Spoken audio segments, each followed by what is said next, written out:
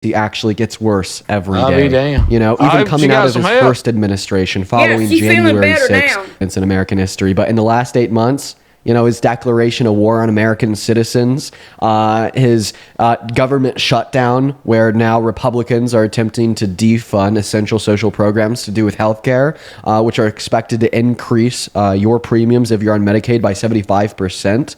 Right? It's unreal. It's completely unreal. But you know, I'm going to stop my spiel and we're going to hop into the debate. So if you happen to be one of the very first 4.2 thousand people hanging out with us over on TikTok for the afternoon, and you are an American adult that supports Trump, go ahead and hop in that queue. One other thing that I would like to very quickly shout out is that today is actually our 200th episode of these debates over on YouTube. Over on YouTube. So it is officially the 200th episode. Sorry, I cannot talk today.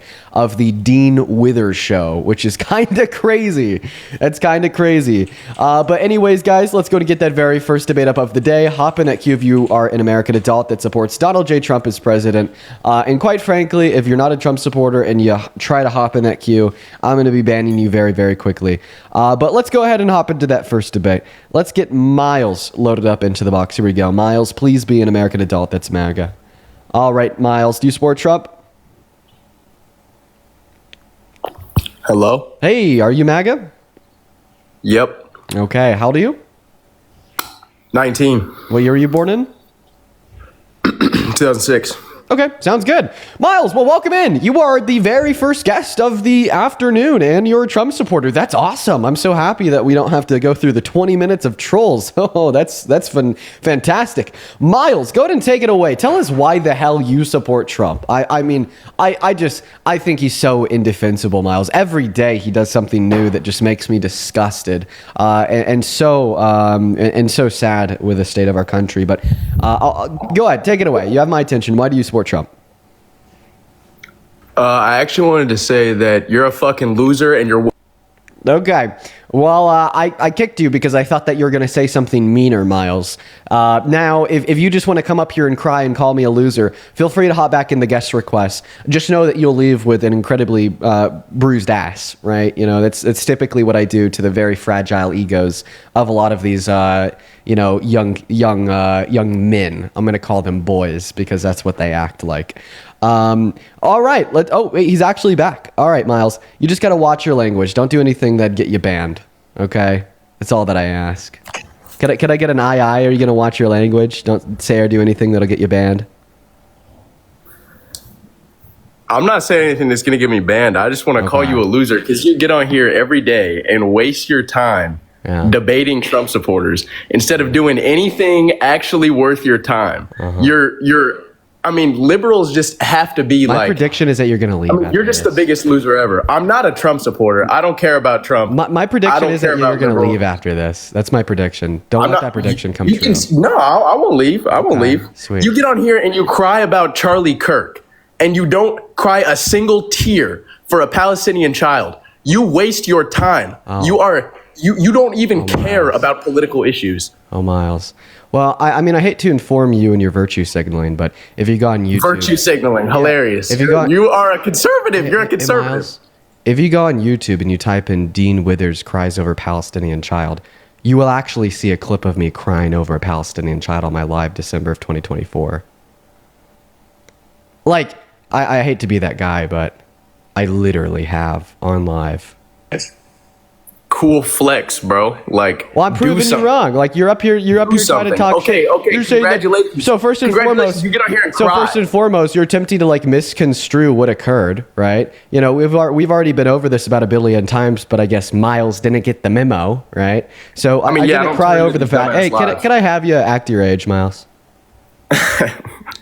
You're hilarious, bro. You're like, what are you, like 24? And you get on here and debate dumbass. Okay, are you done crying? Because I'm trying to respond to what you said, and you're just being. Am I done crying? Yeah. Am I done crying? You're talking about tears. Bro, everybody saw your dumbass cry for Charlie Kirk, bro. Well, that's actually what I'm trying to talk to you about, but you just can't stop the app. All right, go ahead, bro. All right, thank you so much, Miles. So once again, in response to the first thing that you said, and you said, oh, you cried over Charlie Kirk. I've never seen you cry over a Palestinian child. I'll go ahead and repeat this. Go on YouTube, look up Dean cries over Palestinian child, because quite frankly, that is literally something that I have done on my live stream before. You know, I hate to be the one to break that news to you, but it just makes a talking point dead in the water. And then, as I was saying before, you very rudely interrupted me. I said that Miles didn't get the memo. If you had tuned into any of my streams where we've been talking about this for the last month at this point, well, then you know I didn't cry over the fact that Charlie Kirk died. I cried over the facts on how he died. I'm not desensitized to gore or violence. And also I cried because I was fucking scared, knowing that very well could have been me, right? And I feel like if you want to come up here and call me a loser for that, well, I mean, I just think that you view me not as a person, but as an internet personality, right? But at the end of the day, right, I am a person. Things can scare the shit out of me, knowing that very well could have been me. And I can have a sensitivity to gore, and I don't think that makes me a loser. And I also don't think that makes these live streams unproductive, because you want to come up here and act, right, like you care about the future of this country and how you think I'm impeding on it, or at the bare minimum not doing anything productive. But if you watch these streams on a day-by-day basis, you would hear the voices of people that come up onto this stream and tell me that I changed their mind, tell me that I got them on the right side of history, tell me that they are now in the fight for the good instead of in support of the bad. And that is just a minority of voices to vote for come Democrats? up here on the stream and inform us. And I would argue that for every single person that comes up on the stream and tells me that I was able to change their mind, there's about another 1,000 to 2,000 people watching that also had their mind change, that either don't have enough followers to join, don't want to join because they like their private life, or aren't confident enough to come up here and say that. So it just kind of sounds like you're whining because I'm doing better than you at pushing not just this country but this world in a positive direction, and you want to try to find absolutely anything to hate me for it because it pisses you off. Go ahead, Miles. Mike's yours. It does piss me off that someone with a platform as large as you shills for the Democratic Party and gets on here and wastes their goddamn time. You know, Shill? like, yeah, bro. Like, go. Wait, do you think I'm paid by the DNC? Go dick ride Biden again with your lame ass little friends. Do you think I'm paid by the DNC? Go to the fucking White House and dick ride Biden while he's committing a genocide. Do you think go to the DNC? Oh, like, you don't do shit, bro. You get on here and argue with who did you vote dumbass, for? Intelligently, Hey, I have a question. People incapable of critical thinking. The only and you person think who's that you're incapable doing of something. anything but displaying their very loud emotions here is you, Miles. Miles, Bro, if you want to attempt to be a figure of intellectualism, if you want to try to argue that majority of people have no clue what's going on and are incapable of critical thought, then I would, at the bare minimum, suggest you attempt to make that argument when you're not so emotional, because it makes you look like a hypocrite, and the fact that you're just merely projecting. But now I will ask you. I'm the emotional So you're telling me you're that the one I was that gets doing on here and something cries bad. like a fucking pussy. Oh, wow. And now not only you're interrupting, you're using terms such as pussy. Yes, you are the emotional one, Miles. You're right. Yes, you are the emotional one. But now I'm going to try to continue to speak here because the child, I mean, they don't have self-control.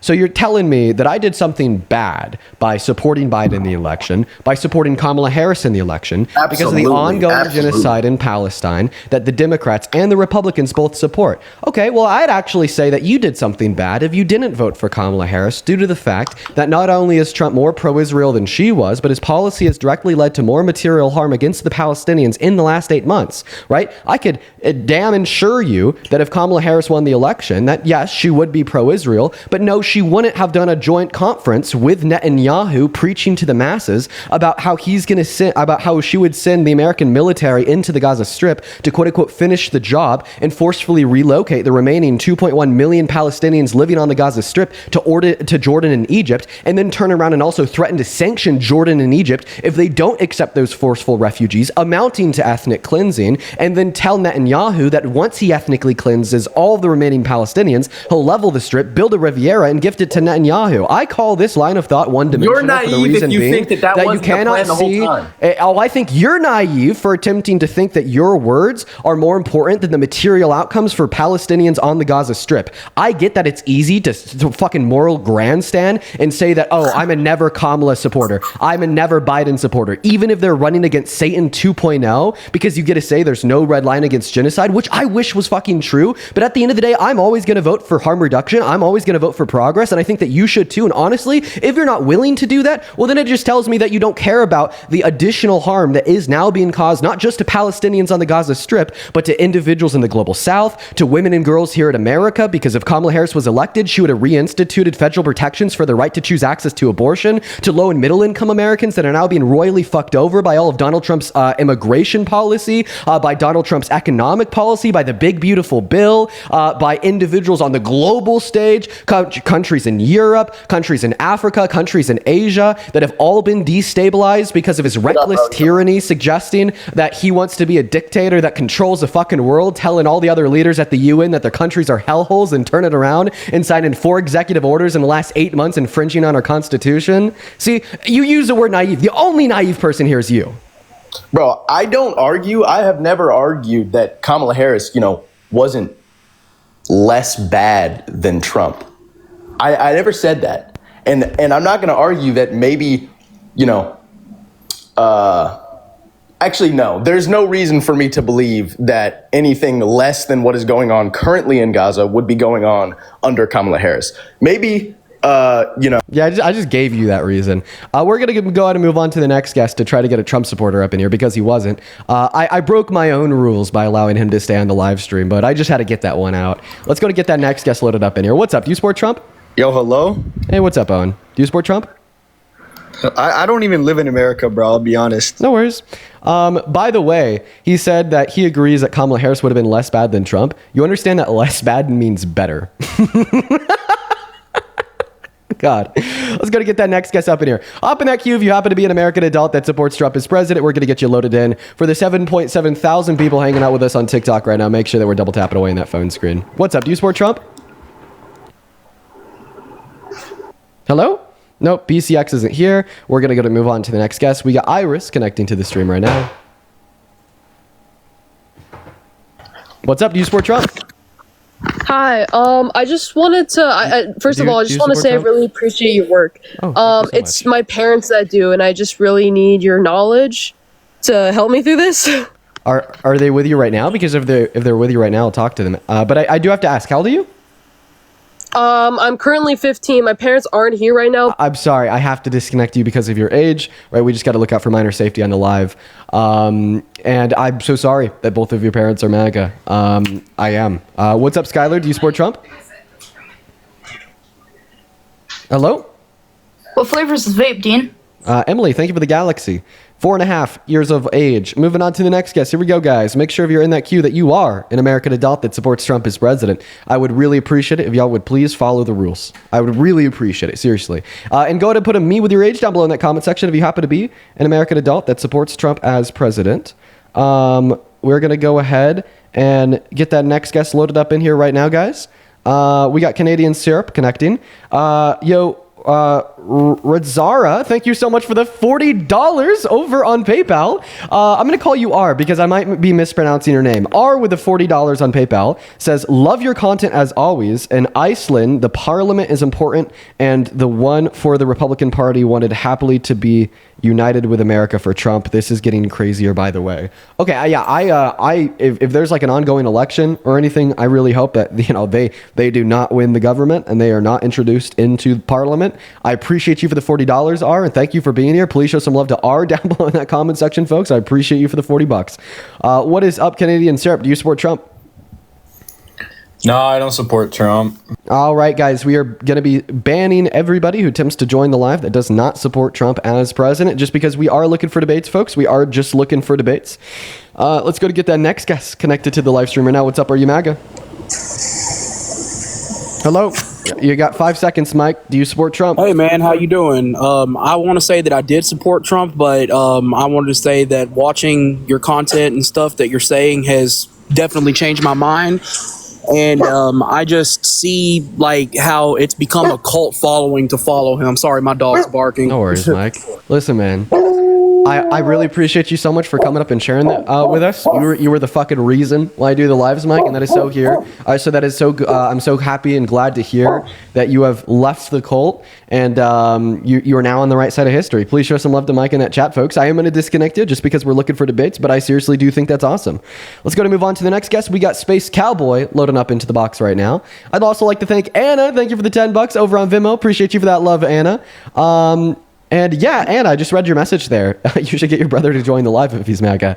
As well as Aaliyah. Thank you for the $24 on Venmo. And that's awesome. I'm happy that you look forward to the live streams and they make you happy. Thank you so much, Aaliyah. Please show some love to Aaliyah in that chat, guys. That is ALEAH. Thank you so much, Aaliyah. What is up? Do you support Trump? Absolutely. How old are you? 30. Cool. All right, I have 2 more people to thank here before we hop into our debate. First and foremost, Mark, thank you for the $20 over on Venmo, saying 200 dimes for your 200th show. Keep up the good work. Thank you so much, Mark. That is very kind of you. Yeah, we're on the big 200th episode. Let's go, folks. Show some love to Mark down below for the 20.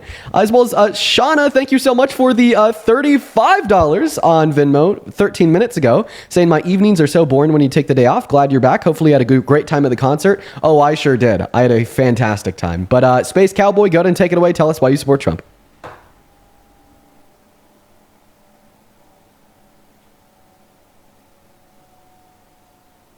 Okay. Yeah, Space Cowboy is not here. In fact, they're leaving, quite frankly. All right, guys. Right now, we have 8,000 people hanging out with us in the stream over on TikTok. See, the problem that we're running into right now is MAGA is too scared to come up here and have a conversation with me. I appreciate you for that, Galaxy. So, yeah, folks, it's unfortunate that this is... yeah, folks. What's up, Jeb? Do you support Trump?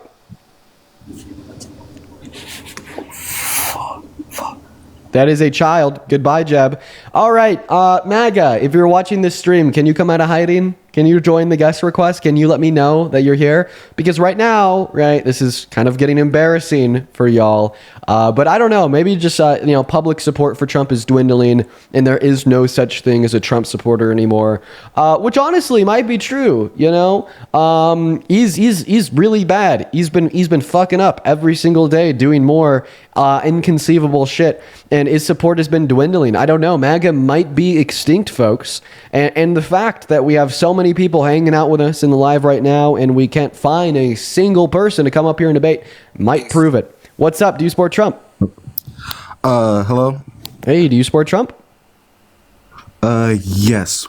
But how old are you? Well, first off, I am 17, but I have a... Unfortunately, man, I do got to kick you. Those are the rules. All right, guys, we're actually going to go ahead and throw the rules up on screen right now. So only join if you're 18 plus American MAGA and ready to debate. Take a good look at those rules on screen. If you don't follow those rules, you are going to get banned from the live stream incredibly quickly, folks. What's up, Sierra? Do you support Trump? Dude, Sierra's like, dude, what the hell was that? Okay, moving on to the next guest, guys. Follow the rules, please. If you want to know what the rules are, just take a good look at the middle of the phone screen. We're looking for anyone and everyone that supports Trump to join right now, and we're just simply not finding anyone, which is kind of crazy, kind of nuts. But let's get that next guest loaded up in here right now. Oh, boy. All right. Yo, Camp, thank you for the $20 over on YouTube Super Chat, saying MAGA owns yet another shutdown. They have no defenses left that aren't based in whataboutisms or blind faith in their fearless leader. Yeah, they definitely own the shutdown. I don't know if they know it, but they definitely do. What's up, Kyle? Do you support Trump? Yeah. Man, you sound very far away from your microphone. What's going on here? I am in a spreader. Is that better? No, it's not better at all. Maybe try disconnecting Bluetooth from your phone? We're going to give it a shot. You know, Kyle's like the only Trump supporter we could find, so we're going to try to work with what we got here, folks. What's up? Hey, what's going on, man? So, Kyle, take it away. Tell us why you support Trump. He's still deporting illegals, and that's about it. All right. Yeah. Are you driving, by the way? No. I'm actually waiting. Okay. to drive. Okay. No worries. No worries. All right. So you support him because he's deporting undocumented immigrants. I don't know. Just a thought from my head here. You know, the way he's been deporting undocumented immigrants, I think that's something we should talk about first. It has been inhumane. It has been immoral. It has been gross. It's been disgusting. You know, we heard about Abrigo Garcia being illegally deported where he was tortured in Secot. We heard about, you know, the ICE agent that like brandished a firearm to a 4-year-old that caused them to wet themselves, and then they didn't offer the child a change of clothes for hours. And, you know, now we're hearing reports coming in from Chicago, I believe, of ICE agents raiding neighborhoods and taking naked children and grabbing them and throwing them in the backs of vans. Like, I don't know. I think that's evil. And if you support that, it raises large questions about your character in my eyes.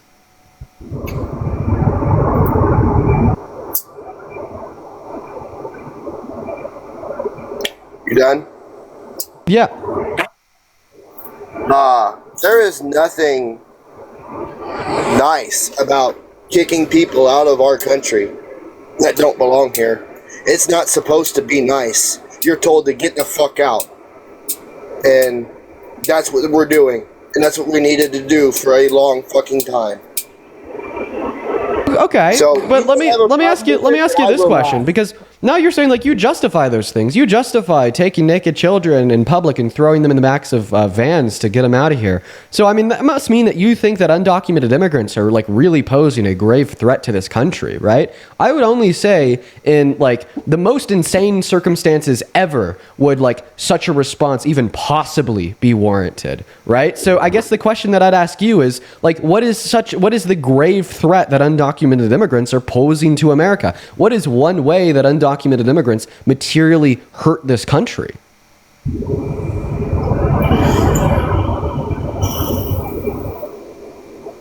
They are here taking our supplies that we should be giving to our own people. Supplies? What do you mean by supplies?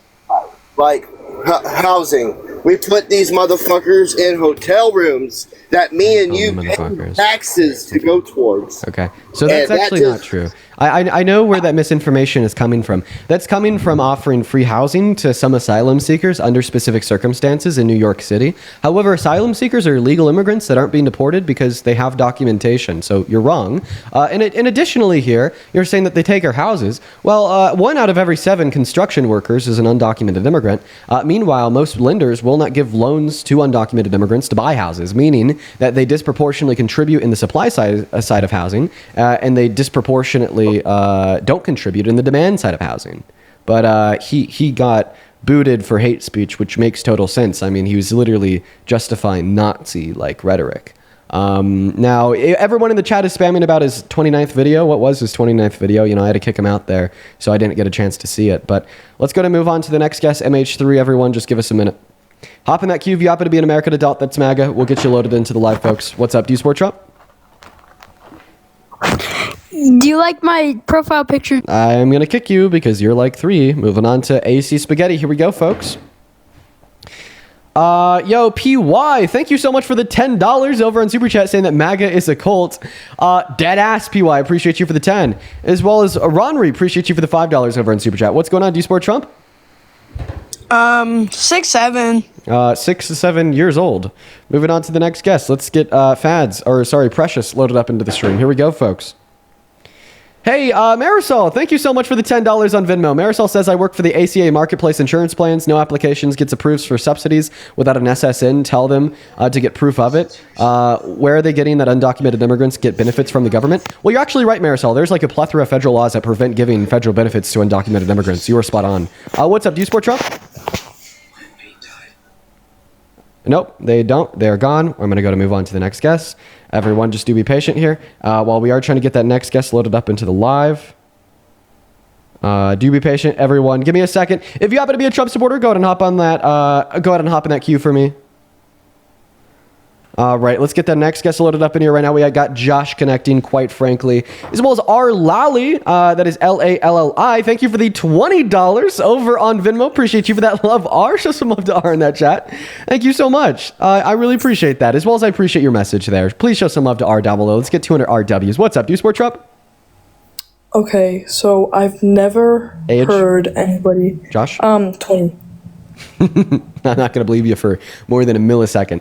All right, folks, right now we have 9.2 thousand people hanging out with us on TikTok. You know, we're finally starting to shoot out into the algorithm. Out of the 9.2 thousand people in here, do we have anyone that supports Trump? Let me tell you, we've been live for 30 minutes at this point. We've had like 13 children, and then one Trump supporter named Kyle that got banned for hate speech because he started espousing Nazi-esque rhetoric. So I am just curious, okay? You know, is there anyone watching this live that supports Trump that falls somewhere in between 12-year-old and Nazi? Is there anyone? Is there anyone? Because if so, let me know in that chat by dropping a me with your age. I'll happily get you up here.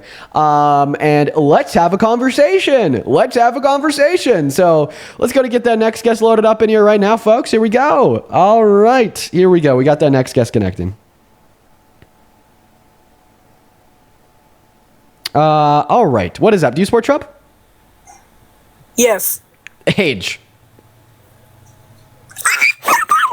By the way, that's one of the people that said, me, I'm one of the people that's not a 12-year-old or not. Dude, okay, listen. Okay, MAGA has no electoral power whatsoever anymore. They got Trump in the White House, and then they all dipped because they realized he's fucking insane, right? Nobody supports this man, okay? You have the 12-year-olds that probably see his edits on the For You page with that one image of like him edited with like the diamond grills, and they're like, oh, I like Trump. But apart from that, there's no one else, okay? MAGA is dead, all right? And I want you to prove me wrong. You know, if you are an adult that is from America and you're watching this live right now and you support the president, feel free, come up here, prove me wrong. That's what I want you to do. But quite frankly, I'm not seeing it.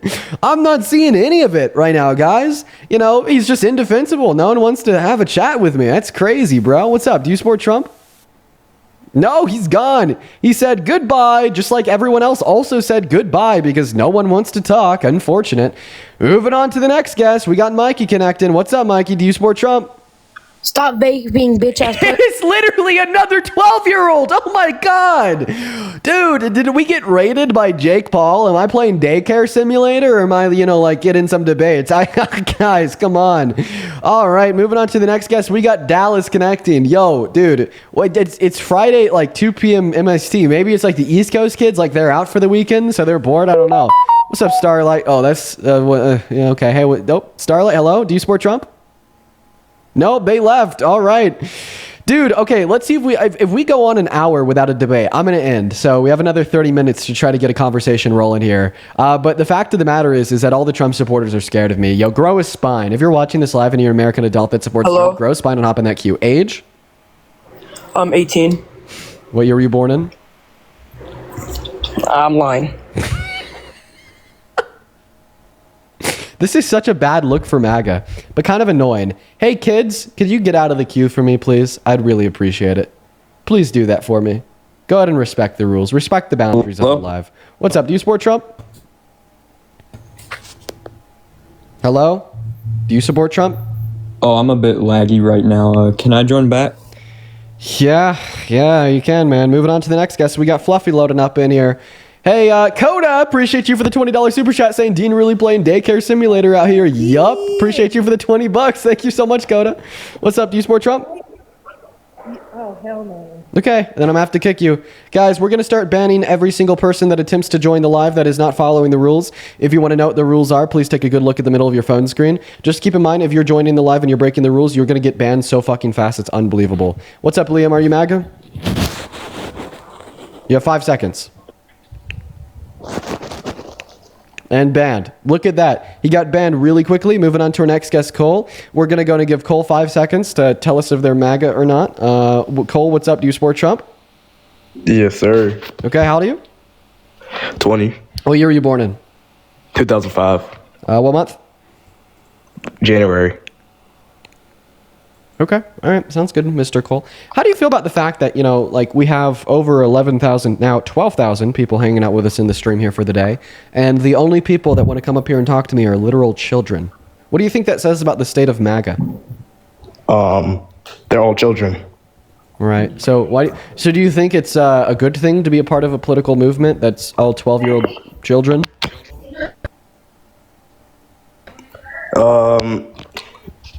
I mean, yeah. How does it make you feel that only 12-year-old children agree with you?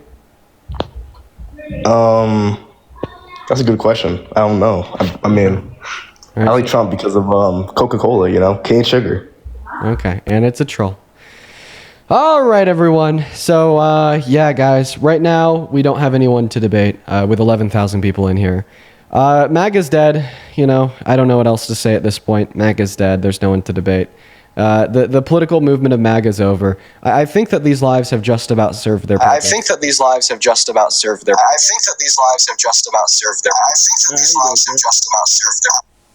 I don't know why it took so long for the echo to go away. What's up? How old are you? 19, sir. 19. Do you support Trump? Yes, sir. I don't believe in everything he's done, but there's some things. Okay, but overall, like knowing everything that you do now, if you were teleported back to November, who'd you vote for? I don't really know because I can't really determine how Kamala's term would have been. It might have been better. Okay. It really depends, I think. Okay, well, I think that this is like too vague of a position to come up here and debate, right? Because we're looking for people that support Trump as president, but if you're telling me that Kamala Harris might have been better, right, I think that you maybe like fall in like the middle where it would be better for you to just kind of like watch the live and see if you could like learn and take things away from the conversations that we have compared to like having a debate. Oh, okay, I gotcha. Yeah, hope you have a good rest of your day, man. Yeah, guys, so this is the 200th episode of, you know, the debates over on YouTube. And I think that it took us 200 episodes to finally prove all of the Trump supporters wrong. There's none left. There's nobody else left for me to debate. 6, 7. Apparently. Okay, yeah, check this 6, 7. So that's going to be the block button. I'm going to hit confirm on the block button. 6, 7. Block from the account. And now... 6. Now you're banned. Awesome. Moving on to the next guest. Here we go, folks. Hop in that queue if you happen to support Trump. We got the next guest, Maya, loading up. Here we go, everyone. Yo, Libby, thank you so much for the $20 over on Venmo saying, like, this is a MAGA extinction. Dude, Libby, it is a MAGA extinction. Dude, I have to say, like, this is probably the one place on the internet right now with, like, 13,000 people hanging out with us where there's not a single Trump supporter watching the live, okay? This is like a liberated space right now with no MAGA, no Trump supporters, which is kind of crazy. You know, we've changed everyone's mind, apparently. I love you so much. I'm so sorry. I love you. Jasmine, unfortunately, I'm going to ban you from the live, so you get, like, you're blocked from my account now, I guess, so you're not even hearing this. I do really appreciate you for the love, but unfortunately, that is just what we are doing to every single person that comes up here in violation of the rules, just because it's been 33 minutes without a debate. Yo, Chloe, thank you for the $4 over on Venmo. Appreciate you for the love, as well as Cass. Thank you so much for the $25 donation on Venmo. Cass says, you are a big part of what inspired me to become more educated on politics and take action where I can. You are amazing, Dean. Well, Cass, I really appreciate you so much for your kind words. Thank you so much for being here. Thank you for the $25. Show some love to Cass in that chat. As well as Tyler, thank you so much for the $10 on Venmo. What's up? Do you support Trump? Yeah. Okay, you were 4. All right, so you're banned, just like the last guest. Guys, we're not gonna stream today if this goes on for another 30 minutes. Like I said, if we hit an hour and we don't get the debate. All right, gonna block you too. And them. Awesome. Moving on to the next guest. Everyone just do be patient. All right. We got Frankie connecting. Hey, Frankie, do you support Trump? How do I leave? I didn't mean to, All right. Goodbye. Moving on to the next guest, everyone. There's no Trump supporters, bro. All right. I'm not filling this today, guys. We're getting in here pretty soon. What's up? Do you support Trump? Chris? Hey. Yes, I do. Awesome. What about you, Jacob? Yes. Okay, tell me how that works. So we could go 34 minutes without like a single person in the queue, and then all of a sudden I just randomly stumble upon 2 people. Interesting. I want to ask you both, how do you feel about the fact that Trump supporters are extinct? For me personally, I wouldn't say that they're extinct. There's still a lot of people out there that do still support Trump. I have a lot of friends. I have a lot of family that... Why aren't they here? You know, like we have right now, like 14, 15,000 people in here. And that, you know, in the last 30 minutes of having, you know, thousands of new people like cycle in and out every second, you guys are the only... They know who you are, bro. A group of 15K. They know who you are. Who am I? What do you mean? What do you mean by that ominous statement? You don't vote for Trump, it's obvious. So I don't support Trump, so like they're not going to be here. So does this mean that you think that MAGA doesn't want to like entertain like productive conversations with people that they disagree with politically? Per the prompt. Absolutely. I mean, don't you think that speaks towards like the intelligence of MAGA? Like if you guys aren't willing to like entertain productive lines of dialogue with those in which you disagree with politically, kind of just like demonstrates that maybe you don't really know what you're talking about? Some people have real jobs. Some people do have real jobs. I don't think that answered my question. You could have a job and still. They can't sit on an app all day long and talk about Trump. Okay, well, I mean, does that mean that you don't have a real job since you're on the live right now trying to talk to me about Trump? I do have a job. Well, I mean, you just said like those that come up here to talk don't have real jobs. I didn't say that. I said some people have real jobs. That's why they're not on here. Okay, all right, whatever. I'll stop digging in that hole. Go ahead, take it away. Tell us why you support Trump.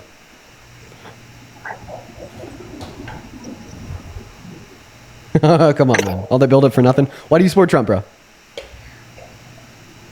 Come on, guys. Give me something.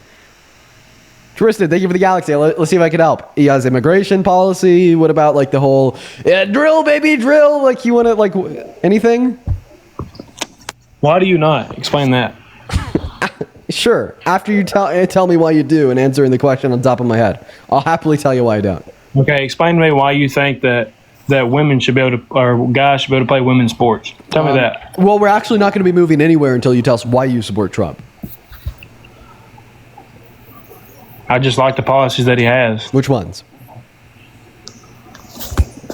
I mean, I just explained one to you. Which one? Were you hinting at like, okay, so do you support his policy of like trying to ban like trans women from competing in women's sports? Is that what you're trying to That's one of them. Okay, That's great. one of them. So we can't really talk about trans individuals on TikTok Live. You'll get a hate speech ban. I'll get taken down for it too. It's not fun for anyone. And unfortunately, I wish that the TOS were different so I could. Okay, explain to me why you think that illegal people are supposed to be in the United States. I wish I could continue to talk without you interrupting me. In fact, that's what I'm going to do now. On that first topic, though, right? So you think that trans women aren't women, you think that they're men, and you think that men should be kept out of women's spaces. So, and obviously, right, you find this to be a massive, massive deal, considering the fact that you voted for a president that fulfills all 14 characteristics of fascism just so you could get 10 trans women excluded from the NCAA. So how pissed would you be? Did he leave? I think he left. Okay, you're also MAGA, right? Yes, sir. Okay, do you see what's going on with like your people, right? Like no one wants to talk to me. Then like finally I get someone to talk to me. He leaves like 10 seconds in. Like I've been looking for a single Trump supporter for the last 38 minutes. He was the first one I found. I've been in this whole time trying to get up here. I don't know. I think it speaks towards like your group. But anyways, you take it away. Tell us why you support Trump. I totally understand what you mean. I voted for him during the election. So the policies that I liked that he enforced is definitely the border, the immigration, the deportation I support, which I know is a very heavy topic, obviously, but it's something that I completely believe in. And that's just one of my main points. I think we never should have let that go. We should have always kept on top of that. And I just think that when he's hiring more agents to be at the border is probably one of the best decisions anyone could have made because of just how many were purely coming in each day. And I know your opinion on that is, obviously you don't believe in that policy, which is totally fine. But along the lines of what you're trying to say also about how there's basically no more MAGA out there, I'm totally in a disagreement on that. There's still a ton of MAGA. I mean, you can look at how many people showed up at Charlie Kirk's events. I don't know if you've ever, you have been to, haven't you been to like 2 of them? Yeah. Okay. That's what I thought. I've attended one myself at ISU. And you can see the pure crowd out there who is MAGA, who does support Trump and all that aspect. So I'm not saying that all because they're not in the live or all because they don't want to come up here or all because it's just trolls that are, trying to just make fun of the situation and not trying to be serious about stuff. They don't stand for the rest of the people who aren't in the live, who may be doing other stuff. You know what I mean? Like they may not just. Yeah, go ahead. Okay, well, first point. On October 18th, I would suggest that wherever you live, you go downtown, take a look at those crowds on No King's Day 2.0, see how they compare to anything you've seen of Kirk's. Second point that I'd like to bring up here is hopping into the debate about why you support Trump. You told us it's because you support his border policy, more specifically putting more agents on the border. So, I mean, I just looked up on Google how many agents did Trump put on the border, and I couldn't find like any like specific compelling information, scaling up the amount of deployments and agents on the southern border. Now, of course, I do see a lot of information and sources scaling up ICE agents to handle deportations. But I want to ask you this question. In the last 8 months, what good policy has Donald Trump passed to help, lock down that southern border to prevent further undocumented entry? I can't hear you when you're on pause. Oh, yeah, sorry about that. I can't really come up with the exact one. Because I don't have... I'll be honest, I don't research that much on that. I only did that at the beginning portion to know what each political party's policies were that they were trying to enforce. Yeah. What it came from after that, I can't 100% answer that with, this is for sure what he did. I can't just pull that out right now. Okay, well, listen, man, I couldn't tell you either, all right? And I do this research every single day. It's my full-time job. I couldn't tell you what good policy Donald Trump passed to stop further undocumented entry either. I think the reason why we've seen such a significant reduction in the amount of undocumented border crossings is because they're scared, because the undocumented immigrants that are in this country are being treated incredibly terribly by the Trump administration. I went over this with our last guest, Kyle. We have reports out of Chicago of naked children being grabbed by ICE agents and thrown into the backs of vans. We know that Trump illegally deported Abreu Garcia to El Salvador, where he was literally tortured for 3 weeks and lost 30 pounds. We hear about the college students that are being black bagged, the 4-year-old children that are having guns brandished to them by ICE agents, then being detained and not given a change of clothes for 4 hours. See, these facts and more, right, in my mind, amount to fulfilling various tenets of fascism, and it is these tenets of fascism that I believe are scaring away new undocumented entry. But I'd say that's terrible. That is not the way we should attempt to handle our immigration policy. I get some of that, but at the same time, I still definitely believe that, you enter illegally into a country, undocumented, you don't go through the process. I understand the process is long, but you still got to go through the process. So entering illegally is not going to help the case. So therefore, you can't just break into a country, just like I can't break into a house without punishment. I'm so sorry, man, but prolific serial killers like Jeffrey Dahmer are mandated to receive better treatment than how we see undocumented immigrants being treated by the Trump administration today in America. So polling while they committed a misdemeanor card doesn't really do much for your argument, I fear.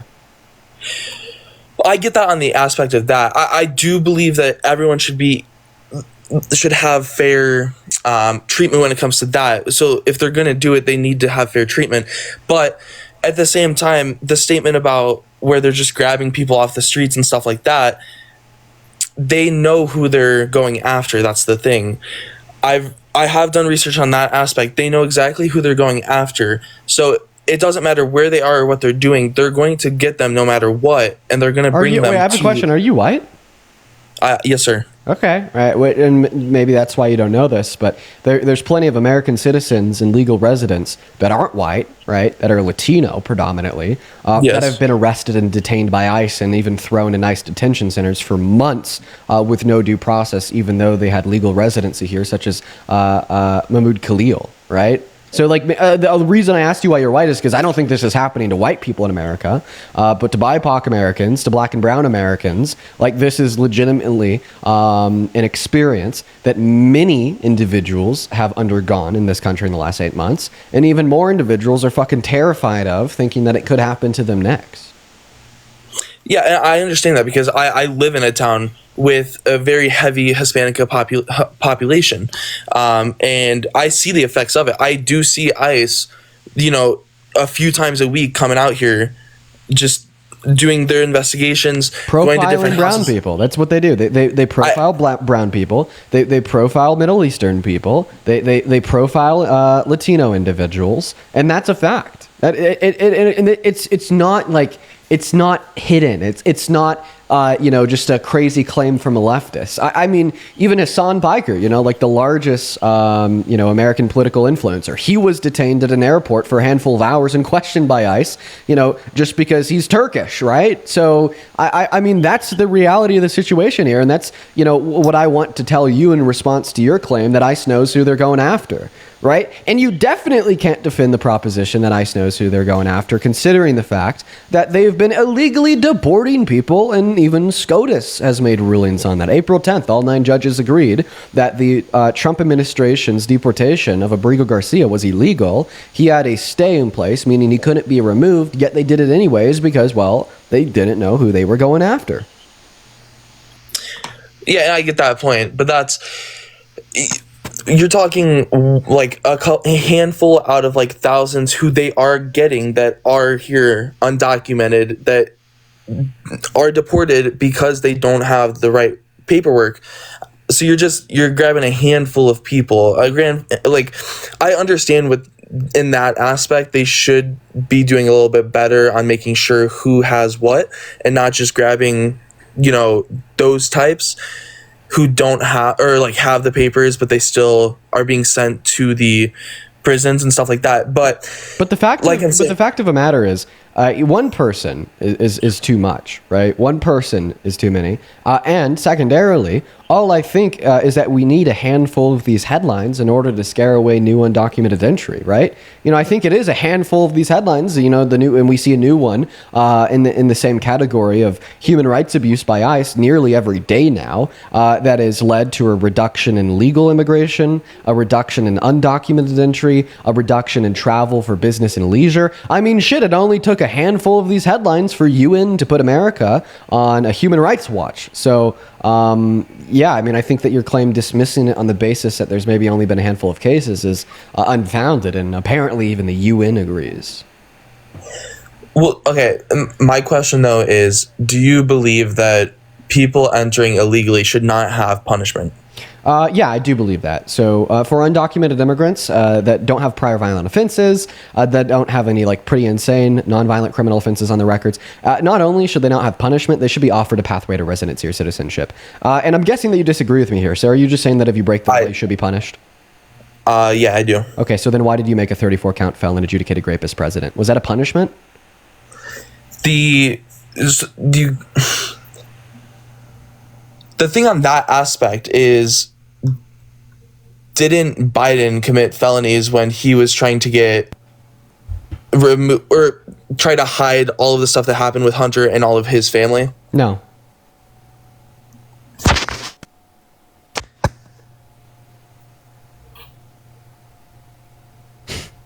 It's a really simple answer. The answer is no. What felonies? But the thing I'm trying to get at is the people who come illegally that have no residency, no paperwork to prove it, who are skipping the line all because they don't want to wait because it's a long process. Entering illegally should not have punishment. I mean, that's where I'm trying to get at. Yeah, well, I mean, I think that, the state has an obligation to draft and enforce legislation that makes the state better off. And I think that mass deportation makes the state worse off. Not to mention that I think that the state actually shares some culpability for undocumented entry for the reason that you just gave. I mean, you said it themselves. They opted for undocumented means of entry because the legal means of entry take too long. Yeah, man, they could take 10 to 15 years on average. And that is because the American Congress has neglected the legal means of entry into this country for all of modern American history, because instead they opt to use it as a pawn in every election every 4 years, right? The fact of the matter is that you just agreed that the reason we have so much undocumented entry is because the legal means of entry take too long. Can you name a single time that Donald Trump has even done as much as spoke at a podium on a microphone since 2015 saying that he wants to reduce undocumented entry now and in the long term by making the legal means of entry into this country more attainable? Can you give me one circumstance of Donald Trump even acknowledging that?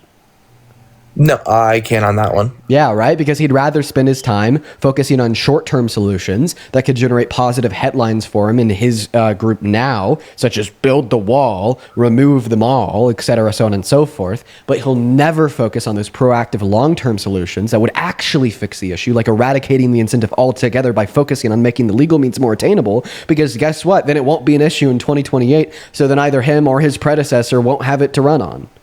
Right, I'll guarantee with damn certainty that come 2028, whoever's running for the Republican Party is going to spend a good 35% of their time standing in front of a microphone saying that immigrants are violent criminals again, saying that immigrants are mental asylum escapees again, saying that immigrants have they're just escaped these prisons and they're here to grape your wife and eat your pets again, right? And then they'll say, well, if the Democrats win the election, then they'll open the gates, the borders will be inexistent, and your life will be in grave danger.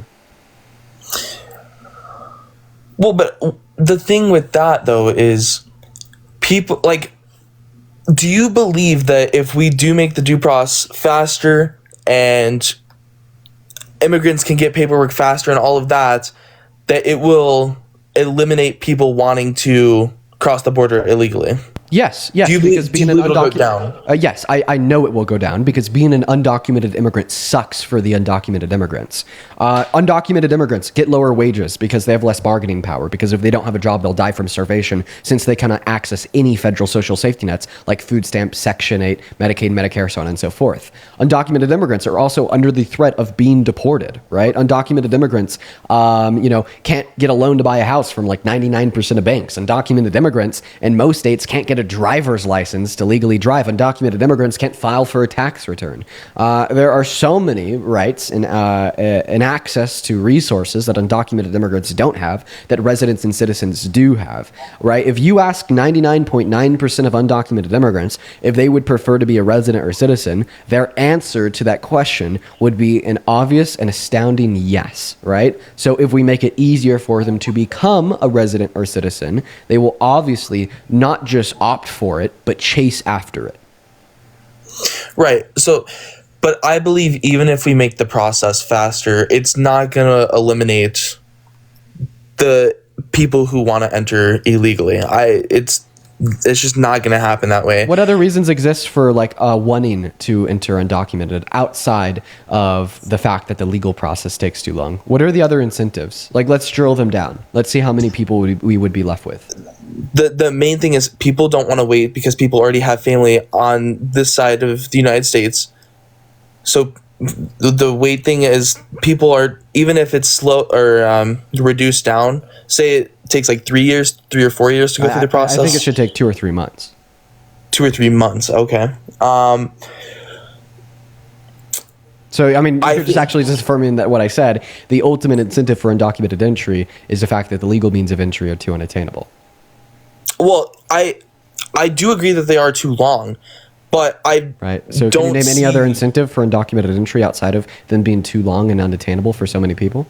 Them getting denied. Them getting denied legal entry. So like having like prior violent felonies in other countries. Yes. Okay, sure. You know what? I actually agree with you there. But that's going to be a handful of individuals, right? I mean, right.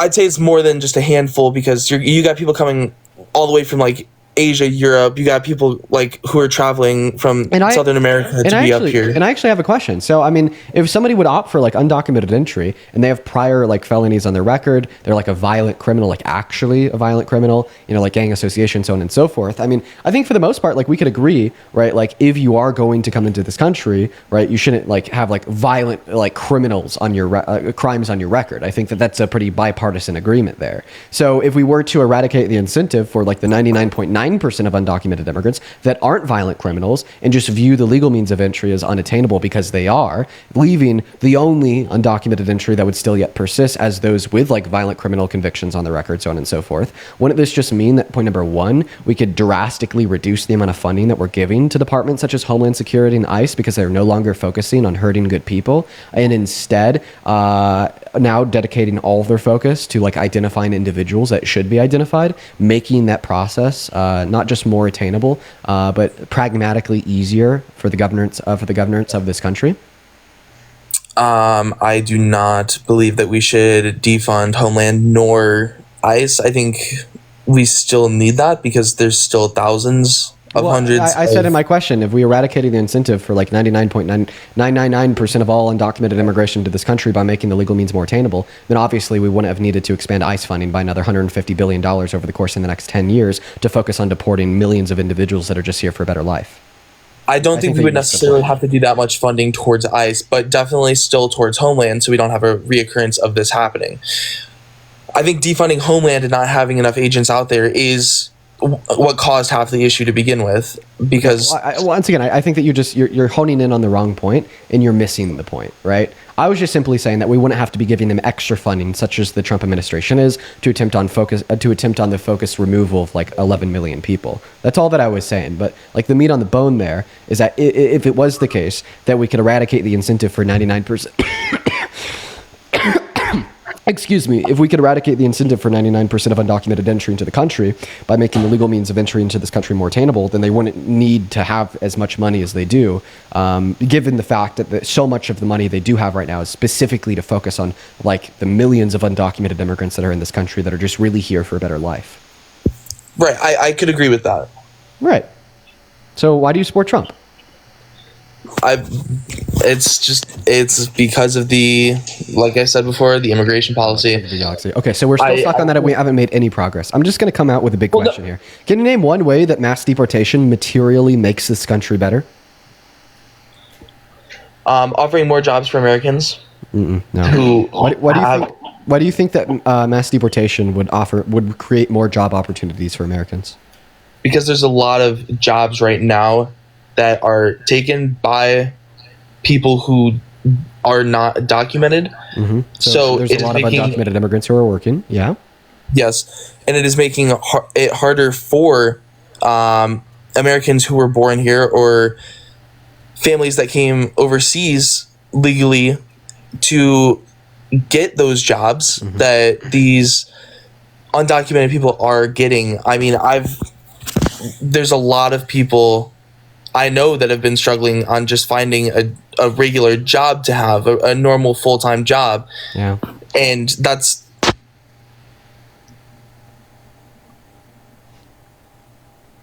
Are you here? Hello? I don't know why he stopped talking. I guess I'll start talking. You're wrong. That's a one-dimensional way of thinking. Jobs aren't just positions that need to be filled for no reason. Jobs are positions that companies want to fill, so those jobs can generate a return on investment or production of capital for them, and which grows their company. And then when their company grows, they reinvest that into offering more jobs. That's how the job market works under capitalism. You can't say just if we were to have a smaller labor force that there therefore be more job opportunity. I mean, think about it this way: 100 years in America, we had a smaller labor force, but we have significantly more open job opportunity in America today. Why? It's for the reasons that I already gave. When you work a job, you're actively generating profit for the company. You're scaling and growing it. Not to mention, when you work a job, you also make money in which you then turn around and pay into that same market. Right? This is why the American Immigration Council tells us that undocumented immigrants pay $1.1 trillion through $1.7 trillion per year into the American GDP. Meaning, if we were to forcefully remove the 8.3 million undocumented laborers and 11 million undocumented consumers, our GDP would experience a crash. Right? All of these industries where the 8.3 million undocumented immigrants are employed would be so destabilized because it would be a forceful layoff of 8 million people. Right? And then in turn, they would stop spending money in the market, not just reducing the productive capacities of these American companies because they're losing employees, but also reducing the productive capacities via a sharp and immediate reduction in demand. And by the way, don't just trust me, maybe trust the empirical outcomes that we've seen in this country over the course of the last 8 months. You know, Donald Trump has been touting his big mass deportation, yet for the last 2 months in a row, for whatever reason, we've actually been losing jobs. And right now is the first time, ignoring the pandemic since 2017, that we've had more unemployed Americans than open jobs. Right, I understand that. And sorry, my thing cut out as I was talking, so apologize for that. I understand that, but at the same time, there's also, like, you can't just say that people who are undocumented don't just are not giving Americans the opportunity to have that job because companies are hiring that, knowing that they don't have to pay as much because of their status and all of that. Okay, well, that's actually a true point, is that undocumented immigrants right now do have downward pressure on average wages, right? And that's because it's easier for these immoral companies to exploit them due to their lack of residency or citizenship. The way to fix that is to offer the undocumented immigrants a pathway to residency or citizenship, so they have just as much bargaining power as residents or citizens because they are residents and citizens, meaning that we'd actually therefore see them have an upward pressure on real median wages, and we'd see the average employee in this country getting paid significantly more. That's actually a reason why you should support mass amnesty.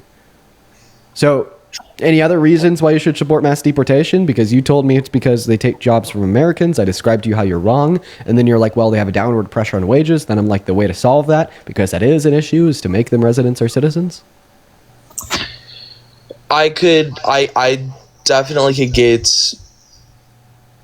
somewhat behind that. But at the same time, it's just like the only reason they don't have those credentials is because they didn't go through the process to begin with. Right.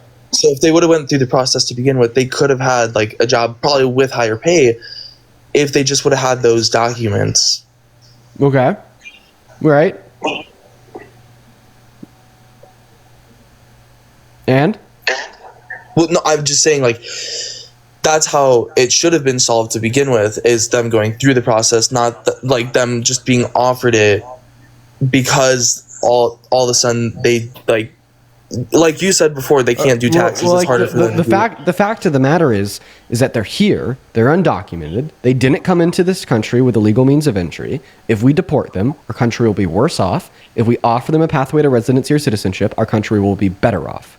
Okay, entertaining this hypothetical, suggesting if they were to come in with the use of legal means in the first place, then they wouldn't have to be offered mass amnesty. Sure, that's true, but I don't think that this disputes the merits of mass amnesty nor the downsides of mass deportation. Right, but just offering them that because they don't have that, to me, isn't the right thing to do, because they should have had that in the way beginning to begin with.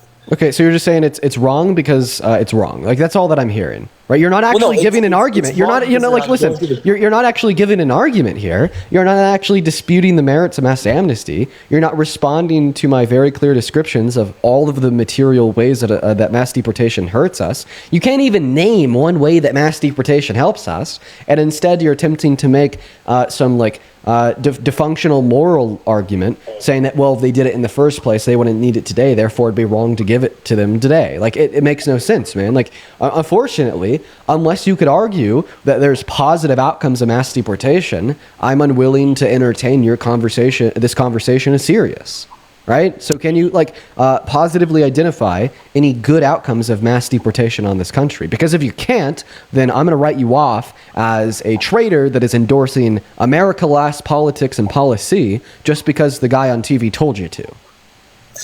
No, to me, I believe it would open up more jobs, more scholarships for U.S. Americans.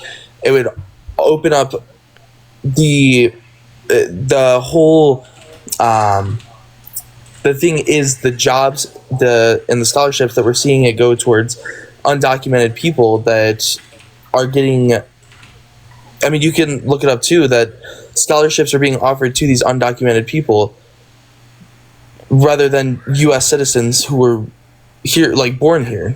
Okay, well, you're wrong. So first of all, you said that if we deported them, there'd be more jobs. I already told you why you're wrong, and you actually never told me why you were right. I gave you a counter-argument against that position, and you ignored it. Now you're just repeating the original claim. I feel like this happens all too frequently on this live. What will occur is I'll have a guest. The guest will make an argument for why they support Trump. I will prove it wrong, And then when the guest finds himself at a position where they don't know how to respond to the way in which I proved it wrong, you just say it's wrong and repeat your original claim. That happens all the time. I just want you to recognize that's what you're doing, so you could try to actually come up with a counter response to my position when I very clearly described to you how mass deportation would result in less job opportunity by destroying our economy, crashing our GDP, and destabilizing our industries, both on the supply and on the demand side. So take a second, think about that. Now, on your second point, saying that there's some scholarships offered to undocumented immigrants, taking away scholarships from U.S. citizens. So one part of that statement was true. The second part of that statement was not true. There is like a very minimal amount of scholarships offered to undocumented immigrants. This doesn't take away scholarships from citizens because there's also scholarships offered to citizens. The nature in which a lot of scholarships work is not anyone that wants it can come get it. In fact, usually they're created in the sense of being geared towards one very specific group of people. You know, like we have scholarships for like academics that really excelled in high school. We have scholarships for undocumented immigrants. We have some scholarships like particularly to athletes. We have scholarships to women. We have scholarships to BIPOC people, just like there's a very minimal amount of scholarships offered to undocumented immigrants. But I don't know why you would dispute the basis of a scholarship being offered to anyone in this country, considering the fact that scholarships generate an insane ROI for the economy. All right. Fact of the matter is, you give an undocumented immigrant that is in this country the ability to go to school and become a high-skilled laborer, then they end up on the other end of that tunnel after they're educated with the help of said scholarship, making more money and contributing more to the economy. You are now endorsing a view that it can be reduced down to you saying that you don't care if it negatively impacts the economy. You want to hurt undocumented immigrants.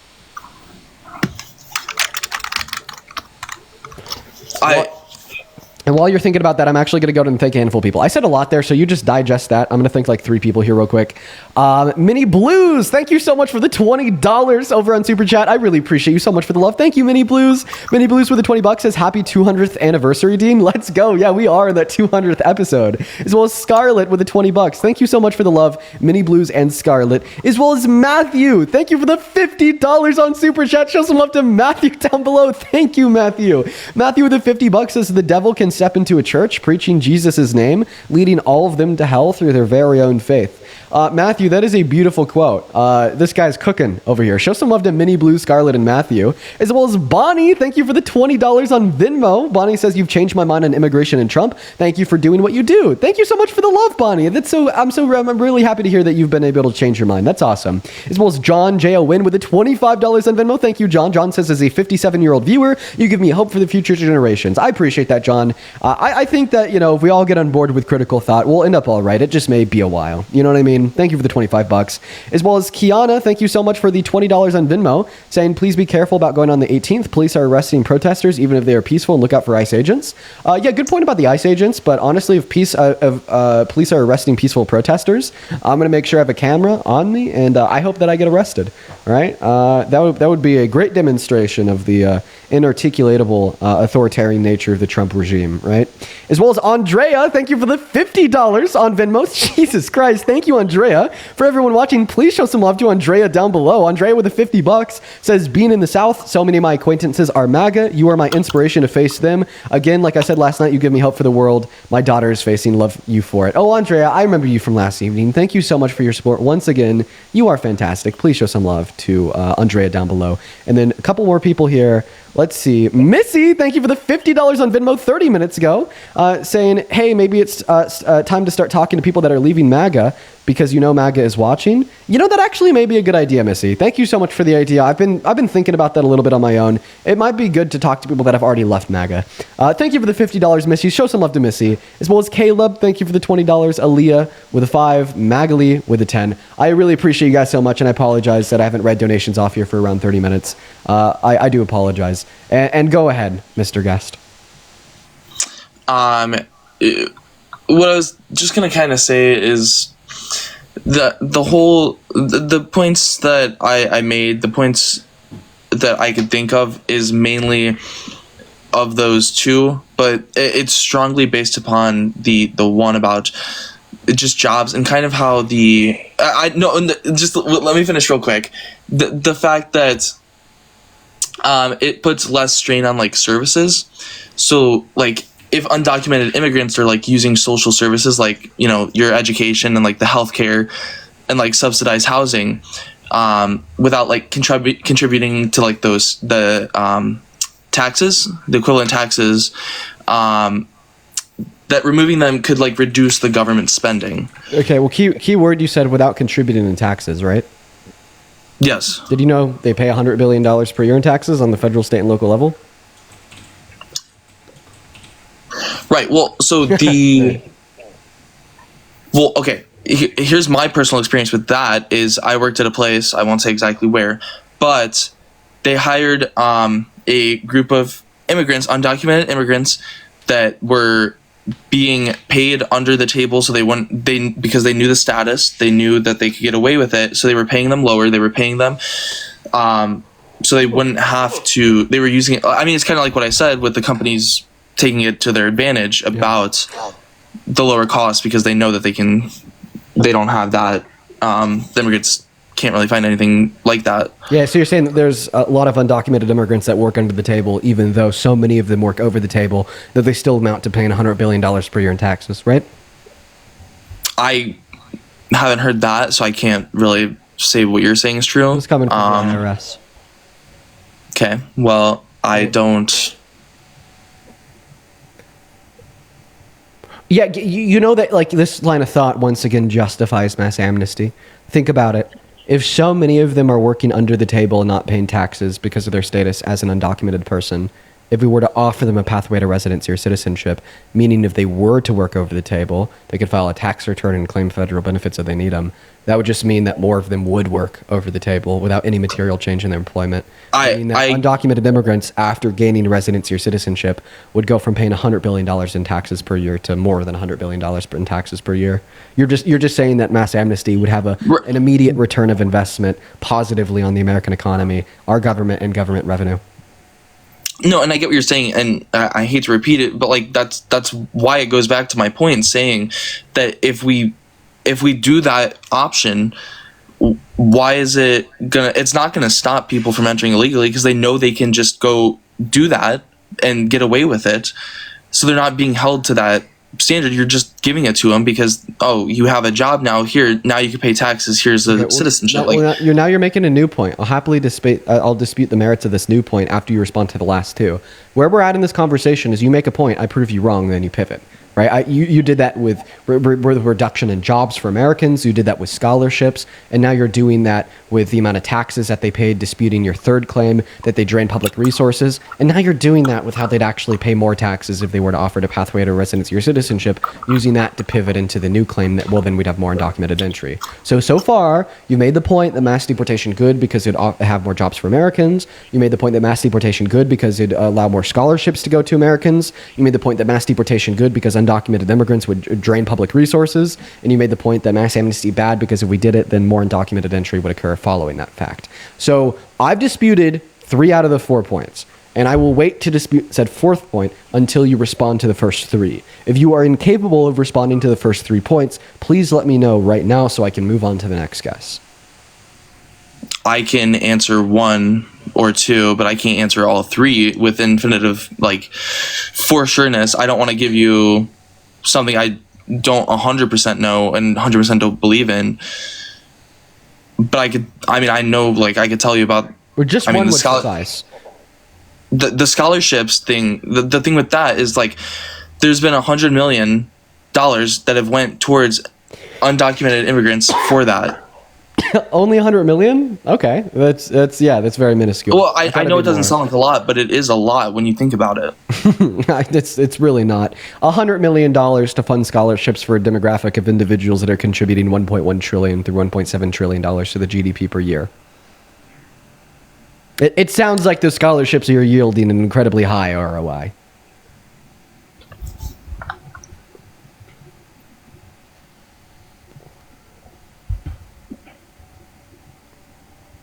Right. Well, okay. So like I said, I can't answer all the points that you stated, just because I'd be going around in a circle, and I don't want to like waste your time with that. Well, just try your best. Well, it's just the thing with the jobs is just the I mean, kind of the stuff I already told you is just the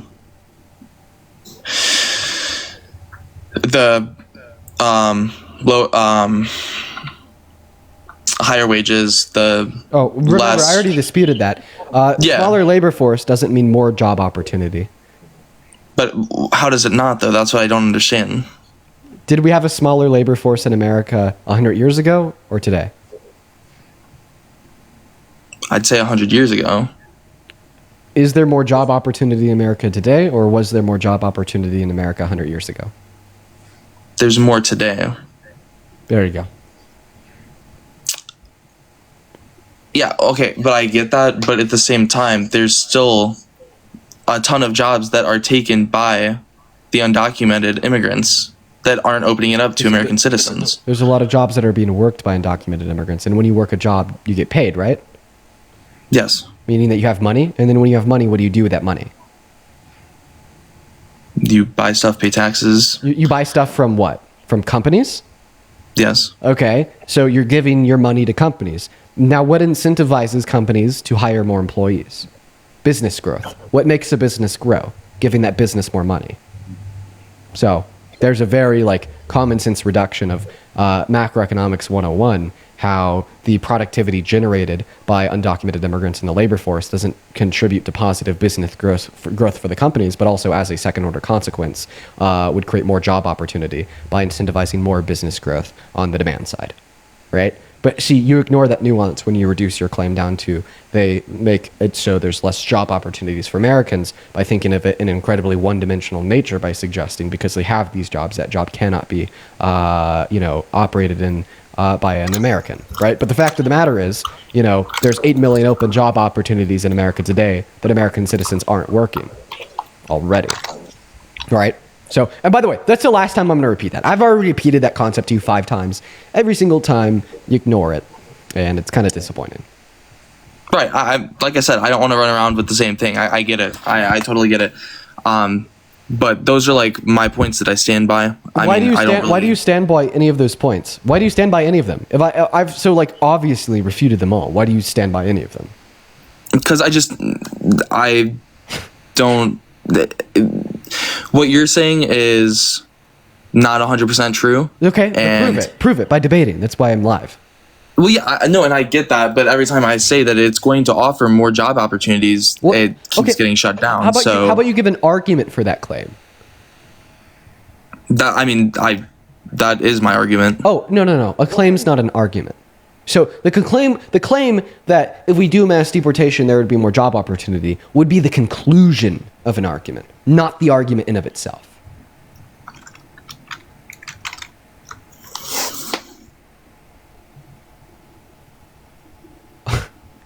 Yeah, sentences like that aren't arguments, right? Imagine if I just said that Trump's a bad president. That's my argument. Obviously, you'd respond to that by saying, no, that's not an argument. That'd be the conclusion of the argument, right? What is the motivating reason that you could give me to believe that Trump's a bad president? The same way I'm asking you, what is a motivating reason you could give to me to believe that if we did a mass deportation, there'd be more job opportunity for Americans? Like I said, it would just give the undocumented spaces that companies are going to need those spots filled. So that could be filled by American citizens. So you're saying if there's an open job opportunity, then it will be filled by an American citizen? Yes. Then why is there 8 million open job opportunities that are not being filled by American citizens in America today? You mean just open, no one has them? Yeah. That I can't answer. Okay.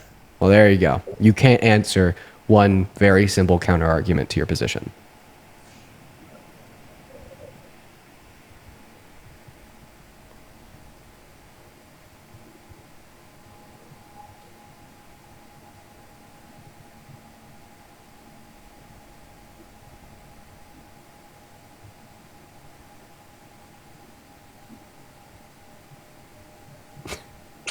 Well, let me take a couple people here.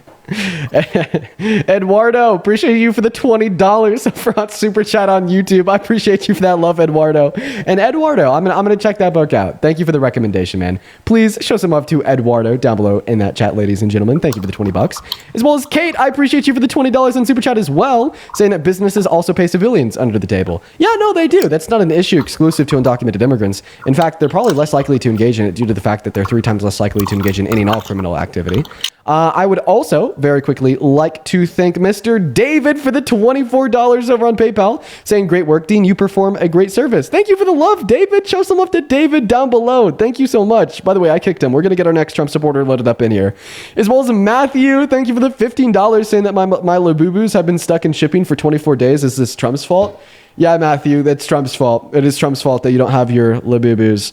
We're going to move on to the next guest, guys. Just make sure if you're in the queue that you're following the rules. We're only looking to talk to American adults that are pro-Trump, y'all. And if you are pro-Trump and you want to come up, you're going to put a me with your rating down below. As well as Jim and Ali, I appreciate you for the both for the $5 over on PayPal. What's up? Do you support Trump?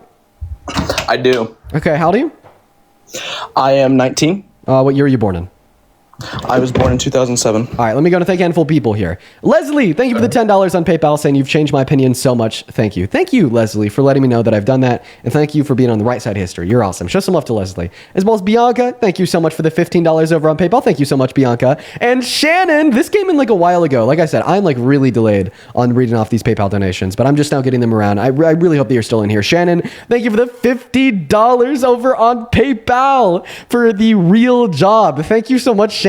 Show some love to Shannon down below in that comment section, everyone, for the $50. That is so incredibly kind. Thank you so much, Shannon. By the way, he left because y'all called him out for lying. Good shit. As well, Chantel with the $10. Thank you so much, Chantel. And Victoria with the $50 as well. Show some love to Shannon and Victoria. Victoria with the 50 big one says, here's $50 for my 50th birthday. Happy 200th episode. Thank you for all that you do in educating those that need it. Keep fighting the good fight. Victoria, fucking hell. Happy 50th birthday. Okay. I hope that you live it up. I hope that you have a great time. Show some love to Victoria for her 50th birthday.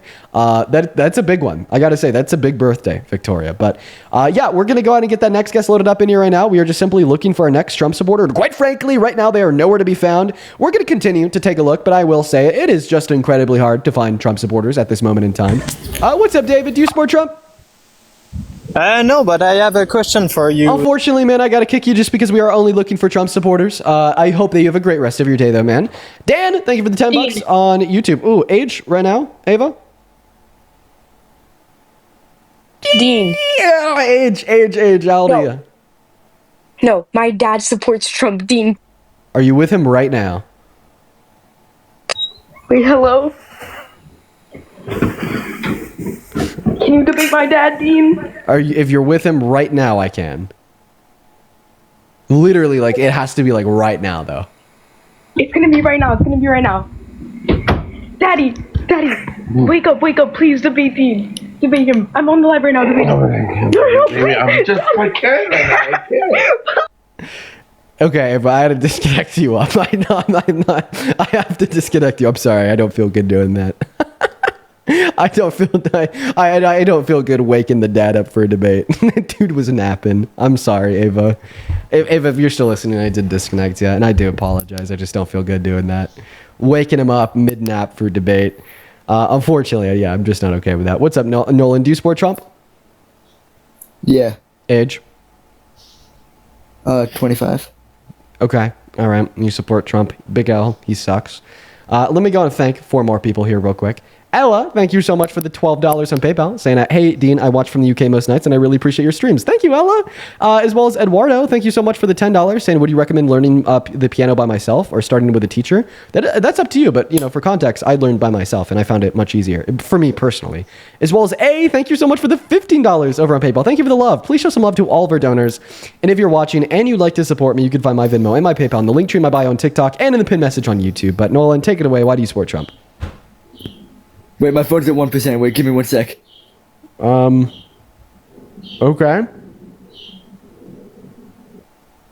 Well, it looks like he left. Yeah, right now we have 15,000 people in the TikTok stream with no Trump supporters, none at all, quite frankly, all gone. Hello, do you support Trump? Hello? Hello? Are you here? Hello? Yeah. Age? Nah, you're like 13. Why am I even asking? All right, moving on to Rock. Yo, Greg, thank you for the $20 on Venmo saying thank you. What's up? Sorry, I'm so excited. I'm sorry, you sound underage. Moving on to our next guest, Connor. Greg, thank you for the $20 saying thank you. I appreciate you for the love, Greg. Thank you so much. As well as Daniel, thank you for the $10 saying, can you please give a shout out to Mickey Cheryl, the gubernatorial. I hope I'm pronouncing that right. Candidate in NJ. Yeah, shout out to Mickey Cheryl. Are they based? Are they running on some good policy? What's up, Connor? Do you support Trump? Connor, you gotta unmute that mic. Mr. Bobby. Mr. Bobby's gone. All the Trump supporters are so scared. This is getting so embarrassing for them. Can we get some L MAGAs spammed in that chat because of how embarrassing this is for them? 15,000 people. No one wants to debate. How embarrassing. Oh my God. Hello. What's up, man? How old are you? I'm 20. You support Trump? Yeah. Cool. Give me a second here. Mary. Holy shit.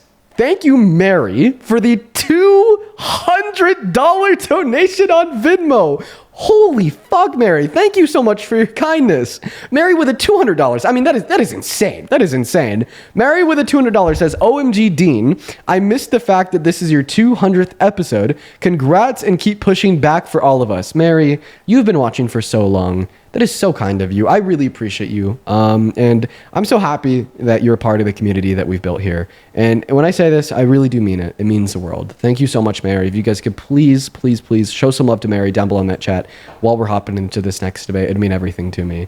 Huge shout out to Mary. Seriously, guys. Huge shout out to Mary. But Brayden, go ahead and take it away. Tell us why you support Trump. All right, so the biggest topic that I want to touch on here is illegal immigration, because that's been like the biggest thing that's been discussed since I've been in the live. Yeah, unfortunately, do you have any other reasons why you support Trump? I've been talking about the same things for the last hour and a half.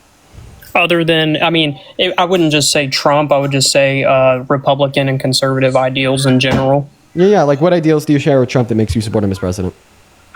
So it's no secret that, Republicans and conservatives believe in, lower taxes, which first 6 months of his term, the most recent term, we witnessed probably the biggest tax cut.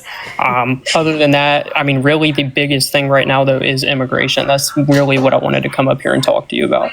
Well, like I said, I've been talking about it for the last hour and a half. So, Yeah, but the last guy you talked about it with he had no clue what he was even talking about. Yeah, so it was a really debate. I sat here for 30 minutes and listened to a bunch of nonsense. Unfortunately, Brayden, I'm not trying to be rude, but like ultimately my hopes aren't too high with you either. If that makes any sense. It's just like when I talk about something for like damn near half of my stream, like and nothing else, I tend to start to suggest a boundary that we should talk about other things too, right? Like not only because it gets annoying and repetitive for me, but also because it's good to cover like a plethora of like various different topics. So like we're all learning a little bit more and taking more away from the stream, right? And this isn't the first time I've asserted a boundary like this. We do this maybe like once a week or once every 2 weeks when there's a hot topic that everyone wants to talk about and nothing but. Like for instance, 2 weeks ago we did this with abortion. But anyways, now to respond to your point about the economic policy and the tax cuts, you're telling us that you support him because he's cut taxes and that's a conservative ideal. Well, according to the Center of Budget and Policy Priorities, because of the cuts in the Big Beautiful Bill, around half of Americans are going to have a lower purchasing power because of the Big Beautiful Bill if you make at or under $51,000 per year. So once again, according to the projections, the average American making at or under $51,000 per year will have less purchasing power at the end of the day, all things considered, because of the Big Beautiful Bill. Not to mention that it also takes healthcare away from 10 million low-income Americans, which I think is gross and immoral. It takes food stamps away from 3 million low-income Americans, that I think is gross and immoral. And if you want to talk about conservative fiscal responsibility, well, then it wasn't fiscally responsible when he spent $4.5 trillion on that bill over the next 10 years, marking the single-handedly most expensive bill in American history. God. 1 second. I'm not gonna lie, I really wanted to speak on, I've been sitting here for over an hour taking notes to debate you on illegal immigration, so this is all I really had prepared. Okay, man, well, if that's the case, then like no worries, but like I said, I want to talk about other things too. I just feel like I had a way more solid argument than the last guy that was on here. So then feel free to come back up at the end of the stream, or maybe on a stream another day. But like I said, I want to talk about other things too, and we've been talking about immigration for the last hour and a half. Okay, yeah, he just left. And no response there about the immigration. Sorry, not about the immigration, about the economic policy. All right.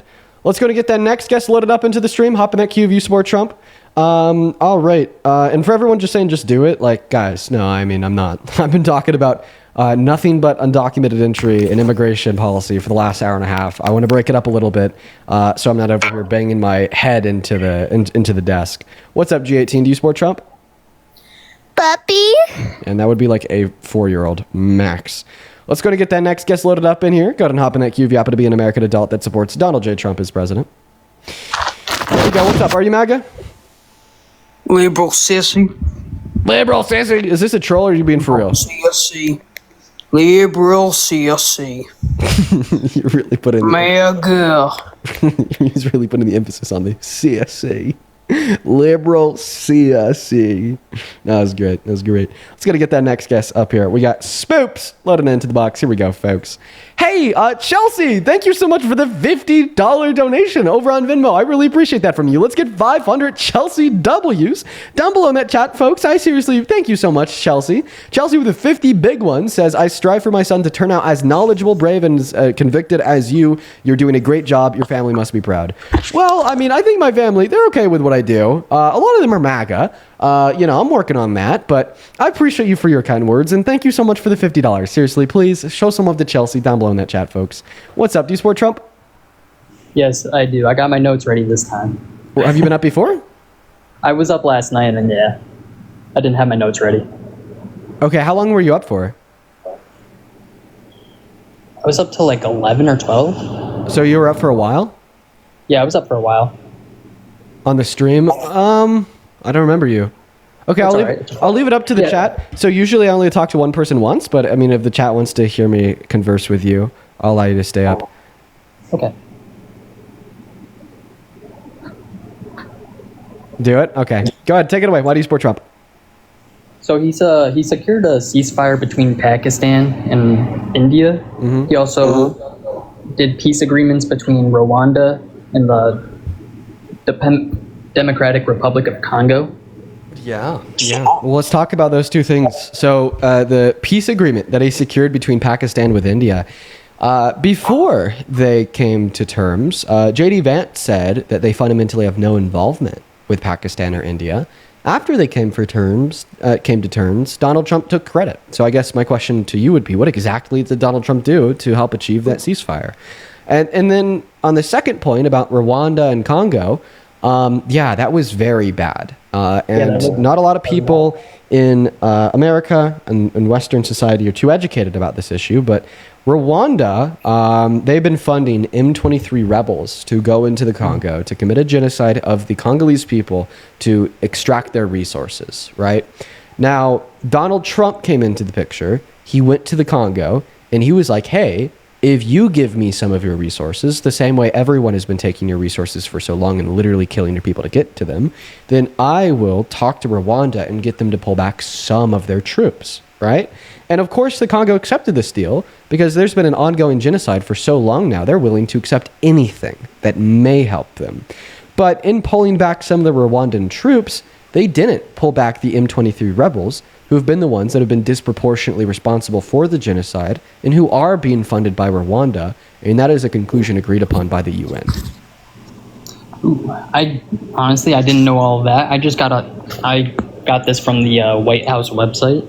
Yeah. So it goes over their deal. Of course, you don't know these things. I'm happy you do now. I think that everyone should be a little bit more educated on these issues. I mean, I wasn't too educated on the Congo, Rwanda, M23 rebels, and the ongoing genocide to its full extent until like a couple months ago. That's crazy. I'm going to do a little bit more research on that. But I also have the U.S. took in $90 billion in tariff duties since January of 2025, which is a record of $27 billion in June for a surplus since 2005. Yeah. So we have taken in a lot of the tariff duties. Point number one, Donald Trump has already spent what we've collected off of tariffs times 10 on the big, beautiful bill to take money from the poor and give it to the rich. So that money's already kind of dispensed. And point number two, that those tariff duties are in all reality just a tax that hurts you more the less you make, right? Because that tariff is inevitably paid for, then passed off to the consumer to allow either the importers or exporters to stay in business, right? I mean, I guess you got to look at that tariff off to the consumer, and you spend more on consumption disproportionate to your income the less money you make, meaning that is a regressive tax that is being paid for disproportionately by poor people. I guess you have to look at it from a long-term stance, because so you're going to say we have a pen made in China and they're selling it for $2, and then we have a pen made in America and they're selling it for $3. You're more inclined to buy the one from China because it's cheaper, right? So setting tariffs onto China and essentially like levels it out. Well, actually, they have to raise their price exactly to meet American prices. Yes, you're right. It levels it out. It makes the pin $3 and then lower our prices. So most of what you said there was actually true. You're right. This is a good example. Pin made in China, pin made in America. The American pin costs $3. The Chinese pin costs $2. So if you're a consumer, you're going to be more inclined to spend $2 when you want a new pin. After Trump's tariffs, that is now going to increase the price of the Chinese pin from $2 to $3 or $4, right? So then either you're spending $4 instead of $2, or you're buying the American pin over the Chinese pin, meaning that you're spending $3 instead of $2. But at the end of the day, nonetheless, you are spending more money, and that is the tariff tax that is being disproportionately paid for by poor people, since poor people spend a greater proportion of their income on consumption, right? So you were right in your description of how tariffs work, but that description of tariffs perfectly coincides with my last line of reasoning, detailing exactly how this is inevitably a regressive tax on the poor, so it's not something that we should celebrate. I guess I'm seeing it as more of a long-term thing than a short term, because we've only been with Trump for a year so far. So you're saying that a regressive tax on the poor will be good in the long term? How so? Not necessarily. Because can you argue against the notion that it is a regressive tax on the poor? It is. Okay. So then your argument is that this regressive tax on the poor will be good in the long term? Not necessarily. Not necessarily. So then it'll be bad in the long term, or the long term doesn't matter? Which one? In the long term, it would be good because, let me. Okay, I'll stop interrupting you. I apologize, but I just want to be clear. You are saying that a regressive tax on the poor will be good in the long term. Feel free to justify that. So, in the long term, the Chinese prices would have to rise, and then the American prices would have to lower, right? So then people are buying American products at a cheaper rate than they would be at a Chinese product. So in sense, you're just buying more American products. Yeah. Okay. And you're not. I think that you're wrong. So you're saying that in the long term, this will somehow reduce the price of the American pin. Yes. Please give an argument that tariffs will deflate the price of American-produced goods. Because the tariffs are rising the prices of Chinese products. And if a Chinese product, how would that deflate the price of the American good? Product, they have to lower the American product. Wait. If anything, if it's the same commodity and it's increasing the price of the good produced in China, well, that would just give more strategic market advantage to the American company to increase their prices too, due to like a consumer price gouging, because they'd still be the lowest price commodity in the market. Think about it this way, like when you go to a football game, for instance, if you're going to buy like a slushie there, you're going to be spending like $10 more than you would be buying a slushie at like Sonic, right? Because it is still yet the most affordable price in the market, that market being inside of the football game. Now, if you're arguing that, well, these tariffs will cause the price of these goods that are produced in other countries to go up as soon as they hit the American market, this would just give more strategic advantage to these American producers to price gouge and still hold on to that lowest price good. Right? So like, and of course that is like just a speculative, offhand economic theory that I just gave you. But I think that my speculative offhand economic theory would be more reliable than any argument that you could give to attempt to demonstrate that these tariffs would make the goods of American produced goods less expensive. Like what's your justification there? I guess my whole thing. Oh shit! All right. Sorry, it's my first debate. Yeah. I guess I just keep resorting to the first thing I said, and I don't want to talk in circles because I'm sure it's annoying for you and it's annoying for me.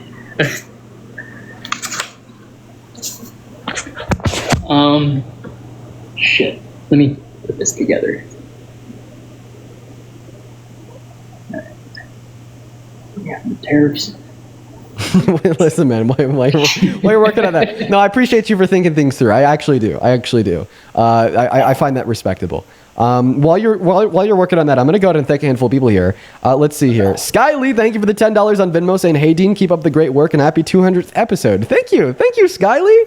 And then let's see here. R, thank you so much for the $20 over on Venmo, saying, "If you could call me R, that would be cool.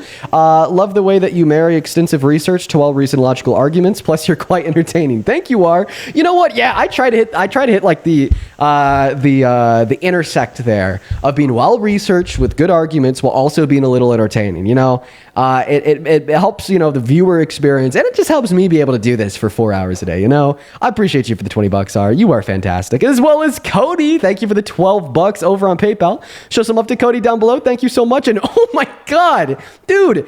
Gabby, thank you so much for the $200 on PayPal. Gabby with the $200 says, "From Gabby, here's $200 for 200 streams of educating thousands. It doesn't seem like enough for what you do." Dude, what the fuck? That is more than enough. That is $200 is a lot of money, Gabby. Never say that again. It doesn't seem like it's enough for what you do. On behalf of everyone who shares your views, please continue to spread the message. Much love from the UK. Much love to the UK, and more specifically, much love to you. I seriously appreciate you for the goddamn $200 donation. Show some love to Gabby down below in that chat, folks. I mean that. Please show some love to Gabby. As well as Caleb with a $20 super chat saying, "Hey Dean, big fan of your show. I'm 20 years old and I work in HVAC, which is definitely hostile for liberal/leftists. Love listening to you on Spotify throughout my days at work. Keep it up." That's right. Yeah, these episodes do air on Spotify. And yeah, that's definitely one of those workforces where you're like the minority. Most people that I know that work in HVAC are incredibly right-leaning. I wonder how like certain industries get like coded right like that. It is interesting to think about. Hello? Are you still here, my friend? All right, yep. All right. Yeah, any other points, bro? I think I got it. Okay. All right, so... I can't hear you when you're on pause. Oh, you hear me? Yeah. All right. So the tariffs, they help by, they just raise the prices of foreign products and lower the price of American. That's the whole thing. You're doing the same thing that the last guest did. Listen, I'm going to be honest. You're doing the same thing that the last guest did, where you treat a claim as an argument, then when I debunk the claim, then you repeat it, right? So I'm going to say the same thing. I'm going to tell you the same thing I said to the last guest. If you think that tariffs are going to reduce the price of American-produced commodities, you have to be able to give an argument for that. This is not the first time I've asked you for the argument. This is now the third time I've asked for an argument. Keep in mind that I've already given you one counter-argument to the position demonstrating that, if anything, we have more speculative reason to believe that it increased the price of American-produced goods due to manufactured price gouging, as it could still be the lowest price good in the market, right? So at this point in time, you are at a fork in the road where you either give an argument for the notion that the tariffs will reduce the price of American-produced goods, or I will kick you and move on to the next guest. And maybe before you attempt to give an argument for the idea that it would reduce the price, I'm going to give you one other counter-argument that it would increase the price of some American-produced goods and commodities. There's a shit ton of American companies that are reliant on the raw materials produced in other countries to make their goods in America, especially small businesses that don't have the billions of dollars to pay for the infrastructure to produce the raw materials here. And because those tariffs also impact the price of the raw materials we import into America, it'll ultimately make the price of American-produced goods that are reliant on foreign raw materials to make their goods more expensive. Shit. You know what, Dina? I'm going to go do a little bit more research. All right? You got me. All right. I'll talk to you tomorrow. I'll talk to you tomorrow. You take care. Let's go to get that next guest up here. You know what? No, I kind of like that guy. Let me tell you why I like him. Okay, it's because it was his second time coming up. He also came up last night, and he left saying that same thing. I got to go do a little bit more research. He did. Then he came back, and then he left saying the same thing today, saying that he has to go do a little bit more research. If he continues to do that, what will inevitably happen is he will come to a point where he can find no more cogent, logical, reasonable defenses for his positions, and he will change his positions. That is exactly what I did with the pro-life, pro-choice argument myself like 5 years ago. I continued to get grilled and cooked by pro-choicers in debates, and then every time I'd be like, I gotta go do more research, and eventually there came a point where there's no more research for me to do, and I just had to come to terms with the fact that I was wrong, right? What's going on, Spoops? Do you support Trump? Spoops is not here, quite frankly. By the way, Parker's going to be joining us in a couple minutes. Let's go, dude. Alicia, thank you for the $5 on PayPal, saying going through a rough breakup, and I find a lot of comfort in your streams. Hell yeah, Alicia. Dude, I started doing these streams because I was also going through a rough breakup, and they helped comfort me too. It's a great distraction. What's up, Maddie? Do you support Trump? I do. I just have one question for you. I'm right 22. now. Oh, really? What year are you born in? I just have one question. I don't know. I'm actually 14, but I don't know who. Maddie, I gotta kick you. I really do apologize that I can't answer your one question, but it is so important for me to kick you. Minor safety is very important to me. What is up? Do you support Trump? Oh, what's up, big guy? No, I don't really support him. Based, but I gotta kick you because we are only looking for Trump supporters. We got the next guest loaded up into the queue right now. Yo, Angela, thank you for the $10 on PayPal, saying I freaking love you, that's all. Dude, I love you too, Angela. Thank you for the $10. Huge shout out to you. As well as Fern with the $20 on Super Chat, saying you're awesome, Dean. Thank you for all that you're doing. How do we get more MAGA people willing to come up here and debate with you? We need to get them. Yeah, man, I don't know why so many people are unwilling to debate with me. I guess the one thing I'd say is like, I just want to have like productive dialogue, right? And it's something that if you're watching the stream and if you're an American MAGA adult, you should be interested in, right? What's up? Do you support Trump? Nope, they're gone. Yeah, guys, we're seriously just struggling to find any and all Trump supporters. So if you are a Trump supporter, let me know. I'll happily get you up here. Wait, is this the Gigglesaurus? Yeah. Are you like the Gigglesaurus? Hello. Let me check this out. Let me check this out real quick. Almost close again. What will we do? There's nothing can do. I'm pretty sure this is like the Gigglesaurus. 1 second. Can you hear me? Yeah, I can hear you. What's going on? Do you support Trump? I live in the UK, so I don't really know about that stuff. I just thought I'd come in and say hi. Hello, Gigglesaurus. I remember nice to meet you. I remember watching you like back in like 2020. Your voice was a bit higher than it is now. Was it really? Well, I appreciate the support. Yeah, all right, man. You have a good one. You have a good one. You Gigglesaurus. Too. Gigglesaurus is a very like large. He was like very big in content creation, like 2020, 2021, 2022, 2023. And if I'm thinking of the right guy, he like used to make videos when he had like a super high voice, right? He was a kid. And then like he hit puberty and his voice like really dropped, and then everybody started to make jokes about him falling off. Am I thinking of the right guy here? Is that Gigglesaurus or is that someone else? Right? There has to be like some like portion of my audience right now that knows exactly what I'm talking about, because that's the nature of the internet. Maybe I'm thinking about the wrong guy. You guys are saying yes? Yeah. See? Yeah, that's what I'm thinking about. Yeah. Okay. You guys know exactly what I'm talking about. All right. Let's go to move on to the next guest. Shout out Gigglesaurus. I thought he was going to come up here and say that he was Trumpy. So, happy he didn't. Just want to come up and say, hey, hope all is well. What's up? Do you support Trump? What's going on, Dean? Well, not too much, man. Do you support Trump? I do. Perfect. How old are you? 18. Okay. All right. Quickly before we hop into our debate, let's see if I have anyone else to thank. Eduardo, thank you for another $20 over on Super Chat. I appreciate that. As well as, like I said, I will be checking out that book. As well as Kara, thank you for the $20 on Venmo, saying keep up the good fight. Thank you, Kara. I'm just going to mute you because of your background noise. Edith, thank you for the $15 over on Venmo. Thank you so much for the love, Edith. What are the statistics of U.S. citizens filling immigrant jobs and not lowering the GDP? in reference to the claim that Americans would. I'm not familiar with any like studies done on that particular subject. I should look for them though. As well as Aaliyah, thank you for the $10, saying another donation. I hope this goes to a good cause. Thank you again for what you do. Well, I appreciate you for the $10, Aaliyah. You know, I'm going to be honest. I like to be upfront about this. You know, the donations that come to me, you know, they're not sent to me like specifically for like any like charity or anything. You know, like, of course, I donate some of my overall income, but, you know, like, the donations just are my income. I use it to pay my bills, too. But anyways, Chris, go ahead and unmute. Tell us why you support Trump. I love America. Okay, therefore you should hate Trump. No, I love America. Okay, well, if you love America... He has a red hat, and it says, "Make America Great Again." Oh, very nice. Very, very informative argument, Chris. If you love America, do you like core American values such as the Constitution?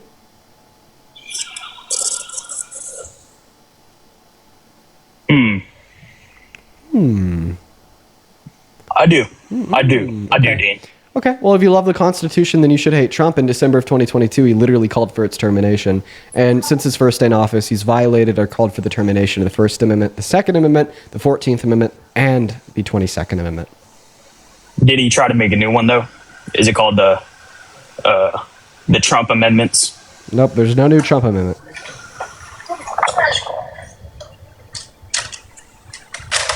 Goodbye, Chris.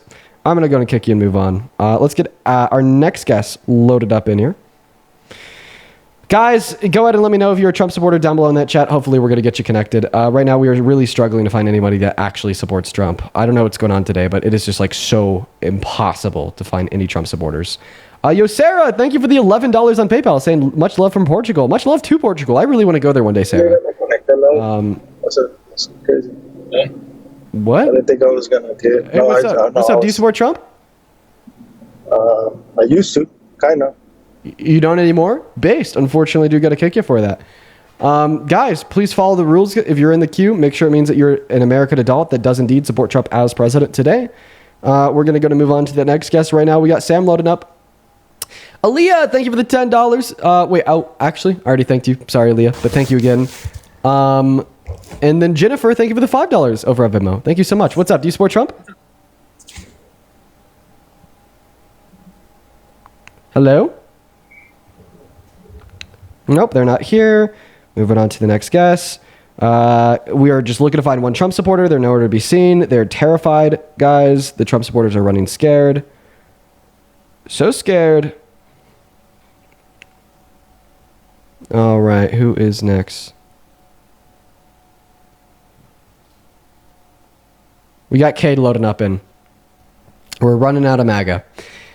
In fact, if you are one of the 13.5 thousand people hanging out with us on TikTok, if y'all could please double tap away in that phone screen for me, it'd really help this live and sending out. Because like I said, right now, we just have no one that is willing to debate us. I don't understand how it got to this point of, you know, like running like one of the largest consecutive viewership lives on TikTok, and then even somehow in running one of the largest lives on the platform, you know, we just fail to find anyone that supports Trump.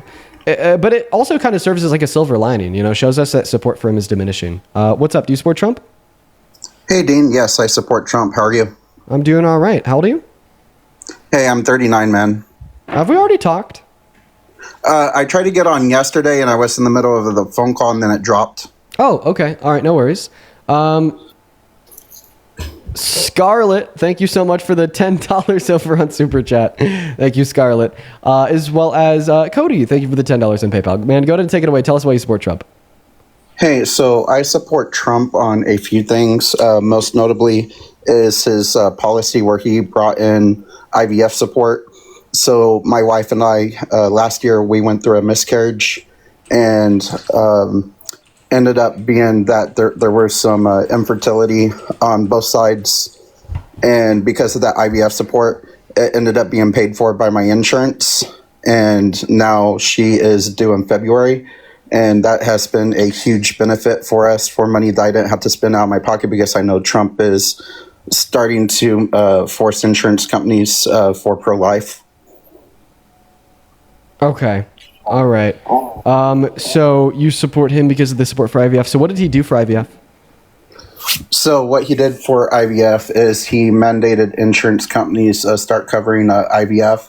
I think it's technically supposed to, I don't remember if it's supposed to take place in 2026 or 2027, but some companies jumped the gun ahead of time. So I work for a very big private firm. And because of that, they ended up covering IVF due to Trump's policy. But the other reason why I support Trump is I did not like Kamala on the other side of the spectrum of what she was going to stand for. I heard you yesterday talking about... Oh my God. Dude. Okay, so I found his executive order on IVF. Okay? So he signed this one into law on February 18th of this year. I'm not even going to give you my spin on this executive order. Could I just read out like the actual text of it to you? Yeah, absolutely. This order directs policy recommendations to protect IVF access and aggressively reduce the out-of-pocket and health plan costs for such treatment. This order recognizes the importance of family formation and that our nation's public policy must make it easier for loving and longing mothers and fathers to have children. That is the lowering cost sections of the executive order. So I just want to make it clear, there's like nothing clear about this executive order at all. It literally just says this order is directing policymakers to maybe try to find a way to reduce the price of IVF. That's all. It's basically him saying, hey, you guys should probably do this. I don't know. And we haven't heard about it since. We haven't heard about it for my insurance company. That worked for my insurance company, so yeah. No, this wasn't even aimed towards insurance company. It was geared towards policy recommendations through policymakers. Right. Did the policymakers make any new policy on IVF? Not that I'm aware of, no. Okay, so like seemingly like what happened with your insurance company was awesome, and I'm glad that you guys got access to IVF for low cost, but had nothing to do with Trump. I see your side of the coin over there, Dean. So keep in mind, it's not my side of the coin. I literally read the explicit text of Trump's executive order. You did. The other reason, would I be able to tell you my other reason why I support Trump? Yeah. The other reason why I support Trump is I didn't like some of the things that Kamala was doing. So you said yesterday that she was putting in orders to help lower costs for housing and everything else. Yeah. So where does that cost for housing come in from? It comes from taxpayers' dollars. So you're going to sit there and tell me that Kamala's going to take my money to support lower income families. Dean, I actually no. For this one, it's not specifically lower income families. It's just like anyone that's buying a house for the first time. Gotcha. But see, I don't have a degree. I had to work my way up through life, Dean. Yeah. And knowing what I had to do without a degree, I know that there's people can energize themselves to go and support themselves by providing welfare. There's people that sit there. Can I just ask a quick question? Sure. So you'd prefer Trump to spend $4.5 trillion of your money on helping billionaires than Kamala Harris spending $1.2 trillion of your money on helping you and other average and low-income Americans that are buying a house for their first time? So let me hear what he's spending you said $4.5 trillion on? Yeah, that was the CBO's estimate of the cost of the big, beautiful bill. Well, there's so many things that's in there, right? The foreign policy, we could get into that. I've heard you talk quite a bit about that. Why are we pivoting? Yeah, but your question was, do I support the $4.5 trillion bill for the big, beautiful bill? Well, I would just make it a good point. Like, you're mad at Kamala Harris for wanting to spend $1.2 trillion, which, by the way, she would have raised back over the course of the next 10 years by, one, marginally increasing taxes on those that make over $400,000 per year. Point number two, marginally increasing the corporate tax rate. And point number three, allowing Medicaid a greater renegotiated ability with private pharmaceutical companies to save money. In fact, I think that the Treasury's estimates on how much would be raised by a 3% increase in the corporate tax rate was literally $1.4 trillion. So she would have paid for this housing subsidy with just that increase over the next 10 years. Meaning it would have been you and your tax dollars to give first-time home buyers a better chance at getting the home for a lower cost or covering their down payment in the short term, while also reducing the price of houses in the long term by incentivizing more new development. And you're going to look at that and you're going to be like, no, terrible policy. I don't want a better housing market. I don't want more young people to be having an easier time to buy a house, even if, right, the cost of those subsidies are being paid for by billionaires billionaires and mega corporations. I don't want that at all. No. You know, So, Dean, that makes sense. Dean, while we're on the subject, I just pulled up some of Kamala Harris's policies so I could be in tune with what you're talking about right now. Yeah, $25,000 in down payment for first-time home buyers, up to $6,000 for low and middle income families with new babies, $3,600 per child in an expanded child tax credit, and a ban on price gouging in the food sector, singling out meat prices in particular. Like, Yup. Oh my God. Oh, I miss her so much. Go ahead. but do you really think in reality that she would have been able to implement those? Because remember, everything has to get passed through Congress. It's technically not the president unless they sign the executive order.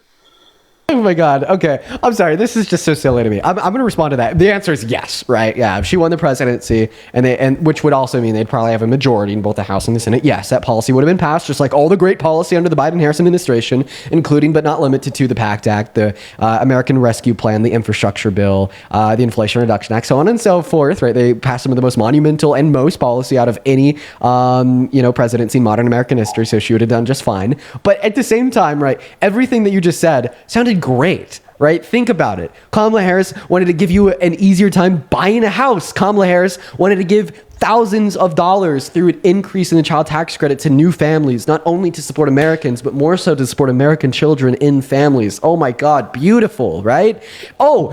Ban price gouging on the prices of food. So then any American can have access to the bare essentials of keeping themselves alive through nutrition. Like, God, that's great, dude. Compare that shit to what Trump is doing, right? Do you want to make food cheaper, or do you want to make it illegal to criticize the government, according to what Trump said from the Oval Office 2 weeks ago? Do you want to give more money to new families to support the next generation, or do you want to take healthcare away from 10 million low-income Americans? Like, the juxtaposition of the policies that Kamala Harris ran on that you just read off compared to everything Trump is doing right now makes it so clear why I come on this stream every day, with the conviction that I have in my claims, and my aptitude to refute any argument to demonstrate why the orange fascist in the Oval Office is doing good at his job. You know what a fascist is, right? Like, it's a authoritarian person / government, right? I don't think Trump is leaning towards that. He is leaning towards loving all Americans, right? There is a reason that we have foreign policy, though, and domestic policies to make sure that the borders are protected, right? Look at the MS-13 gangs in Colorado. Look at everything else that has gone on in this country. Most of those came in towards the end of Biden's administration. Okay, I'm going to respond to the first part of that claim. You said that Trump loves all Americans? Yeah, he does. No, he doesn't. He hates all Democrats. Well, Republican congressmen and women, because what they did is incredible last night, and the Senate, the Republican Senate, we got, not with all of the things we did with the tax cuts and rebuilding our military, not one Democrat voted for us, and I think we use it in the campaign that's coming up, the midterms, because we got to beat them. But all of the things that we've given, and they wouldn't vote only because they hate Trump. But I hate them too, you know that? So it's sort of, I really do, I hate them. I cannot stand them because I really believe they hate our country. You want to know that? Oh, don't worry. He doubled down on this at Charlie Kirk's memorial. Instead of mourning the death of someone that apparently he really liked, he instead just took that opportunity to say that he hates his opponents. Let's go to listen to that too. But through it all, the core of Charlie's message and his basic method never changed. It never really changed. He stayed the same person also. At every campus event, Charlie asked the people who disagreed with him to come forward, and instead of silencing them, he handed them a microphone and let them speak. And he'd convinced so many of them. It was a pretty amazing thing. Okay, I think I'm going to skip through this to find the part where he says he hates his enemies. I'm just going to skip forward 5 seconds. To watch, actually, and rather stringent. He wanted to back. I want to. His truly was. That's where I disagreed with Charlie. He wanted the best for them. That's where I disagreed with Charlie. I hate my opponent, and I don't want the best for them. I'm sorry. I am sorry, Erica. But now Erica can talk. Okay, so you told us that he loves everyone in the country, but he told us that he hates his opponents. He does not want the best for them. He wants the worst for them, and he hates all Democrats. I do think some of this stuff Trump says can be outlandish, just like he name-called, Governor Newsom. I'm not going to repeat what he said about him, things like that. I don't like the name-calling he's done. Even when Charlie was here, Kirk was calling that out as well, saying that both J.D. Vance and Trump needed to tone down their rhetoric towards the Democrats to have a peaceful environment. Well, this is such like yes, this is such a absolutely change. right. I did say that Trump loves all Americans, but I know he hates the Democrats. But I know he wants a better society overall for America. That's what I was getting at. How do you know that he wants a better society overall for America? Just based off what he's doing right now, he's trying to increase the stock prices. He's trying to give jobs back to Americans. Listen, if he's trying to give jobs back to Americans, then why for the last 2 months have we lost jobs? Why has unemployment been on the up? And why for the first time, excluding the pandemic since 2017, do we have more unemployed Americans than open job opportunities? Because jobs are still going overseas, and he's trying to bring those jobs back from like countries like Malaysia, for example. Wait. So then why do we have such good job growth under the Biden-Harris administration? Why do we have two 50-year lows? Two. We had two 50-year lows under the Harris-Biden. Yeah. I did not know that. Now you do. But those are my reasons why I supported Trump. Dean, I actually donated to you yesterday. I really love what you do. I really love how you debate here. Keep it going, and I think this is what we need for our country. I may disagree with you, but you have a right to disagree with me. I have a right to disagree with you. Just keep the love going, man. I really appreciate what you're doing. Well, do you want to finish our conversation? Yeah, no, absolutely. Okay. I mean, I don't think that we're anywhere near done, you know? Okay, yeah. I appreciate you for your kind words. That's very kind of you. But, engage in the dialogue that we are. I feel like there's a couple important points to really hone in on here. You're telling us that you think that Donald Trump loves America because he's bringing jobs back. I brought up unemployment statistics, how we're actually losing jobs, and you're like, well, that's been a continued trend. I brought up how that hasn't been a continued trend, and we had two 50-year lows under the Biden-Harris administration. You brought up how you think that he loves all Americans. I very easily refuted that by playing a clip of Donald Trump saying that he hates Democrats and he hates his enemies and wishes the worst for them twice. So where are we at? Why do you support Trump? I support Trump mostly due to Harris as well. Like I said before, the other issue that I have with Harris is when she was Attorney General for the state of California, she wrongly convicted a man and tried to suppress those papers. And technically, both Harris and Clinton were supposed to be in jail, but those documents were suppressed by the FBI at the time. So who did she wrongly convict? What was his name? Jamal something, I believe, was his name.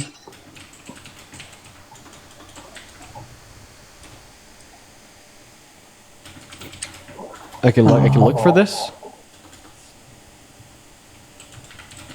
Yeah, you should be able to look up the issue of Harris convicting a wrong man. It was big news. It was a $13 million mistake when she was AG. Oh, okay. So she was AG of San Francisco. The AG's office prosecuted this actor by the name of Jamal, who was then later exonerated and then paid $13 million through settlement with the city. Well, I think it's awesome that he was paid $13 million for his wrongful incarceration. And unfortunately, I don't really unless you could prove negligence on behalf of Kamala Harris, I'm not really going to judge her too much for that, just because in an imperfect system, you're always going to have wrongful convictions. Unfortunately, that's just the case, and we should continue to strive to get better. We should continue to attempt to reduce wrongful convictions as much as possible. But with the introduction of human error, especially inside of a criminal justice system, you are going to have some wrongful convictions. So, I mean, if you could prove negligence on behalf of Kamala Harris that led to the wrongful conviction, I would absolutely agree with judging her on that.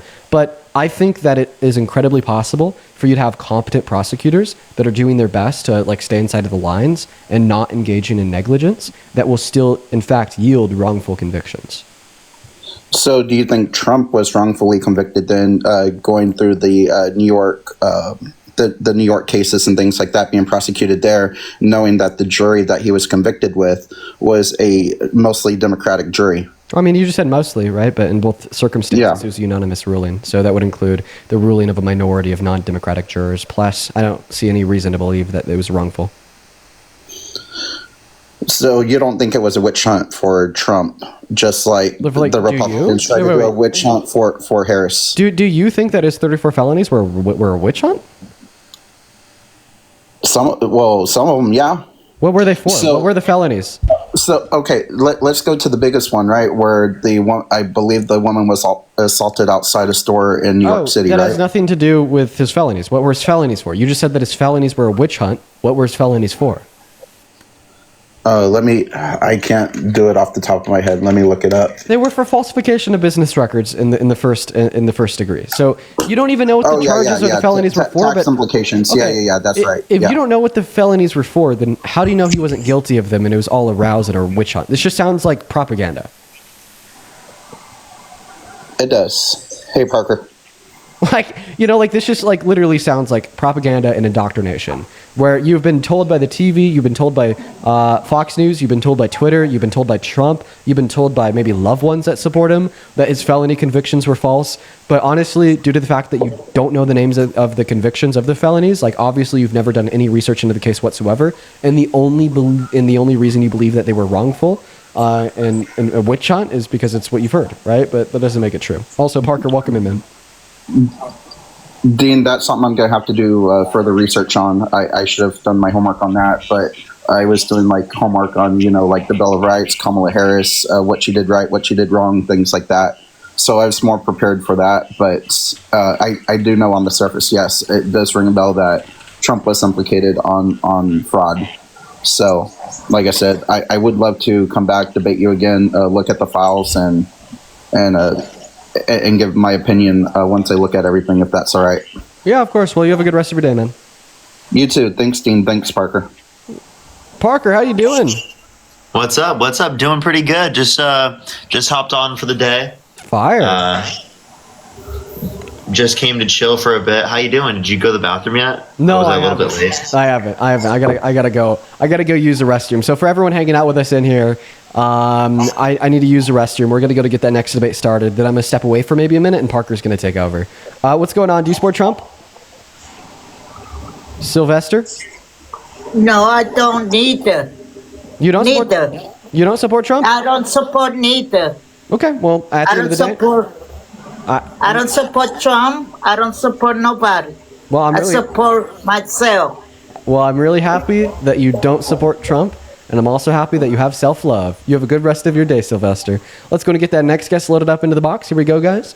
We got Chelsea G loaded into the stream. Here we go, folks. Scarlett, thank you so much for the $20 on Super Chat, saying, I heard you'd like to be arrested and record it, but Dean, I have to say, please be safe. I wouldn't want you to get silenced. Yeah, but I mean, that was a little bit of a joke comment. But I appreciate you for the $20, as well as Get a Clue. Appreciate you for the $10 on Super Chat, saying that the wealthy people do not care about the working class. Yup, I agree. What's up? Do you support Trump? I support Trump halfway. I don't know if you're doing halvesies or not. I was just wondering. Well, knowing everything that you do now, if you were teleported back in time to November, who'd you vote for? I honestly don't think I would vote. Parker, what are your thoughts? I typically kick people in those contexts, but it's up to you. Chelsea, I hope you have a good rest of your day. Let's go and move on to the next guest, guys. Only up in that queue if you happen to be an American adult that supports Trump, y'all. Do be patient while we're looking for that next Trump supporter. They're nowhere to be found. They're all running away, very scared. We got the Fart Man loading in right now. The Fart Man definitely supports Trump. Hello, the Fart Man. You're MAGA, right? I feel like that's very on brand for the Fart Man. Yo, Tina, thank you for the $20 over on Venmo. I appreciate you for that love, Tina. Let's get 200 Tina W's down below in that chat. Thank you so much. Tina with the $20 says, I keep your lives on loud at home so my Trump supporting husband will hear it. It's tough here in North Alabama, but there are a few blue spots. Your lives gives me hope. Love your content, supporting you in hopes that you never stop. Tina, I really appreciate you for the love, and that's awesome that your husband can hear me. You know what? I hope that his mind is changed for the betterment of the fam. But I appreciate you for being here, Tina. I appreciate appreciate you for the $20. Let's go to move on to the next guest, you guys. We got the next guest, Ace, loaded in right now. As well as Sarah, this was 13 minutes ago. Thank you for the $10 over on Venmo. I appreciate you so much, as well as thank you for sharing what you did there. Thank you. And let's see here. Juliana, thank you for the $20 over on Venmo. Thank you so much for the love. Juliana says, I'm an immigrant and the U.S. doesn't have an immigration path for poor people. It's not, it takes too long and it's more, there's no option. Yeah, well, Juliana, what I'd say is that it needs to take a lower amount of time and it needs to like cost significantly less. I couldn't agree more, Juliana. Thank you for the $20. As well as Chelsea 20 minutes ago with the $10 at Venmo. Thank you so much, Chelsea. What's going on? Do you support Trump? Yes, I am a Trump supporter, and I do come from a low-income family. I am a father of 4 children. I have full custody. Okay. All right. Okay. I'm going to go to thank a handful more people. I just want to get caught up here. Then we'll happily hop into the debate.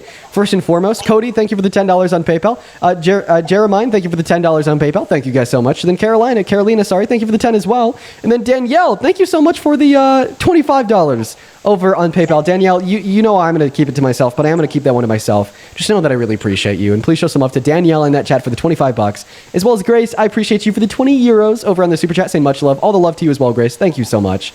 And once again, if you want to support me, you can find my Venmo, my PayPal, and the link tree in my bio on TikTok, as well as in that pinned message on YouTube. Same thing goes for Parker and Mr. Gus. Ace, go ahead and take it away. Tell us why you support Trump. Okay, so he's prison reformatory. It's crazy reformatory. I'm not sure I understand that. But Parker, I'm actually going to go use the restroom real quick. So, Mr. Guest, I'm just going to let you talk to Parker. Yeah, that's cool. I'm not even going to be up here long. I'm just saying I know that Trump is big on prison reformatory. He's worked side the Kardashian family and stuff like that. And since I come from like a poverty-stripped kid neighborhood and stuff like that, that's why I support Trump, because of people. It's kind of hard to talk. But do you know what I'm trying to say? I'm basically a Trump supporter because he helps people who come out of my environment. Clemency. Well, I think that we can point to multiple things in terms of this. In terms of, for example, the drug war, Donald Trump wants to put people in prison, or wants to put people on death row for drug dealing, which is specifically something that would be even harsher than was existed previously. Plus, he has literally said that it's okay for him to drone strike people and kill them without due process, extrajudicially, within international waters, because they apparently had quote-unquote drugs, which they had no evidence of that being the case. Plus, if we look at the criminal justice system as a whole, he's actively advocated for police not to have as much accountability when it comes to different situations. And Democrats typically advocate for greater levels of accountability when it comes to police and it comes to the court system. Really, the only place that he advocates against false convictions would be against himself. So if I was correct, I think I seen him pardon some people and give people clemency. And from most presidents that I've ever saw, he's the one that I seen do it the most.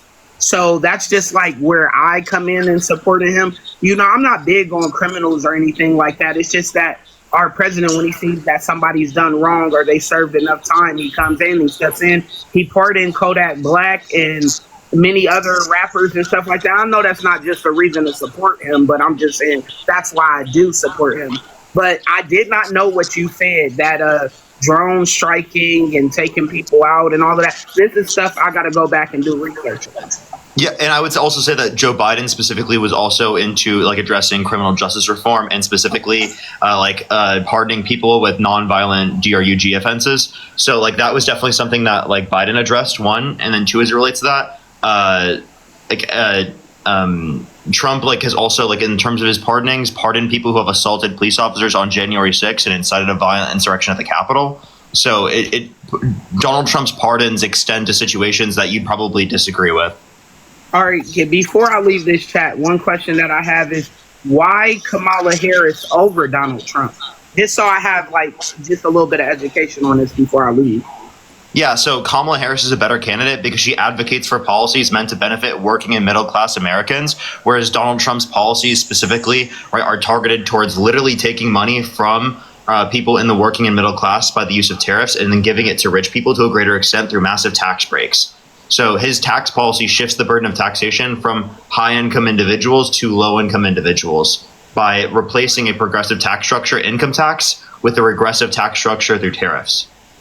Okay, well, I want to let you guys know, thank you. I appreciate you, Dean, everybody. I've been watching this for a long time. I've been sending Dean some gifts. I do need to go educate myself a little bit more and come back. I did get in here uneducated, but trying my best. Listen, bruh, actually, before you leave real quick, your wife is not your mother. And I think that you treat your wife as your mother. And I think it's embarrassing for you as a grown-ass man.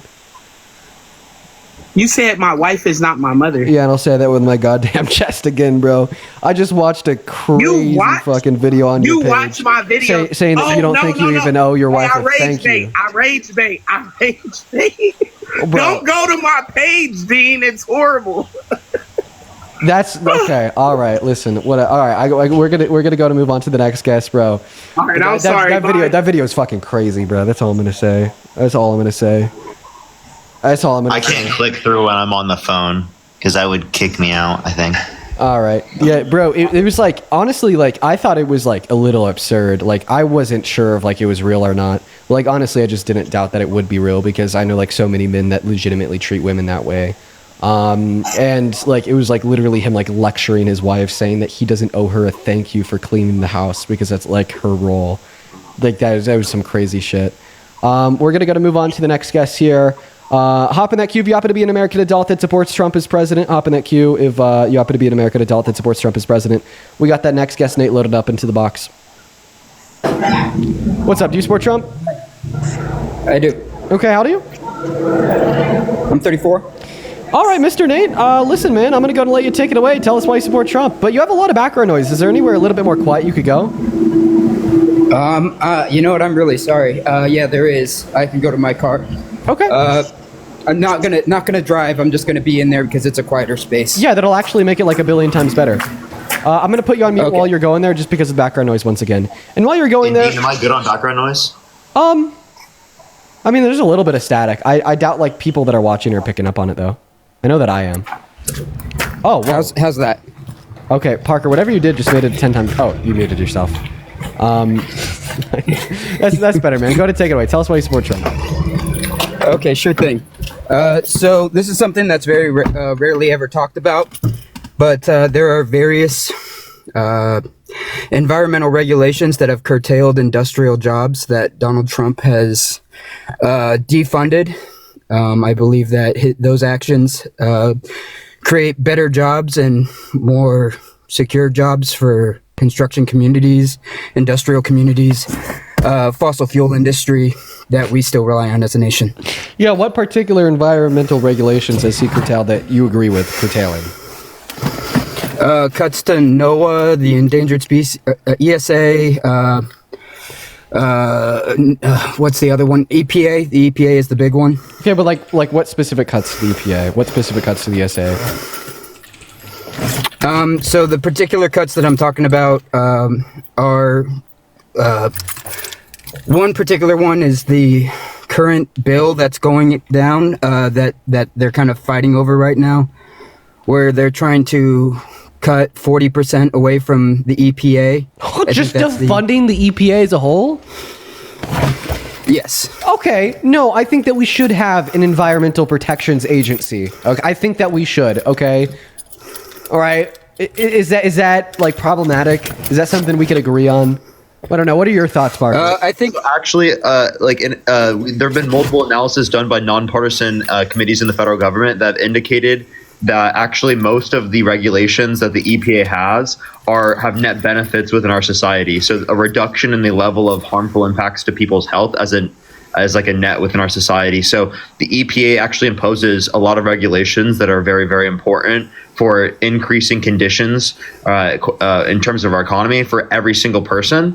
So this might be more profitable for large fossil fuel companies that are in Trump's pocket, but it's not going to be, more profitable for the average person. Well, how many jobs are being produced through the fossil fuel industry in the United States?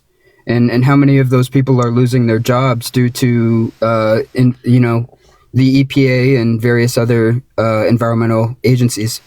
I'm sorry. I care more about people's health than I care about specific jobs, and also we can build up jobs in renewable energy production. And Donald Trump has literally got the funding for renewable energy production, which would actually like have longer term jobs than specifically the fossil fuel industry. Given that renewable energy is going to be how energy is operating in the future, that's how we're going to get our energy. It's the reality. Okay, so. It is, but I think that the rate in which it's occurring is unrealistic. I think that they are making cuts faster than green energy can keep up. And that's making it unrealistic for the average worker that relies on that industry. So we can have mechanisms for trying to get people into other industries, but saying that we can utilize like fossil fuels for the rest of time, like in general, is just not true. That's not reality, and that is very harmful to people in terms of pollution, which leads to overall more negative outcomes in terms of health within our society and more costs in our society as a whole. Also, can we just put this out there? You're saying that you support defunding the totality of the EPA, including some of its most important regulations, such as the Clean Air Act and the Clean Water Act. Is it crazy to say that I think it is a good idea to have enforced regulations and standards for both air and water pollution, right? I think it's unfair for you to suggest that we should focus on GDP maximization, even if it meant causing people to die 30 years younger than they would from lung cancer via air pollutants, and which are unregulated, and accessing water to drink that is, filled to the brim with a bunch of different pollutants via chemical dumps from big companies. Yeah, and I'm not saying that we should cut the EPA in its totality. I'm saying that the current regulatory power that they possess is too much. It curtails industrial innovation. I thought that you said the reason why you support Trump is because he's cutting the EPA in its totality. No, I am. That's my point. I don't Wait, but I thought support you it just said because that he's you cutting don't- it. I'm not cutting it entirely, but cutting it partially. He's like I Okay, said 40%. what- He's cutting from the EPA. So what are the specific cuts of 40% going to do? What is that going to cause? It's going to lead to more industrial innovation within Also, various according to whom? industries. Like when we cut the EPA by 40%, what happens to the EPA? Do they drop some of their regulatory guidelines? Like what actually happens? There's less enforcement to curtail. So Wait, so you're basically saying that you support Donald Trump allowing big companies to break the law easier? I'm saying that innovation only occurs under a stance where things can proceed forward. Okay, so you're saying that you're okay with big companies breaking the law because you think it leads to more innovation in this country. So therefore, you're also okay with like undocumented immigrants breaking the law, for instance, because it leads to more innovation in this country. Sources such as the American Immigration Council tell us that immigrants input $1.1 trillion through $1.7 trillion into the economy per year. I have not heard that. But that is valuable information to know. Well, I mean, do you think that Donald Trump is a hypocrite for like defunding the EPA, meaning that they're going to have a more difficult time enforcing the law, meaning that companies are going to have an easier time getting away with breaking the law, so it could like grow and scale our economy? Meanwhile, he's like funded ICE an additional $150 billion over the course of the next 10 years, and has onset a slaughter of human rights violations on behalf of undocumented immigrants because he thinks that they're guilty of breaking the law, a simple federal misdemeanor, even though they also contribute productively to the American economy. They increase innovation, they fill jobs, and they work and pay taxes. Well, so I have just a really quick question for you. It's conceptually relevant, but I have an important question for you. But my question is, do you think it's important to understand your enemy's perspective to better understand yours? It depends. Sometimes, so not some other times. Okay, so I'll be honest with you. I actually I wanted to shed light on these environmental issues as actually a wildlife conservationist. I actually don't support Trump. I hate the guy, but I wanted to shed light on these issues because it doesn't receive front page information. It doesn't receive front page news ever. I didn't even. Well, actually, I'm not going to lie. Before our conversation, I didn't even know that he wanted to cut the EPA by 40%. So I hate it, but you're right. So, by the way, the cuts of the 40, it's 33%, and it's the plan. Or that's what they're on track to do by the end of the year. So these EPA cuts have already been talked about, but like it's about like essentially like what they're on track to cut by a certain point. It's not like it's like a plan for the future. It's not really like something that he's established as like, oh, I'm going to cut 40% in like recently. He never said that recently. Yeah. Okay. Yeah, makes sense. Yo, Budget Cardboard, thank you for the $20 over on Super Chat. I appreciate that. Thank you, Budget Cardboard. They say, I'm a maintenance engineer at a pretty decent hotel in Idaho, surrounded by MAGA. I just wanted to say thank you for giving me some reasonable content to listen to. It really helps me get through the day. I'm really happy that the streams can help you get through the day. They could definitely be pretty fun to listen to, especially when you're in red areas where you don't hear liberals too often. And I appreciate you for the love. What's up, Andres? Do you support Trump? I did halfway support Trump. I didn't actually vote this last go around. I wanted to know because I'm pretty neutral as two people that are very, very heavily Democratic, obviously. And I'm not going to not say that you guys don't do your research or you wouldn't do what you do. What are some reasons that's, sorry? Just real quick. Are you driving? Yeah. Unfortunately, I'm in a car. I'm not driving. Okay. No, I'm passenger. Okay, go ahead. So I'm just trying to determine here, like, do you support Trump as president? Not at the moment for a lot of the same reasons. Base bro, I do apologize for kicking you, man, but we've just had like a couple guests in a row here that haven't supported Trump. Guys, we are very specifically only looking to talk to people that do support Trump. If you are in the queue, make sure that means that you are an American adult that supports Donald J. Trump as president. If you are not following those rules, you will be very quickly kicked. As well as Jessica, thank you for the $5 on PayPal. Amy with a 3, Carolina with a 10. Once again, thank you. Then Rachel with the $10 as well, saying thank you for being a voice. Thank you, Rachel. And then Will with the $10. Show some love to all of our donors. And then Jessica, thank you for the $20 on Venmo, saying because we need you doing what you do. Thank you so much for your kindness, Jessica. Let's get to it. Jessica W's. As well as Matt, I appreciate you for the 15, and Joshua with a 5. Thank you guys so much. Let's see, anyone else here? Nope, that is all. Thank you guys so much. Oh, Coral, thank you so much for the $20 in Super Chat. Coral with the $20 on Super Chat says we need to protect our planet to save ourselves. No, 110%. It's so crazy that we still have people in the big 2025 denying human-caused climate change, such as Trump. Completely egregious. What's going on? Do you support Trump? Yes, I do. How old are you? 29. And what time is it? 6:10. What state are you in? Indianapolis, Indiana. Okay, all right, whatever. I believe you. Why do you support Trump?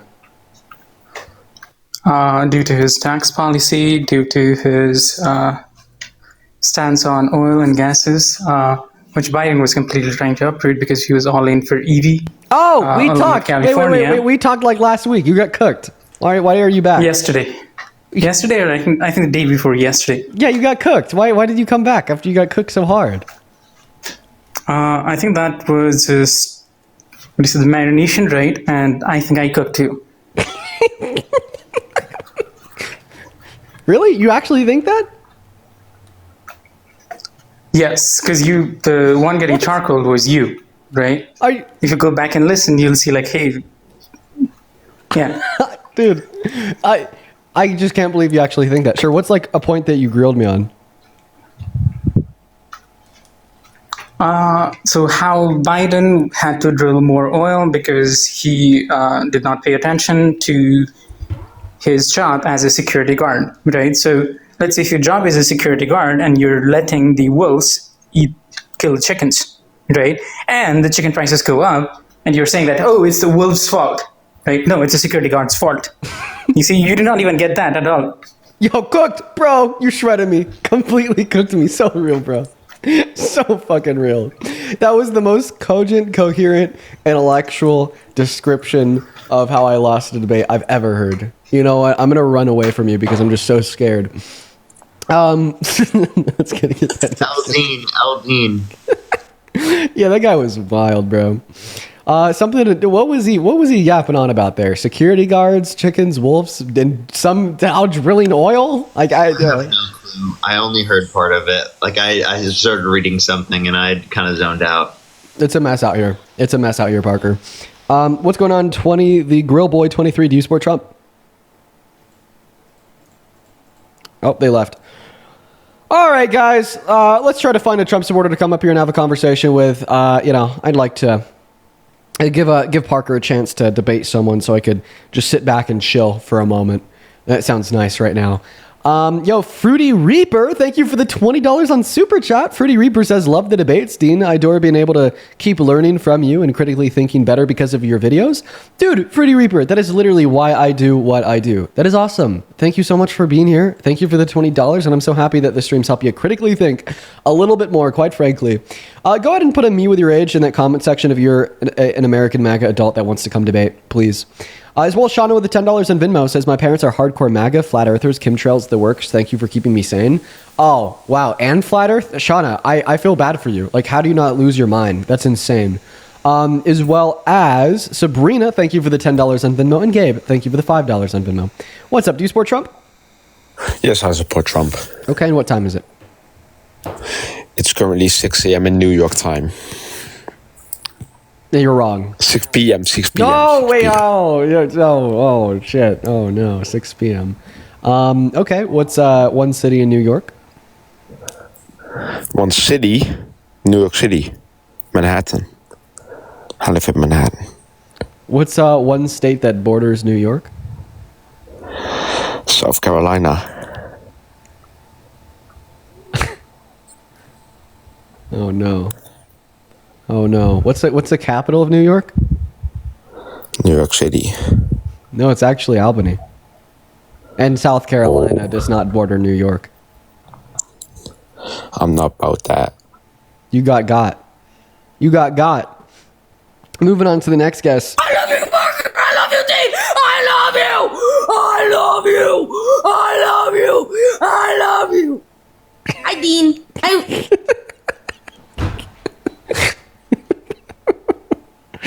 Oh God, that kid has too much time on his hands. Hi. Hi, do you support Trump? Can you debate my dad, please? He's MAGA, and I would love if you debated him and changed his mind, because I'm a Democrat. That would help a lot. If he's with you literally right now, then I'm down. But if not, He's right next to me. He voted for Trump, and he's gonna talk to you. Right here. Hi, Dean. How are you? Hey, what's going on, man? I'm doing all right. Not much. What's going on with you? I'm very proud of you, man. Oh, you're thanks. too young, and it's amazing how you debate with other people. Well, I appreciate that. That's very kind of you. Now, I'm hearing that you support Trump. I'm not technically support Trump, but I like his policy. I'm not in favor of the Democrat policy. That's why I vote for him. Okay, so what Trump policy are you a fan of? Let's hear it. Like not necessarily. Well, I'm not really have something particular in mind, but I like that he had a business background. He's not a politician, so he's doing more than talking. Right. Well, I don't really think that his business background has proven to be effective within his economic policy, and I think that's been proven demonstrably clear in the last 8 months, as nearly every fact of the American economy has gotten worse. Right? Unemployment is up long term. Unemployment is up. Inflation is up. GDP growth is down. Investment in American businesses is down. There's not a single macroeconomic variable that is better off today than it was a year ago. And if we want to relate that to his business experience, we might be able to explain it through his 6 bankruptcies. Maybe America is the 7th. It might be somewhat he said is true, but it's kind of hard to prove it. But the policy is working. He improved. I think the economy improved a little bit than 2 years ago, and inflation a little bit up. It's not that bad as it used to be, but I can confirm it. I'm not an economist to tell you, but in general, I like him better than. Wait, would you actually? Would you trust the opinion of an economist? Of course I do. Okay, Parker, he's an economist. He has a bachelor's degree in econ. Parker, what are your thoughts on the economy under Trump? Well, Trump fired the head of the Bureau of Labor Statistics because he said that the jobs report was so bad that it must have been politically biased. And then he hired someone new, and they indicated even less jobs for the next month, indicating that the job growth is so bad that our economy is likely slowing and could lead to stagflation, given that we see an increase in inflation, and we possibly could see declines in the GDP due to indicating job reports. Is it possible? So how you explain that the stock market keep going up for the last 9 months? Yeah, so the stock We're market facing inflation, like you said, the stock market should be drop down or going downturn. Inflation has gone up to 2.9% from 2.3% when Trump imposed his tariffs on Liberation Day in April. Okay. So it's shown a trend up of inflation, which will continue to go up, which we wouldn't have seen if the Biden-Harris administration were in office. I can argue with you. If it's statistics, what I'm going to say. Okay. But the point I'm just making is that we're in a bad economic standing right now because of Donald Trump. And practically every indicator within our economy is saying that right now. And that's what most economists are indicating to be true. Trump doesn't have good economic policy, and his policy in general is targeted towards helping people who are very, very rich and well off and not the everyday average American. His bill, the big, beautiful bill, cuts 420,000 children off of free school lunch and breakfast on average every month, 2.5 million people on average every month off of their food stamps, over 10 million people off of their health insurance through Medicaid, and add $3.4 trillion to the debt. So not only is he adding more to the debt, but he's cutting more people off their benefits. Okay. Well, it could be true. Is there anything else that you wanted to go over, or should we call it there? Why do you support Trump? Say, why do you support Trump? Okay, no, thank you, Dean. I appreciate your time. Okay. All right, you have a good one. Take care. Yeah. All right, man. Those are fun to do every once in a while. I will say though, especially when someone will want to pass the phone to a dad, I try to keep it cool, and I also try to keep it short because I never want to get a MAGA father angry and upset and fear that they may take it out on their kids. That happened one time, a really long time ago, and ever since then I've just been very hesitant. What's up, Dallas? Do you support Trump? I struggle with self-harm, and you both have helped me so much. I'm sorry. Hey, Dallas, I'm really happy that we've been able to help you, and I hope you have a good rest of your day. We obviously have to disconnect you because you're underage, but I'm happy. I'm happy that we've been able to help you. Let's go to move on to the next guest. Hey, what's up? Do you support Trump? Hang on. All right, they're not here. We're going to move on to the next guest. Here we go, folks. Go ahead and hop in that queue if you're an American adult that supports Trump as president. What's up? Do you support Trump? You just need to shut your bitch ass up. Wow, silence the opposition. You're a fascist. No, I don't even support Trump. How old are you? 18. And why do I need to shut up? You just do. Okay, could you give a compelling reason for your argument? Pussy. Oh, that doesn't sound like a compelling reason. That sounds like a middle grade insult. Yeah, a middle grade insult. You're just a pussy, bro. Shut the fuck up. Oh, wow, someone's getting really angry. Hey, I have a question. How many continents are there? Not. 7. 7? Name them. Oh, fuck. Yeah, I'll shut up if you go to school. I'm going to be talking till the day I die. I graduated, actually. Hey, bro, I'm not on here to debate you, dude. I just want to tell you to shut the fuck You up. just debated us. Do you know what debating is? Wait, by the way, you went on a debate platform to not debate people?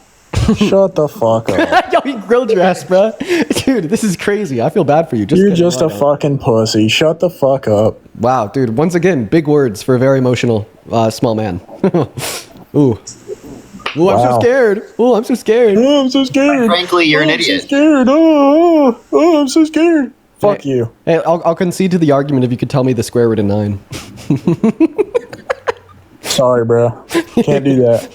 Get the fuck out of here. Let's go to move on to the next up. Let's get that next guest loaded up in here. Hop in the queue if you happen to be an American adult that supports Trump as president. Here we go, guys. It's terrible. Oh, it's so terrible. Hey, Spencer! Thank you for the $20 on Super Chat. Spencer says, I wonder if MAGA believes this. We're running Earth faster than we anticipated, so we need to build a rocket life raft to save the whole mankind. Meanwhile, we are over here asking how we're about to fix what's broken together. Hey! What's up? Do you support Trump? Hell yeah! You really shouldn't. He's a terrible president. But you kind of sound young, so I gotta crazy as fuck, boy. Hey, listen. Age? Listen. Age? Oh, I'm 21. Okay, what year were you born? That's old enough. 2003. What month? Oh, April. Oh, you'd actually be 22. You don't need to know, bitch. Listen. He kind of sounded like 12 for sure, but then on like another hand, he actually kind of did sound 21. He was like kind of one of those confusing voices where it could honestly have gone either way. Parker, how are you enjoying our guests? Interesting so far. I feel like your guest request is always just absolutely insane. Yeah, it's it, dude. You should have seen it last night. What's up? Do you support Trump? L to the no. I'm sorry, man. I'm sorry, man. I know it's for the guys who are the people, ignorant people who support Trump. Yo, dude. I'm from a different country, and I'm telling you, I don't even talk to my friends from my country who told me, hey, he's doing good. I'm like, sucker, don't talk to me until he gets out of office or he croak. Listen, Goodbye. bro. Listen, bro. You're cooking. Love You're cooking. You're cooking. I love you too, bro. You have a good rest of your evening. Oh my God, dude. You got the coolest man alive on the stream. Let's go. Moving on to the next Trump supporter. We got Victor loading up in here. Here we go, guys. Very quickly, I'd like to thank, let's see here. Hello? Harley, thank you so much for the $10 over on Venmo. Thank you so much. Thank you so much, Harley, as well as I did read your message and the earlier one. Thank you so much for your kindness. What is Victor? Do you support Trump? Surprisingly, I do. Victor, how old are you? I'm 21. Okay. 1 second, because I got to thank somebody. And you have a little bit of echo. Swipe in and out of the app. Oh, I'm so sorry, boss. No worries. Lindsay, thank you so much for the $100 donation over on Venmo.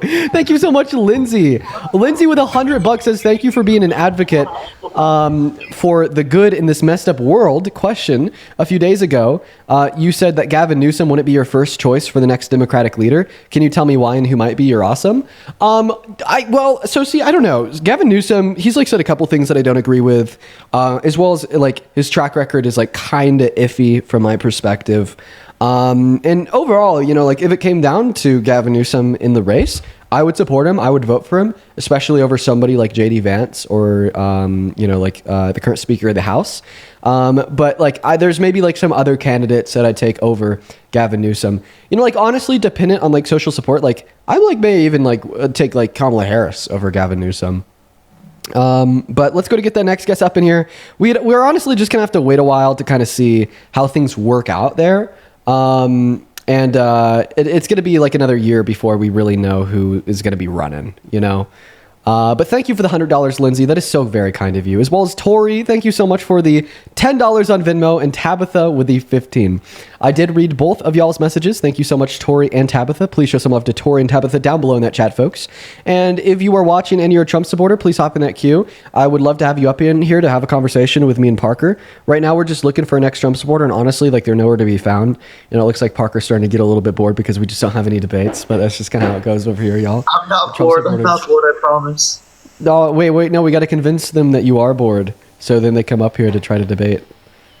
He's so bored. He's dying from boredom. I'm so bored. Oh my gosh, so bored. If we don't have a Trump supporter up in here in the next 10 minutes, he's literally going to die to death of boredom. What's up? Do you support Trump, Crystal?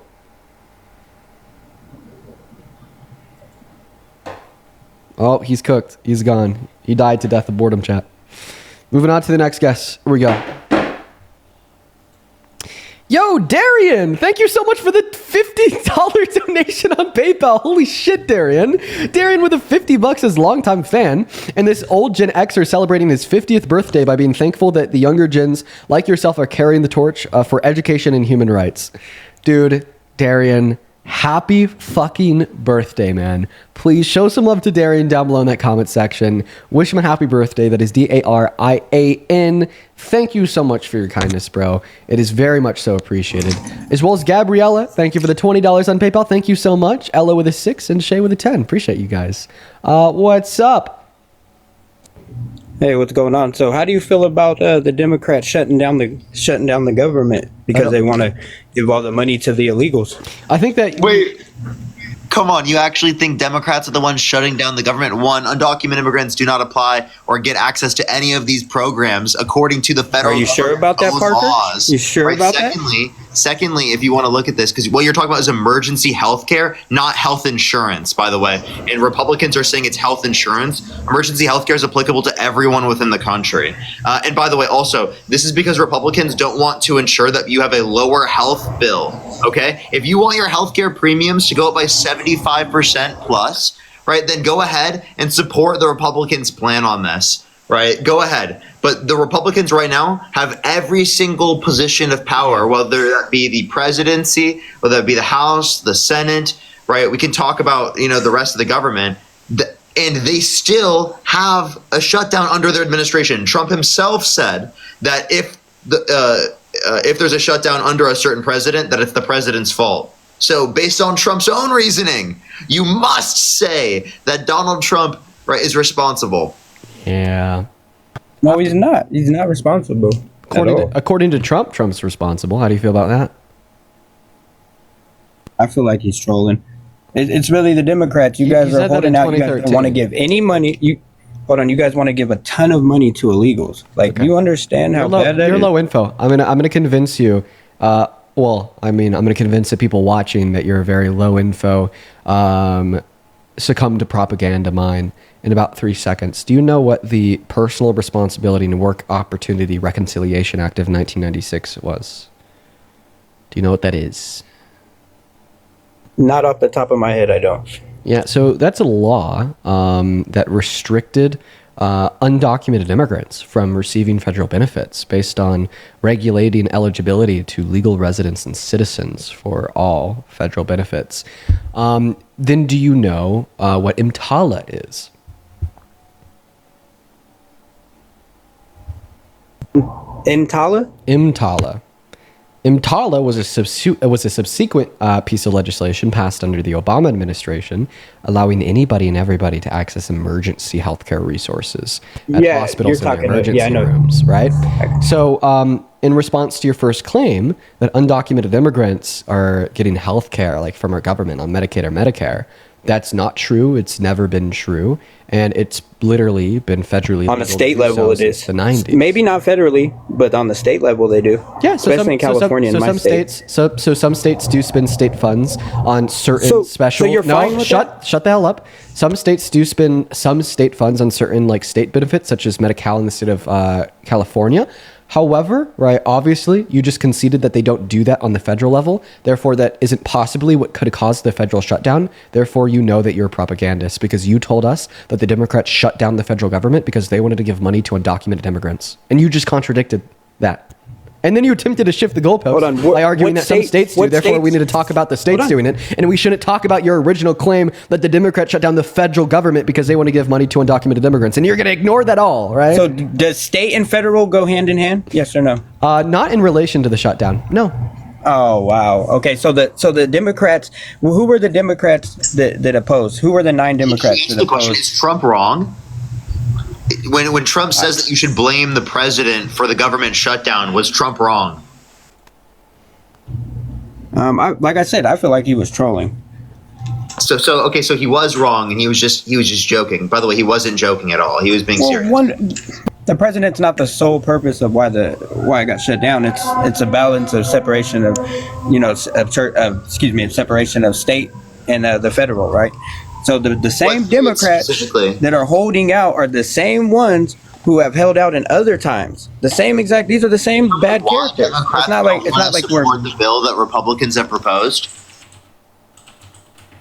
Exactly. What's wrong with the bill? Can you tell me what's wrong with the bill? I bet you can. Increase health insurance premiums, costs, and kick millions of people off of health insurance. Yeah, so basically it wants to let some subsidies offered under the ACA expire, which the CBO, which is ran by partisan Republicans, projects to increase healthcare premiums for those that are still on Medicare and the ACA by upwards of 75%.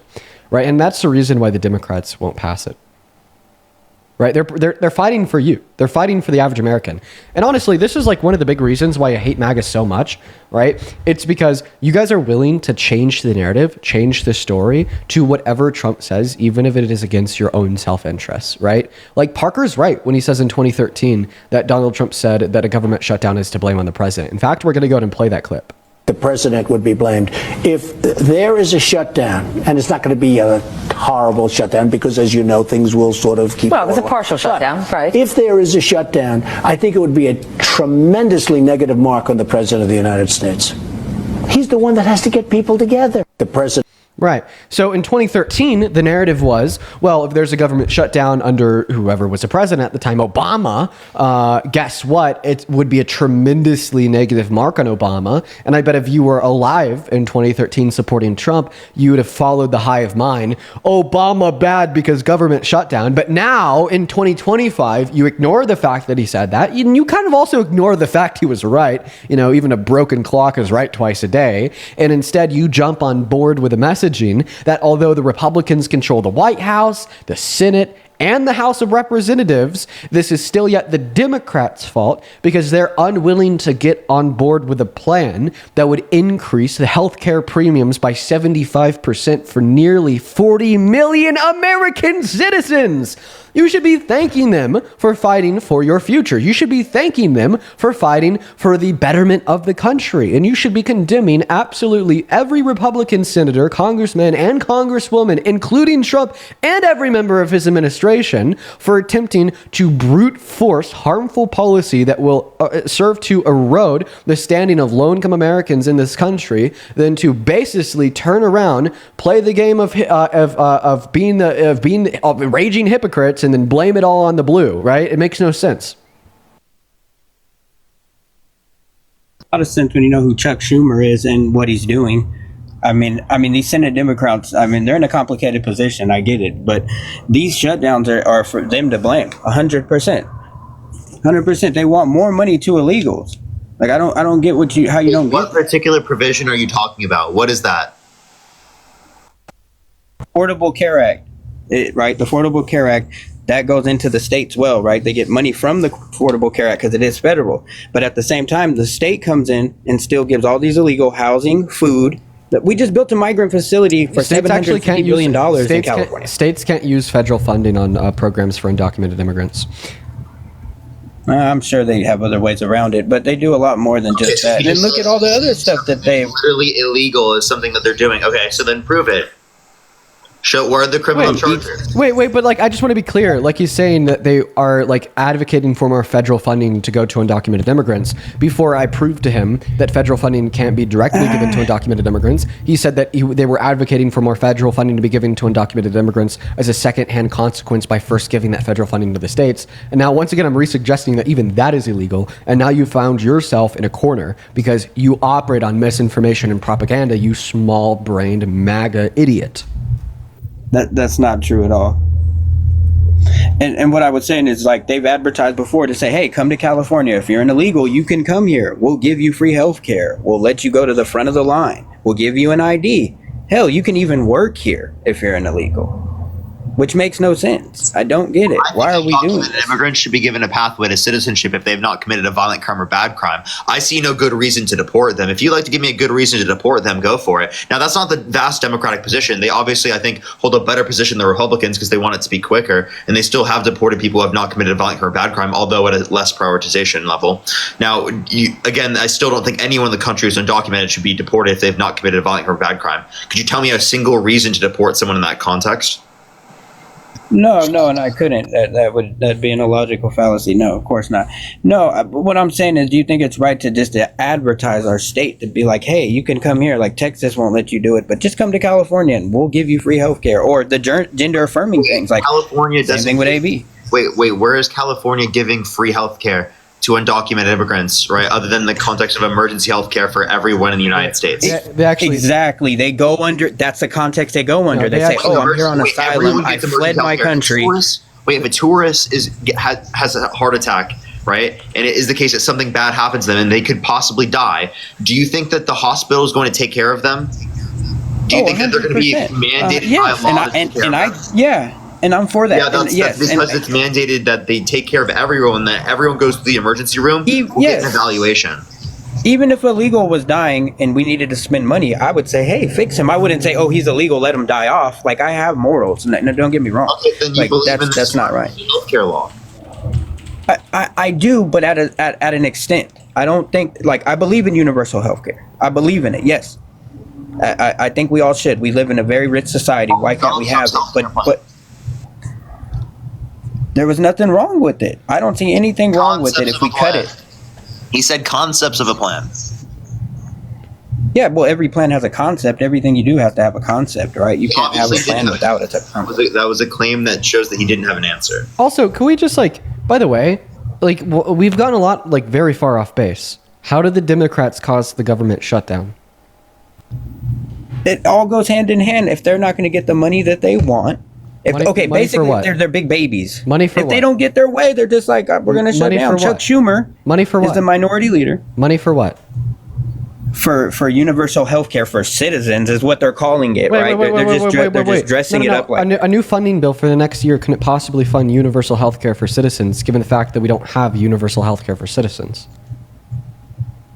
Well, we do, but it's only for people that are poor. You have to make under a certain threshold. Well, then it's like not if you universal. make under 50. Well, just make everybody poor then. Okay, is everyone poor? Pretty much, I would say most people in my city in Sacramento are pretty poor. So just everyone qualifies for the ACA? Do you qualify for the ACA? No, I don't. Of course not. But what I'm saying is, wait, but I thought you said everyone qualifies for the ACA.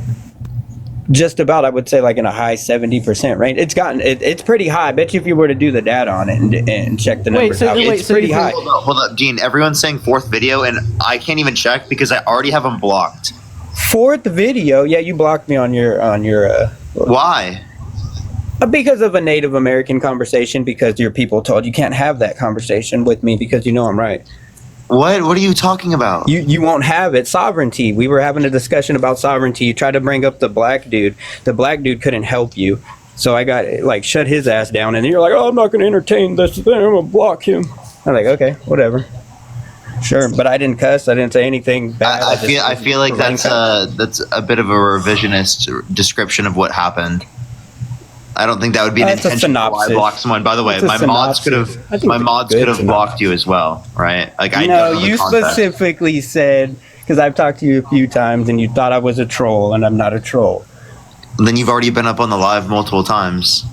Yeah, I've talked to you multiple times. I've been on other lives with you, or you were on other people's lives. Yeah, his fourth video is just him filming some dude knocked out off of Dear UGS, most likely, and then the caption is like the liberals, Democratic City. Liberals. Yes, that's a democratic. That's what you guys want, and okay, that's the whole thing. Wait. So if you could blame, if you could blame everything that happens in a city with Democratic leadership on Democrats, can I blame everything that happens in a country with Republican leadership on Republicans, such as the government shutdown? Really? So therefore, according to you, if you wanted to, the government shutdown is Donald Trump's fault. Boom. Thank you. How many homeless people were in California when Gavin Newsom became governor? Wait. It was under 60,000. Go look up the number right now. Go look up the number right now. It's hilarious. I'm going to need you to acknowledge the argument that I just gave you.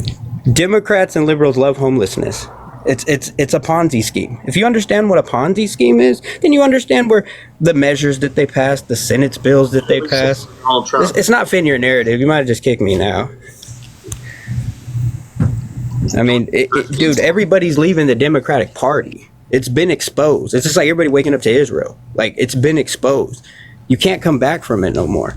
Everybody realized, and now it says, "Oh, I'm an independent. I'm an indocrat." I was a Democrat, but I'm independent, right? The only person who's ever been independent are libertarians and Republicans. Respond to the argument that I gave you. Yeah, well, okay, like I said, yeah. And if you want to say that Trump shut it down, right?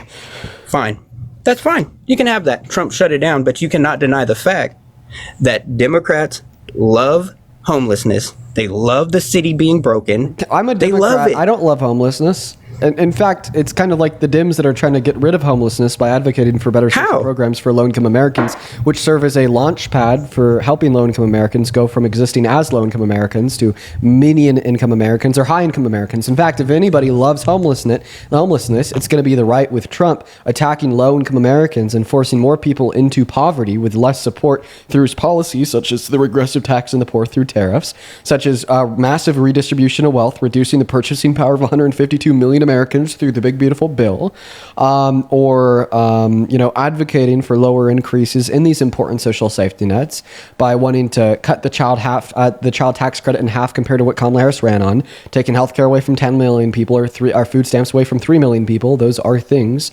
that will force more individuals into poverty and make more people homeless.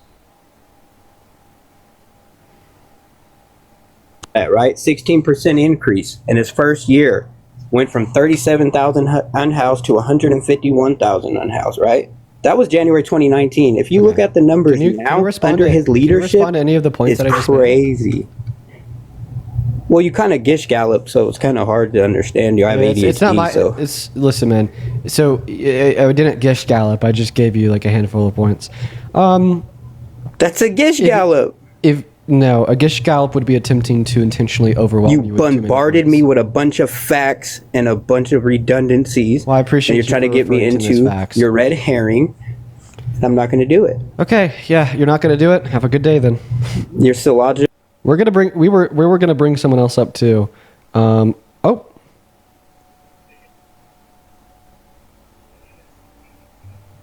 Hello? Yo, Santana. I don't think he's here. I didn't mean to click on him. Hear me? Oh, fuck. Santana, hop back in that queue, man. I'll let you back up. Hop back in that queue, man. I didn't hear you. Hop back in that queue. I'll let you back up. Where'd he go? I could hear you at the end there. I'll let you back up. Hop back in that queue. Parker, you good? Yeah, I was looking through the box. Yeah. Well, so I didn't mean to click on him, but I'll happily let him back up because I didn't mean to kick him either. Sorry, I was getting close because it's my phone. I'm on my phone. And I was trying to see the box, see the names in the box. Okay, well, Santana, feel free to hop back in that queue, man. Didn't mean to kick you. I thought that you were gone. Let's go to get that next guest, Duct Genius, loaded up in here. Here we go. What's up? Do you support Trump?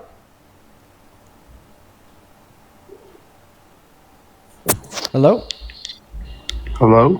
Hey, what's up? Do you support Trump? No. All right. I hope you have a good rest of your day. We're going to move on to the next guest right now. We got. Meantime, everyone, tap that screen. Let's get to 4 million likes on the TikTok stream right now. There's 15,000 people in here right now on the TikTok stream. If I don't see 4 million likes within 20 minutes, then the anxiety pen will never be revealed ever. What's up, A Bound Farms? Do you support Trump? I voted for Trump. I no longer support Trump. You don't support him anymore? Correct. Bass, bro. Super bass, my friend. Let's go to get that next guest loaded up in here. We got David connecting.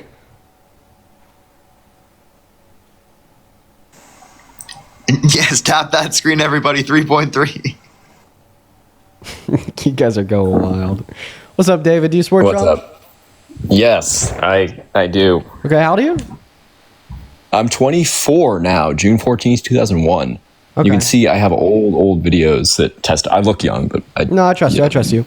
Real quick, before we hop into our conversation, Jody, thank you so much for the 31 Australian dollars over on Super Chat. Thank you so much for the love, Jody. Jody with the 31 bucks says, it's so funny whenever they avoid the question because they got cooked. Dude, it is like every other guest. It's not funny, haha, anymore. It's like funny, sad. As well as Julene, thank you so much for the $50 over on Super Chat. Thank you, Julene. Julene, you've been here a handful of times before. Make sure to show some love to Julene down below in that chat for the $50. Julene with the $50 says, I am the 60-plus-year-old SA victim. I testified 30 years ago, and he got 34 years in jail. And his lawyer was a Republican senator, a former Secret Service, and a millionaire corporate Christian. Thank you for standing up for all. You know what, Julene, I remember you. We talked about this a little bit ago. I'm so happy that he was able to get the justice that he deserved by getting locked up. I wish he would have been locked up for longer. And I'm really happy that his crazy-ass lawyer couldn't get him off the hook either. Thank you for the $50, Julene. As well as Fruity Reaper, thank you so much for the $20 super chat on YouTube. They didn't leave a message. All in your love. Thank you, Fruity Reaper. As well as Jay Peasy, thank you for the $20 over on super chat as well. Show some love to all of the donors down below in that comment section, folks. And then a couple more here. Laura! Oh my God. Laura! Thank you so much for the $100 over on Venmo. Jesus Christ, Laura. Laura with 100 big ones says, you give me hope in this dumpster fire of an administration. Keep on educating and grilling these fools. Laura, thank you so much for your kindness. It means the absolute world to me. I do not deserve that much love. $100 is just absolutely absurd. Please show some love to Laura down below. As well as Allison, thank you for the $10 over on Venmo. Carry on, thank you for the $15 on PayPal. I really appreciate that. And then Jeanette with the $10 on PayPal as well. Thank you, Jeanette. There we go. I appreciate everyone so much. Go ahead and take it away. Tell us why you support Trump. Well, I mean, I'm basically broadly a social conservative, and I think that Trump, although like flawed and kind of vulgar and idiotic, basically is an effective avatar. He's a special kind of person who's able to bring movement conservatism like a lot of power.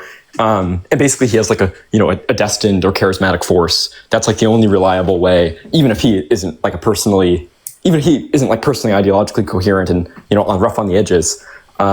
He basically can channel movement conservatism, and like the broad long-term effect of that will be movement in like a conservative direction, which basically means I'll endorse like most of the mainline conservative, like social conservative talking points, and like, reform, like anti-Great Society kind of economics.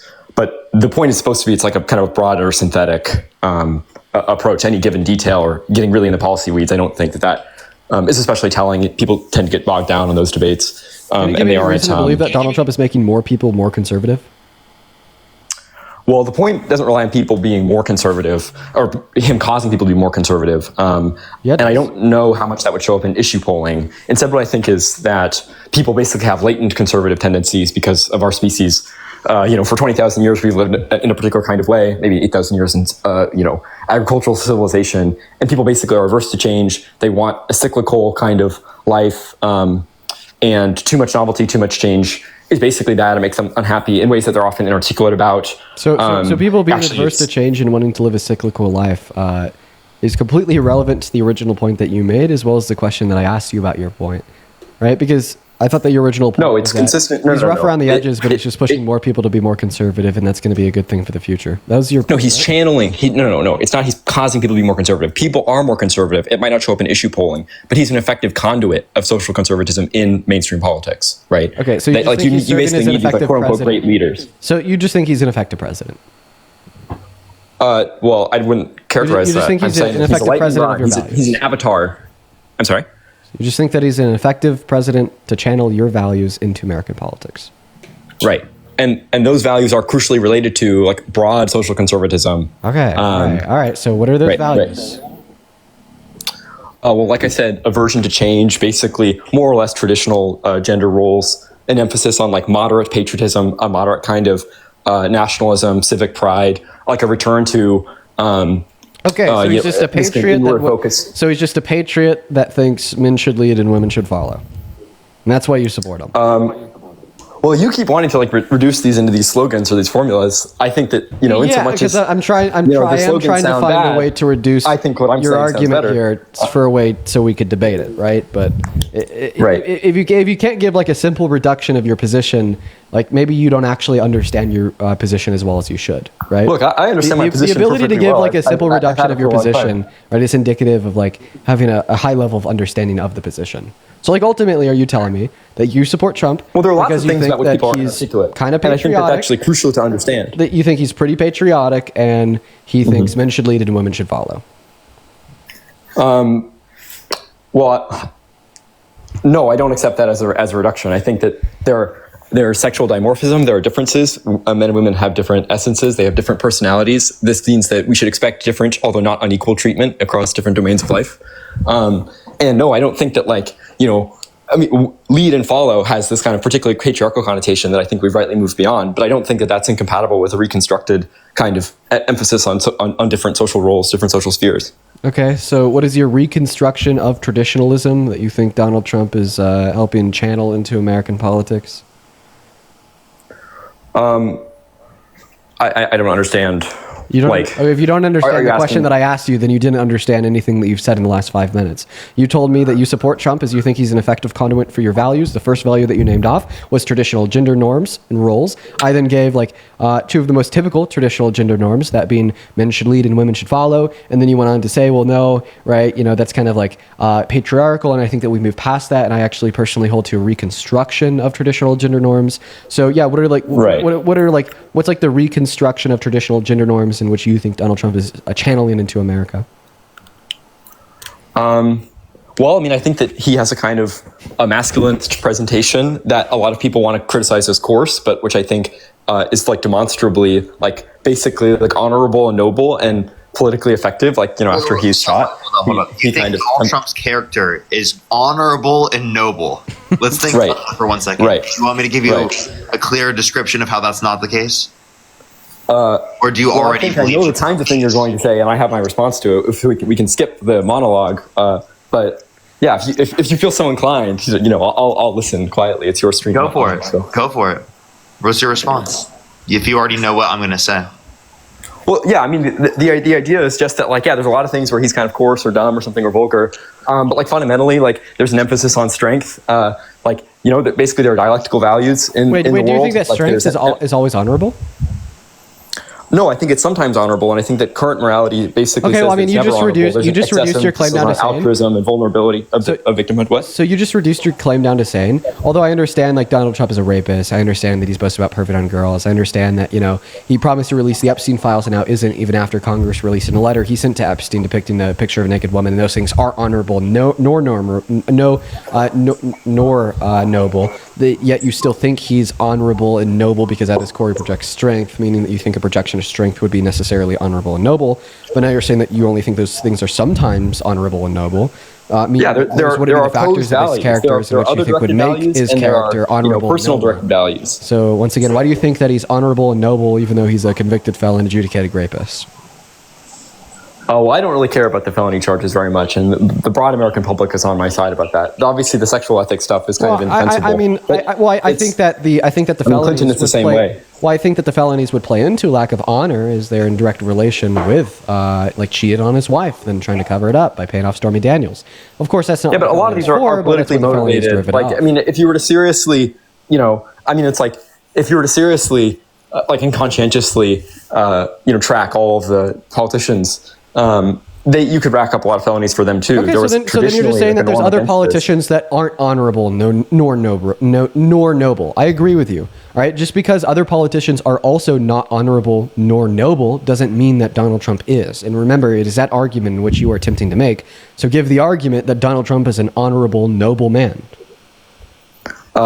That he projects strength, that he represents the interests of those who are often inarticulate in middle America. So then you are saying that a projection of quote-unquote strength is honorable. So is Hitler honorable? In that sense, yeah, but obviously, there's so many other bad things about him that it would be strange to say that, it would be strange to say simpliciter that he's honorable. So Donald Trump is honorable like Hitler. And just like Osama bin Laden is brave, right? Some evil people have virtue, but acknowledging that sounds bad. I'm sorry? Is that the sense of honorable that you use that indicates that Hitler is honorable under that notion of honorable? I think I used it in a context where it should be understood that I'm not overall honoring the person, but I'm noting in the abstract, and there's an analytical value. Just like Osama bin Laden is virtuous, right, for being brave or something, right? Any ordinary person understands that, in context, I don't support evil people, right?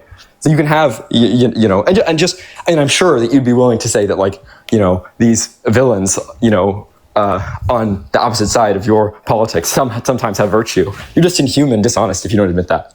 Well, I mean, I don't think and I'm so if you want to dishonest. ask this like I don't think that I'm dishonest for making it clear that I'm not even sure what you mean when you like discuss the virtue of honor. If you think somebody such as Hitler would be honorable, right? Like typically, like we would frame like honor. That's not true. You know exactly what I'm saying, right? You know exactly what I'm saying. I don't know what you're saying because typically we'd frame the virtue of honor. No, you're not an illiterate person. You understand that like evil people can have some vices or some. I think that you're trying to actually even some override. I think that you're trying to like gaslight me into thinking that I understand what you're saying, but like no, I don't, right? Because like typically the virtue of honor, right, could be like framed in such a way in which is positive, right? Like the common understanding of honor is like something that is good, right? And you're attempting to like apply this like good positive attribute to somebody such as Hitler. I just don't see the connection. So maybe if you could give us a description of what you mean in discussion of this virtue of honor, so we could better understand your claim when you tell us that you support Trump as president because he has this virtue. But like honestly, even from your perspective, if you think that this virtue isn't necessarily indicative of like a positive character given your application of said virtue to somebody like Hitler, well, then even if Trump were to possess this virtue, given your definition and understanding of said virtue, this wouldn't be good reason to support him as president, as it isn't indicative of anything good about No. That again, that's a simple misunderstanding. It's like, it's something that, you know, in the abstract, prima facie, counts in favor of someone. Now, it can be overridden. It's defeasible, right? Just in the same way that like Osama bin Laden is brave. That's a virtue in and of itself. It's just overwritten by all these other things. In the same way, Trump has virtues. He just happens not to have overriding negative values. If you think that this is like a prima facie value in which he holds of like possessing the virtue of honorable, I'd say what would overrule that would be the fact he's a rapist. That's a pretty overwhelming. Do you believe any rapists are honorable? Again, like that formula is so misleading. Like, no, of course not. But at the same time, we're talking from a net basis. Honorable is a measure of like someone overall, right? Would be like considered. No, it's not. Good person, you're misunderstanding ideal English. individual No one that you want to. That's not proper semantics. That's the way that we use the term honorable. Also, I just want to put this out here. Parker's argument that right there wasn't misleading due to the fact that you said that this virtue is like prima facie and that it could be overruled. Obviously, like a dramatically bad thing such as rape, and in my view, would be classified as like with weight compelling reason to overrule this like prima facie virtue of honor. I'm sorry, will you say that last thing again? Yeah, that's like really bad. That seems like compelling enough reason to like overrule this prima facie value. Do you disagree? Yeah, I mean, it's just like all virtues have corresponding vices, and you know, in so much as like you have it's like whole societies were like immensely patriarchal and basically like vicious from the modern standpoint, right? All of the Greeks, all of the Romans, right? You know, all of 19th century Germany. No contrast from 20th century Germany. I'm not saying some Nazi thing. And it's like, you know, if you evaluate these people on like a single dimension, you will basically come away, you know, or basically all of American history until the 1960s, like you will come away basically being like, these people are indefensibly immoral to the point where it's like you can't even. The only individual that's trying to evaluate the character. The only individual have here. such a perspective. The only individual here keeping the negative about so much of the past, like, in a totally undifferentiated way. The only you will end up basically, as you sound like a historical illiterate, you'll be unable to entertain basically the vast majority of important texts and people in our life. On our planet. The only individual here who's attempting to evaluate the character of another individual with one dimension would be you. Right? You're saying that you support Donald Trump as president, even though, right, you know, he's barreling our country into the ground, violating the Constitution, playing authoritarian, saying it's illegal to criticize him in the media, which, by the way, are all like antithetical to like traditional conservative values, which you said is the reason that you support him, is he's channeling those into American politics because you believe that he possesses some virtue of honor, right? Evaluating him in an incredibly one-dimensional manner. Now, even in your one-dimensional evaluation of arguing that you think he possesses this virtue of honor, you can't even tell us what this virtue of honor means. We learned that you also think Hitler has this honor, and we've also learned that you don't think reflective vice of being a rapist, a felon, best friends with one of the most, quote-unquote, prolific child sex traffickers of the 20th. I'm trying to speak in general, so it's possible to have a conversation. Obviously, in all those points, I'm going to dispute a bunch of the facts, right? Honor. So, do you maybe just want to start off by telling us, like, what like a fair definition of honor would be? No, the primitive terms in our language are not definable, right? It's like, but like because if you're not going to define honor, right? Well, then I'm going to kick you and move on, David. right? Because basically what you're saying is you support, right, the wannabe I don't need to authoritarian define it. president You know what it is. because You he can use language. because he you don't need possesses to an like attribute pretend not to understand because he things. possesses an attribute that you cannot clearly describe. Okay, define red without reference to other colors. Okay, now you're trying to describe how I, right, hold on to like conceptions of words such as red, and you want me to define it, and the purpose of the question Right, okay, and is you're to come to the filibustering because it's conclusion. difficult to do because it demonstrates the point that certain Hey, primitives are undefinable. hey. We should be cooperative. Like, you're a smart guy. Like, Hey, just David, use language as it's, traditionally. maybe if you wouldn't interrupt me, I would be able to answer to what you're asking of me, right? And we could try to have a coherent conversation. But with the incessant interruptions, that's going to be impossible. So I actually agree. That like certain words are undefinable, or in like a very like conservative way, really hard to define. Right. And I think that I've kind of gone through like this similar like line of dialogue with like other individuals in debates at points before. And I've struggled to define certain words. Right. So I get where you're coming from. But like, I just want you to know that the reason I'm asking you to define the virtue of honor in this sense is because I literally don't understand how you're using it. And if I don't understand how you're using this virtue of honor, like I don't think that we could have a conversation, because you're basically saying that you support Trump because he possesses this virtue that you cannot clearly describe how you're using it. Right. So in this situation, I don't think it's an issue of like the main issue is just an issue of not being able to understand one another. I don't understand what you mean when you say that Donald Trump is honorable. Sorry, I didn't realize I was muted. So, okay, yeah. I mean, I do think you probably have a better idea than you're saying, but I'll try my best to try to, explain, which is like, here's this person who basically out of nowhere, with no real political support, actually kind of a bumbling, like bad campaign in 2015, is able to corral all this support. So much so that like by 2016, it's a fait accompli. People constantly say he's going to lose, and then he ends up winning. Again, he's able to inspire on the basis of sheer charismatic authority, a tremendous political campaign. He's basically taken over one of the major parties of the largest, most. So you support Trump. So you support Trump as president because he's president. No, because because guess what? Because guess what? That's gonna be that's gonna be the reduced understanding of gaining such a sheer amount of support from like so many people in America in a mainstream political party. Guess what? Every single president does Ted that Cruz or in the election in which they win the president presidency. in 2016. They wouldn't have the same support as Trump did. Yeah, who knows? Right? They might even have higher support. I think that right now, Trump such a cult-like support. That means that he's such a great candidate. Hello? Yeah, you're just saying that because Donald Trump has a cult, therefore he's a good president? Good question, Barker. No, I'm sorry. That was a question? What was the question? So is your argument because Trump has a cult, therefore Trump's a good president? The fact that he has a cult demonstrates characteristics that he has that are part of being a good leader. Yeah. You can't make this shit up. There's no way you just said that unironically. Because Trump has a cult, something that therefore a lot of Trump people is a said good about a lot of president. leaders throughout history, including Washington and believe what you just Jackson. See, I hold on to a completely different conception of like leadership ability than you do, right? So I don't like predicate how good or bad of a leader somebody is based upon the amount of individuals that they can get to follow them, but rather what they do with the individuals that they lead, right? And I think that's like a very important distinction. So do you not believe in destiny or fate at all? Do you not believe that there are certain people who have a certain kind of charismatic power? Why are you interrupting me? Well, because I had a question. I think it was interesting. Do you not? I think that you could wait to ask your question until I'm done speaking. Is that fair? Well, I mean, you have mute power over me, so, Thank you for reminding me. I'm actually just going to go ahead and use it so I can finish speaking here. So once again, like, I don't think like how good or bad an individual's leadership abilities is determined predicated on the amount of individuals in which they lead or the amount of individuals in which they can get to follow them.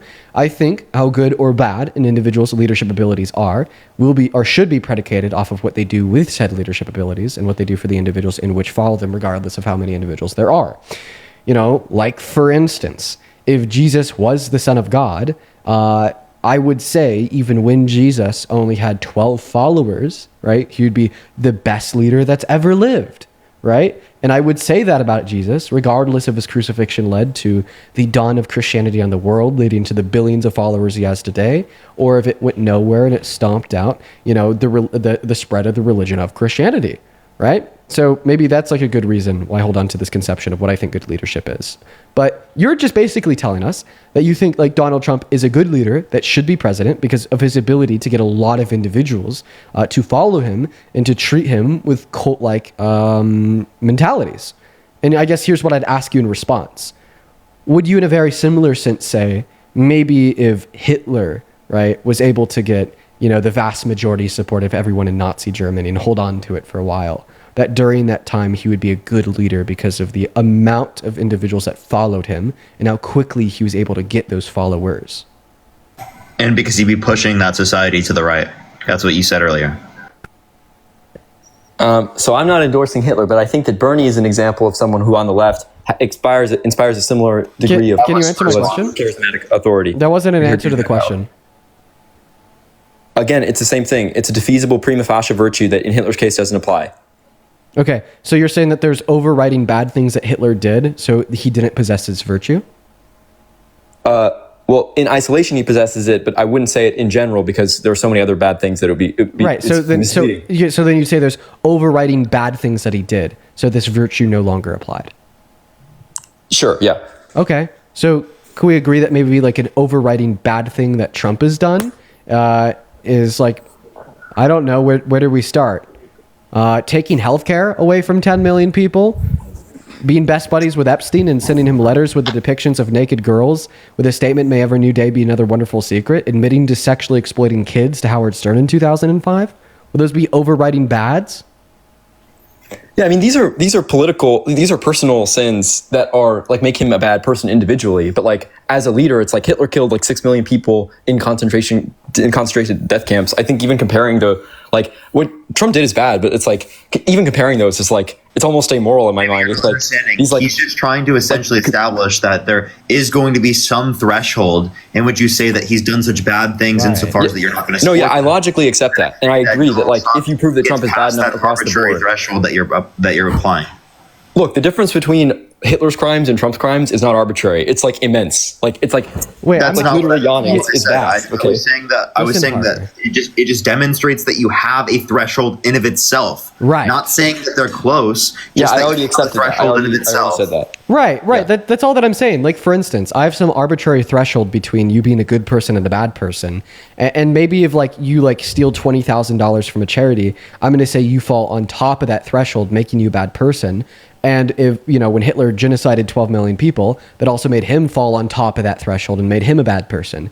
Is that me comparing stealing $20,000 from a charity to genociding 12 million people? No. That is just me simply stating that it is reasonable to assume that both the action of committing genocide and stealing $25,000 from a charity would place you beyond any reasonable threshold of being a good person.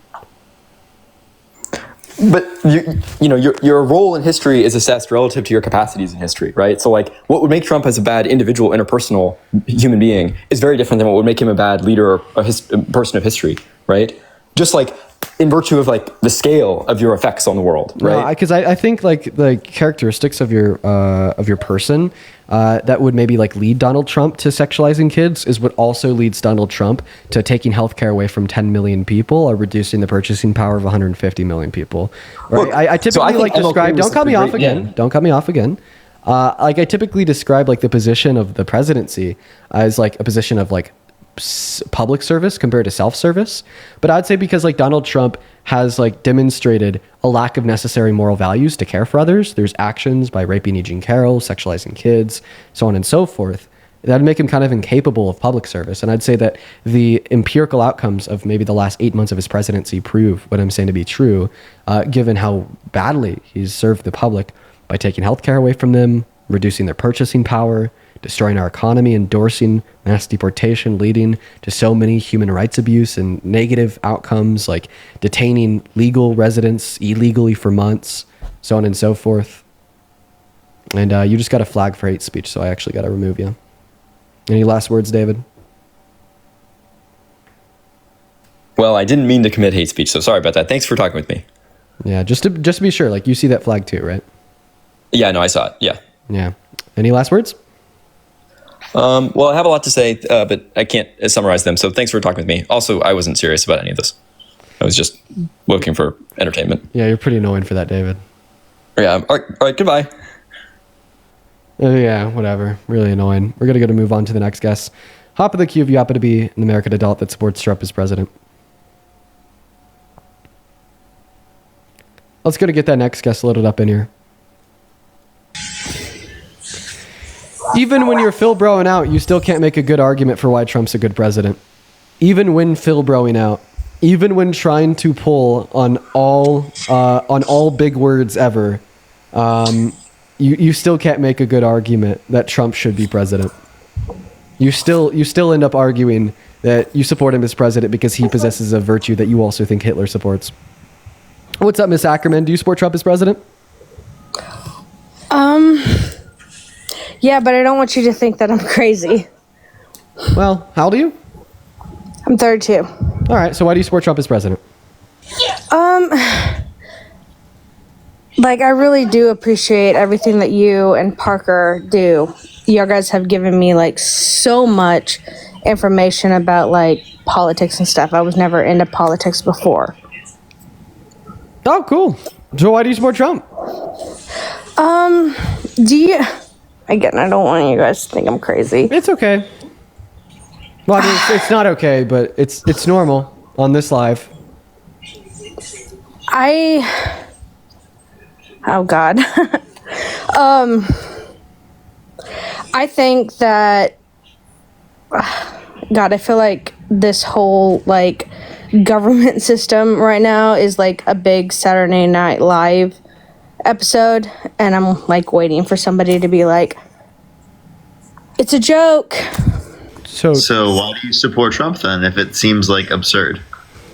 Yeah, do you know how like everything that like that's like bad happens causes change?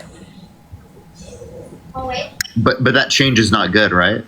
No, it's not. But like, again, I don't want you guys to think I'm crazy, but like, I don't think like Harris would have like put things into motion the way that like the destructive things that Trump is doing. You think that she would be less destructive than Trump? Okay, I think you're crazy.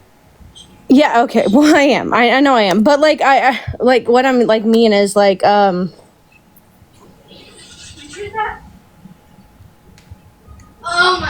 like you guys like bring up a lot of stuff and like we're just gonna move on to the next guest. Oh boy. Yeah, how are you enjoying these great debates? I'm confused. So did they not support Trump? No, she did, and I feel like the argument that she's gonna make is that he's like more destructive, and that's gonna like radicalize like more progressivism and lead to like better. That's what they're arguing. Yeah, you don't hear that one too much anymore. Nick, thank you for the $10 on Venmo, saying looking forward to hearing you every day after work. Thank you for being the best. I appreciate you for being here, Nick, and thank you so much for the $10. By the way, for everyone watching, we have around another 25 minutes left on the stream. I would also like to thank Anon for the $3 and Savannah for the $2 over on Venmo. Thank you so much. As well as Marissa, thank you for the $20 on PayPal, saying keep up the great debate. Thank you, Marissa. I really appreciate that. Thank you so much. You guys are awesome. Thank you all. Okay, let's see here. Sadie, thank you so much for the $50 over on PayPal as well, saying happy 200th episode. My husband and I have been listening because I have it on, and he's also enjoying the debates. Dude, that's awesome. Shout out to you and your husband again. I feel like you came in here the other day, and I gave you a shout out to you and your husband. So shout out again to you and your husband, and thank you for the $50. If you're watching and you want to support me, you can find my Venmo, my PayPal, the link tree in my bio on TikTok or in that pin message on YouTube. In fact, the link, the PayPal are actually right over my head right now. What's up? How old are you? Hello? Nope, they're not here. Let's go to move on to the next guest right now. Hop in that queue if you support Trump. I'm a little bit tired out. Parker, how are you feeling? I'm feeling okay. Like I could do some debates. I might. We'll see if I crash early though today. I might, because I've been a few hours on here, but I wasn't doing that much. Maybe I'll be okay. Yeah, no, for sure. I get it. Santana? Hello. Dude, are you hacking my guest box? Yeah. Dude, you gotta be hacking my goddamn guest box, bro. Dude, the box is trash. No, listen. Like it bounces around all the time. Listen, I just clicked on Logan. I just clicked on Logan from Ohio, and then you popped up here. Santana, yeah, this just in. Santana is hacking my guest box, everyone. It's official. It's official. I have an indirect. I have a direct line with TikTok, so we're here. I guess so. The DMZ called. Anyways, what's going on, man? How are you? Good. I originally came up because when the guy was talking, I stepped away for like half a second and got back too late. But the guy was talking about indigenous people. Parker, I know you probably don't remember, but his whole premise was that basically the G side of indigenous people wasn't a bad thing; it was necessary, and like that was his whole premise. Like that's why you end up kicking them and blocking them. I knew it was going to be an explanation like something crazy. I knew he was really horrible. Yeah. No wonder I had them blocked. I have a feeling like if someone is blocked, like it's practically always they've done something pretty insane. Like my mods don't block people like without reason. It's very unlikely that someone's like going to get blocked like on accident. Yeah. It was the justification of slaughtering people. Yeah. Actually crazy. Yeah. That was that Life at the Liquor Store guy. No, he's been up here a handful of times before. He is crazy. Anyways, yo, Santana, I appreciate you for popping up for a second, man. We're actually just looking for our very last debate of the evening. So I'll probably drop you down and look for a last Trump supporter of the night here. But I'll probably start up my live here right now as well. Okay. Yeah. And then also, Santana, I sent you a text. I want to chat offline. So maybe like today after the stream, I could give you a ring. Yeah, I shot you a message back. Just let me know when you're free. All right. Sounds good, man. You have a good one. All right. Yep. Take care. All right. We're going to go ahead and get our very last debate of the evening up here with the last Trump supporter. I'll see you in a second, Dean. I'm going to go start my live right now here in a second. I'm going to take like a few minutes and get something to drink and stuff before then. All right. You have a good one, man. I will see you, bro. All right. Here we go, folks. Quite frankly, this will be the very last debate of the evening right here. I'm kind of tired, you guys. So I think this will be it for me. It is 5:18 over here in Colorado. What should I do for dinner tonight?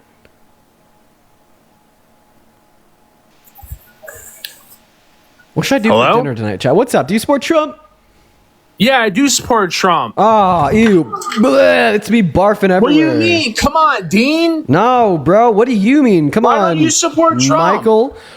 There's about a billion reasons. One reason why I don't support Trump is because he is a 34-count felon adjudicated rapist. Another reason why I don't support Trump is because he's boasted about perving on underage teenage girls. He sexualized a 10-year-old and said he dated his daughter if he wasn't his daughter. Now, of course, that's just character, but still incredibly meaningful when we look at policy. A big reason why I don't support Trump is because he nominated 3 justices to the Supreme Court to overturn Roe v. Wade, which then put a woman's right to access abortion back down to the state level, which led to 10 states banning it outright, even in circumstances of grape, meaning that today in America, there's 60 pregnant grape victims that are denied access to abortion every 24 hours, on top of the 66 million American women and girls who do not have access to elective abortions in, 28 of our states? Now, on the economic side of things, I mean, right now, we have levels of income inequality that are quite equivalent to that of France before the French Revolution. We need to fix that, right? And we should be fixing that by giving more breaks and cuts to low and middle income Americans, not by passing the most expensive bill in American history, defunding healthcare, defunding food stamps, and redistributing wealth from the poor to the rich.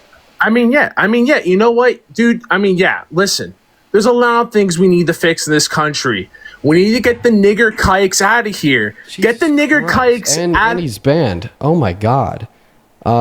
Jesus. I was, usually I'm kind of like expecting shit like that, and like prepared for it. That like sent like a visceral shock through my body just because of like how like unprepared I was to hear that. But let's go to move on to the next guest. Hop in that queue if you happen to support Trump. We'll get you loaded in. Everyone just do be patient. We got Tyler 22222 loading up. Savannah, appreciate you for the $5 on PayPal. Stevie, I really appreciate you for the 2. Thank you so much. as well as Summer. Thank you so much for the $10 on Venmo. I appreciate you for the love, Summer. Dario, thank you for the $10 as well. Thank you so much, Dario. I appreciate everyone so much for the love. All right. Yo, Coral, thank you for the $20, saying steak is always a satisfying option for dinner, just saying. Yeah, I haven't had steak in a while. I might do steak tonight. Everyone in the chat is spamming sushi. Fun fact, I'm actually allergic to sushi. Spencer with the $5 saying, Dean, have authentic Mexican tonight. I think it'd Spencer be with the $5 absolutely saying, Dean, have authentic Mexican tonight.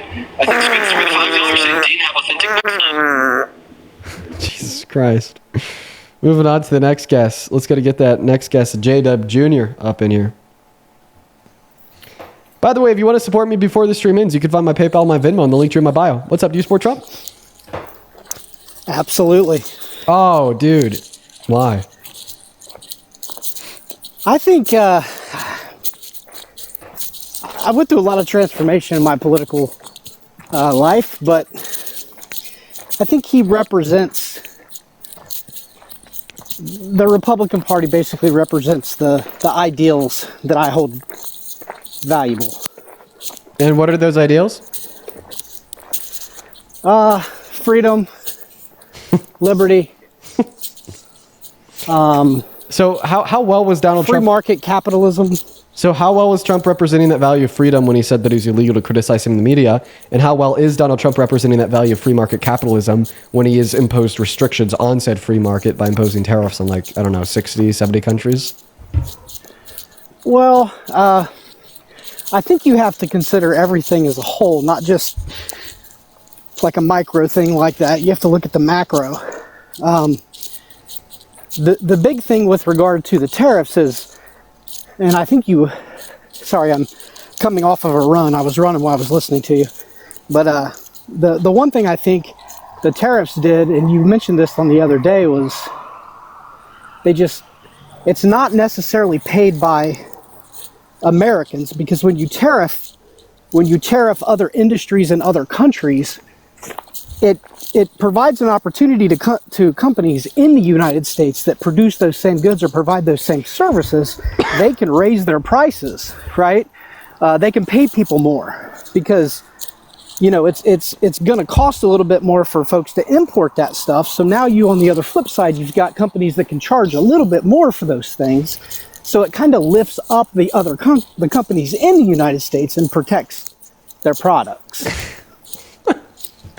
Wait, so you're telling me that tariffs are good because they cause goods from other countries to be more expensive, causing goods produced in this country to be more expensive? No, I didn't say more expensive. Dude. Tariffs are good. Tariffs are good because they cause the price of everything to go up. No, you can increase your profit margins, right? So by increasing have prices? You ran a bit? I have,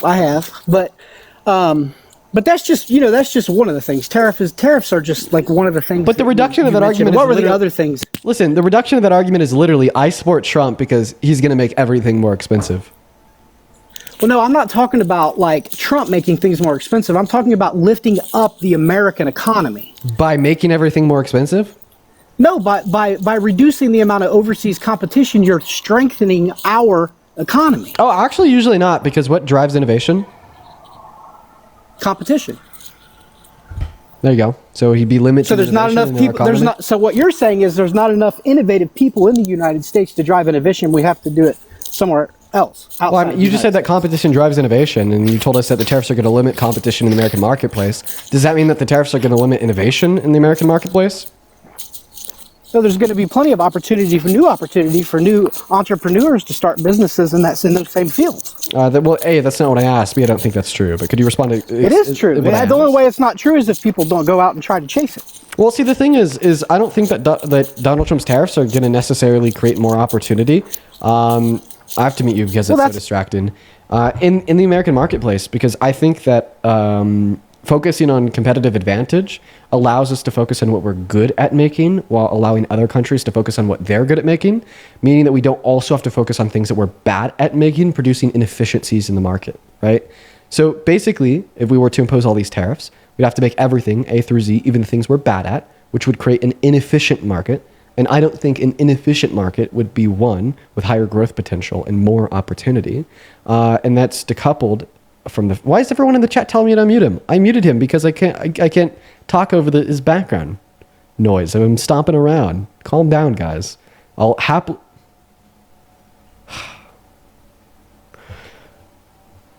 Okay. Unmute. I'll try to say that all again while having to deal with the background noise. Okay. So I was walking. I do apologize. No, don't apologize for walking. It's just I have big old headphones on, and I have all that audio of you walking being piped through. I don't understand why everyone was yearning to hear you step on pebbles. Jesus, guys. I think it was mostly because I was making good points, but. No, I was in the middle of a point. You weren't even talking. You were listening. No, I was listening. Well, I know exactly. You weren't talking, you were listening, so I didn't mute you because you were making a point. I muted you because of your background noise. It wasn't supposed to be disrespectful or anything. Well, I appreciate that. Okay, all right. Going back to the point, all right? So when you limit foreign goods from being available in the American marketplace, I don't think it would create more opportunity, as it would force us to focus on making things that we're bad at making, producing an inefficient market. And I think that an inefficient market would be a market with less growth potential, which would be harmful. And this is separate from the fact that we would also have to consider how tariffs can actively impact American companies that are reliant on imports of raw materials produced elsewhere. And now that can make them go out of business. That can make them sell their products for higher prices, impacting the consumer. And now this would disproportionately impact smaller businesses compared to larger businesses, as it's the large businesses with the billions of dollars to invest into industries in America to make their raw materials here. Meanwhile, it's the smaller businesses that don't have that capital. Therefore, they have to be reliant on producers elsewhere. Yeah, I think you're kind of making my point a little bit, Dean, because not all of Trump's tariffs were focused on just specific, countries. They were strategic based on what their inputs were into the U.S. economy. So no, not really. I think there's levels of agreement between what both of us are saying. But what was the strategy of putting the 50% tariff on India? Probably, I'm just guessing here. It had to do with technology and being able to produce some of those technologies in the United States. Like which ones? What do you mean, which ones? What's India known for? Like what technology? What are Indians know? What is the Indian culture known to be really good at? Do you know? Well, like in reference to technology, I'm not too updated on geopolitical affairs. But yeah, it'd be programming. It would be the export of programming and services and outsourced programming. Tariffs are imposed on that. imports of goods, not services. It can be both. No, yes, it can. Services are not tariff. You can have a contract with an outside company that delivers something into the United States that can be tariffed. Absolutely, but a material good, not a service, not an immaterial service.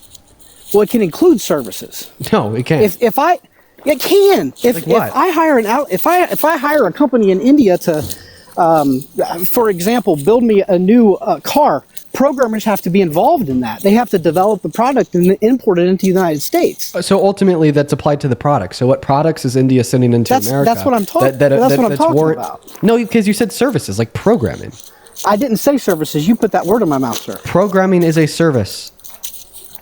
You put the word that I said services in. I didn't say services. I said. But you said programming, and programming is a service. So what commodities? That is correct. It's a service. So what commodities and goods of a product? So what goods is India exporting to America that is now warranted a 50% tariff?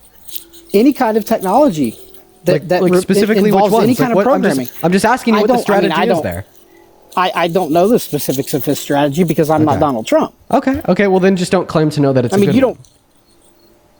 I never said it was a good one. I was giving you ideas. No, you told me something along the lines of how it's this intricate, really good plan, and he's imposing tariffs on these other countries predicated on what they're sending to us. Yes, sir. You made it sound like he had there was rhyme and reason to his imposition of tariffs on other countries, and now all that I'm doing is asking you for what that rhyme and reason is, and you cannot make it clear to us.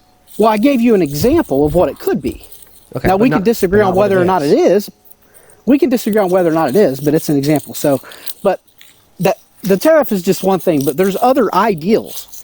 that we can talk Well, I mean, even as it relates to the tariffs and American manufacturing, I think that his other policy, like, it really significantly contradicts the messaging that you just gave us about him apparently being good for American manufacturing, even though I gave you a handful of arguments that you couldn't refute, right? Such as, like, his mass deportation, for instance. According to the American Immigration Council, if we were to remove all undocumented immigrants tomorrow, it would reduce our GDP by $1.1 trillion through $1.7 trillion per year, and significantly negatively impact American manufacturers by firing 8.3 million of their laborers and 11 million of their consumers.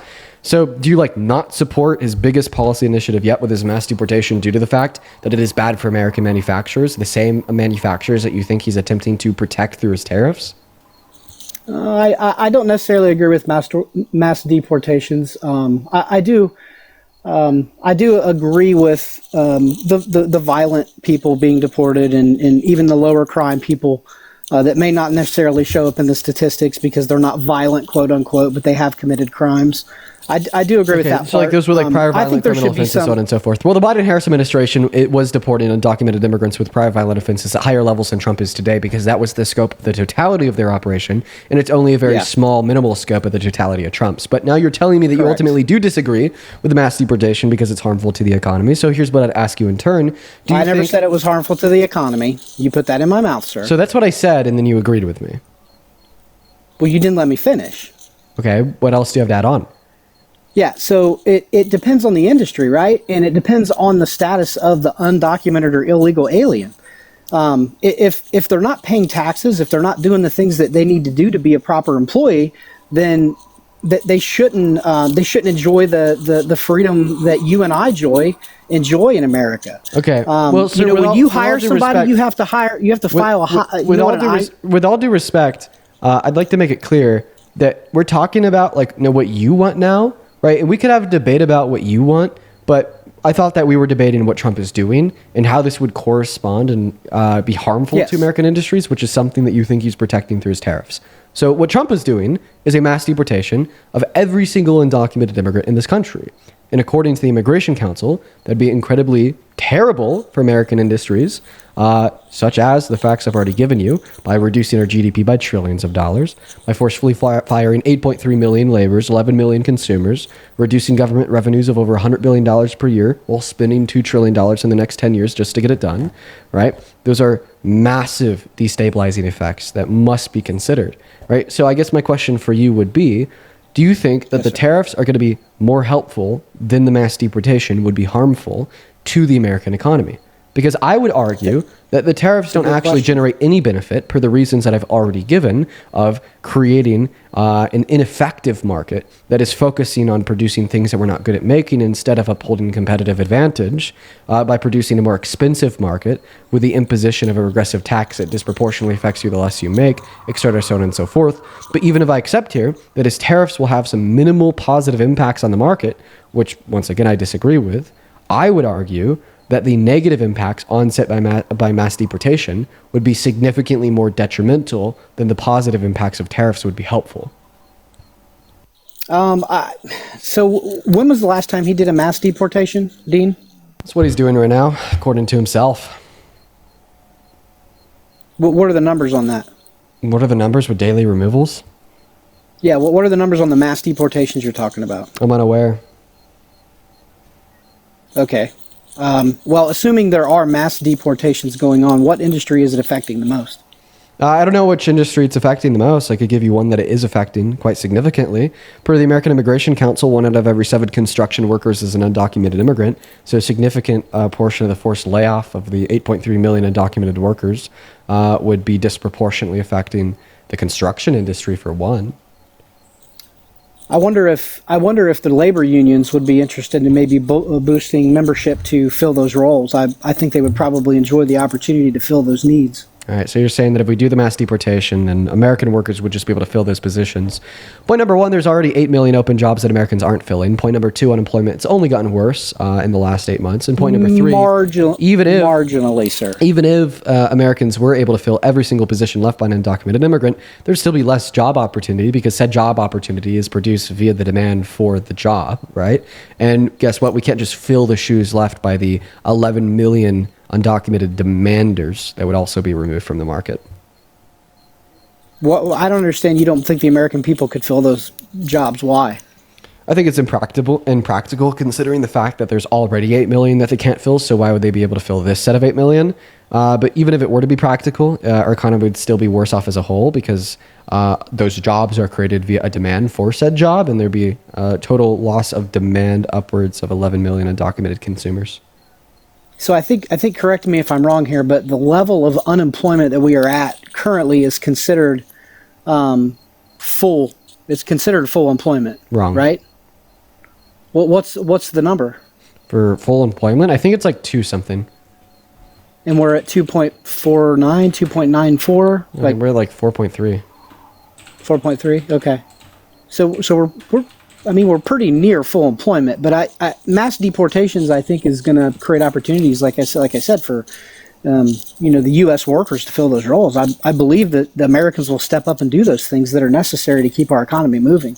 Again, if we could get to a situation where illegal aliens can pay their taxes and not be paid under the table and fill those needs, I'm totally for that. I think they contribute. They provide diversity in the workplace and all those things. You're not answering my question. So first of all, the question was, do you think that the tariffs are going to be more beneficial than mass deportation is harmful? And then secondarily, once again, you're just continuing to re-suggest that Americans would be able to fill the shoes left by the deported undocumented workers. I've already given you reason to believe that that is not practical, as well as I've given you an argument that even if it was practical, there would still be a total loss in jobs and a total loss in economic productivity due to the fact that the demand for those jobs would be totally reduced via the removal of the 11 million consumers on the demand side of the economy, right? That couldn't be replaced, right? Can you address that? So tell me the specific question you have, because you just made a bunch of statements. Okay. Well, I reiterated the question, then I followed it with statements to further refute the same thing you've been repeating. Okay. I'll repeat the question. Do you think that the tariffs are going to be more beneficial to American manufacturing than the mass deportation is harmful to American manufacturing? I don't think the two are mutually exclusive, Dean. I think they can counterbalance each other to some degree, but they provide different boosts, right? So when you talk tariffs, you're talking about increasing business. You're increasing business opportunity, right? To go after new work, to bid on new contracts. It may not even happen right away. It may happen 8 or 6 months down the road.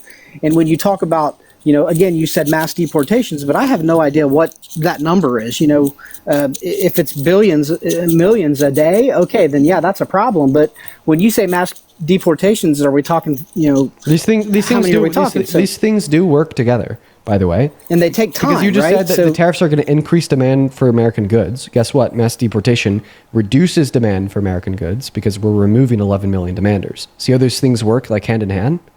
Right? And then even if tariffs like recenter American industries that are now working less productively because they're no longer focusing on competitive advantage and are being forced into making things that they're bad at making, not only is that going to limit GDP growth in the long term, but it's also, I think, going to be further exemplified via the mass deportation, which once again, according to the American Immigration Council, would reduce our GDP by trillions of dollars per year if we were to remove every undocumented immigrant. Plus the fact that you think that we'd be incentivizing more demand for these companies that now have lower productive capacities due to the fact that they lost 8.3 million of their laborers. It'd just be a big mess. And it could be, but if it's managed properly and the American, worker steps up, it's not going to be a problem. We can get through that. Well, you're assuming that it's managed properly. What is Donald Trump managing properly to do with his deportation policy or his tariffs? Like, so far today, he imposed tariffs on every other country in the world, retracted them, reimposed them, retracted them, put a 265% tariff on China. Now it's down to 10%. Now we have a 50% tariff on India and a 50% tariff on Brazil. It's just all over the place. There's no rhyme or reason. And I thought that we went over this earlier. So obviously that's not being managed properly. And then even about the mass deportation, that's not being managed properly. Dude, we're hearing about naked kids being thrown in the back of ICE vans. We're hearing about legal immigrants like Mahmoud Khalil being detained in ICE detention centers for 3 months. We're having our Supreme Court rule that some of their removals are illegal. We're having people sent to be tortured in CECOT in another country. I would say that the mass deportation is not being handled properly. The tariffs aren't being handled properly. And this is exactly what we should expect out of such a mismanaged administration as Trump's is. Well, when I was speaking about management, Trump decides, he's going to do a tariff, or Trump decides we're going to import, we're going to have a policy on deporting illegal immigrants that have committed crimes, right? Everything in life, Dean, is about how you respond. Okay, how do you respond when Obama's president? How do you respond when Clinton was president? How do you respond when Trump is president? Well, you have to take the hand you're dealt, and you have to make the best of it. And that's really what makes America great, because we all have the opportunity to do that. And Donald Trump's policies, aren't necessarily something that he has to manage at a micro level, right? We do as business owners. We have to manage those things. We have to figure out, well, I never have hired anybody that's illegal because I have to fill out the proper paperwork. America's not all about just conceding, giving up, and allowing any hand to be dealt to yourself. America's about fighting for the best possible hand to not just be dealt to yourself, but for everyone. Right? I think that you have a fundamental misunderstanding about what this country's about, or at least what it should be about. And what's my misunderstanding? It's a land of opportunity. Everybody has an opportunity to be successful. Yeah, the misunderstanding is that you think that we should just be willing to take whatever hand we're dealt and deal with it. I instead think that America's all about fighting for the best possible hand to be dealt to you and everyone else. I didn't say that, sir. Right. You put that in my mouth. I didn't. I didn't put that one in your mouth. You said that. You did, because what I said is we have the opportunity as business owners and leaders to deal with the hand that we've been given. Right. I never said anything about not fighting. So you're just saying that position. It's okay that Trump is president because although he's dealing us a bad hand, you think that we have the tenacity to deal with a bad hand. Dude, I'm so sorry. This is just like I never said that. This is just, dude. Oh my God! You just said we have the opportunity to deal with whatever hand we're dealt. You continue to say that you're not saying things that you did. You can still advocate for your position or your ideals. What I'm saying is you have Listen, I don't even understand what you're saying. I'm pretty sure we're at the point in the debate where you can't get past the fact that I've been able to successfully demonstrate to you and everybody else listening that Donald Trump I've got a lot of dubs, bad policy. A lot of dubs. Did you know that my name is literally blocked in the chat? What do you mean? Like Dean is like keyword out on TikTok. You can't like type Dean anywhere. So it's like, of course, like no. I'm just saying the W. They put W guest. I know because you can't put W Dean in the chat. No, I'm the guest. I know. I'm the guest, I know, but you're only going to specifically there, W Dean. I see a W Dean now. Yeah, that's spelled DEEN, misspelling my name intentionally. Correct. So the only I'm the guest. So the reason that you're going to see more W guests than W Deans is because W Dean, and with the correct spelling of my name, is banned from TikTok comment sections. like if somebody wants to be able to comment my name somewhere, they have to spell it DEEN. So of course you're going to see a disproportionate amount of W guests given the fact that you can't even comment my name in a TikTok chat. It's a generation of a selection bias. Right? Because if somebody tries to type W Dean, they can't. If somebody tries to type W guest, they can. So therefore you would naturally expect to see vastly more W guests than W Deans. Do you understand what I'm saying? No, I totally understand what you're saying. I'm just saying I got a lot. I never said I got more than you. Again, you're assuming. Well, if you're trying to hinge your argument on like 5 people watching agreeing with what you're saying out of like a total group of like 10K, I mean, I just think that you're coping. There's a lot more than that. Right, like you also have a pretty liberal audience. So. Well, see, now that like the whole chat is spamming W Dean, that's something that we should expect because of liberal audience. But when 5 people in the chat say W gas and no one knows you can't type Dean as it is originally spelled, then that must mean that you're winning the debate. It just kind of seems like a non-falsifiable theory where you take whatever data is inputted and you attempt to contort it to your advantage. But leaving that aside, I don't think that popular support for against an idea would dictate if it's true or false. So if you want to attempt to cope with losing the debate by saying that, maybe you're popular amongst 10 people in the chat, feel free to, do whatever will keep your ego intact, but the fact of the matter remains. I can't concede that I lost debates, sir. We're not there yet. And the fact of the matter is, I think now you're attempting to cope and make an argument, now they've even gotten steamrolled on like nearly every single topic we've discussed, by saying, although Trump is a bad president, that you can't defend reasonably speaking in this debate with me, that this is America and we should just deal with whatever hand we've gotten.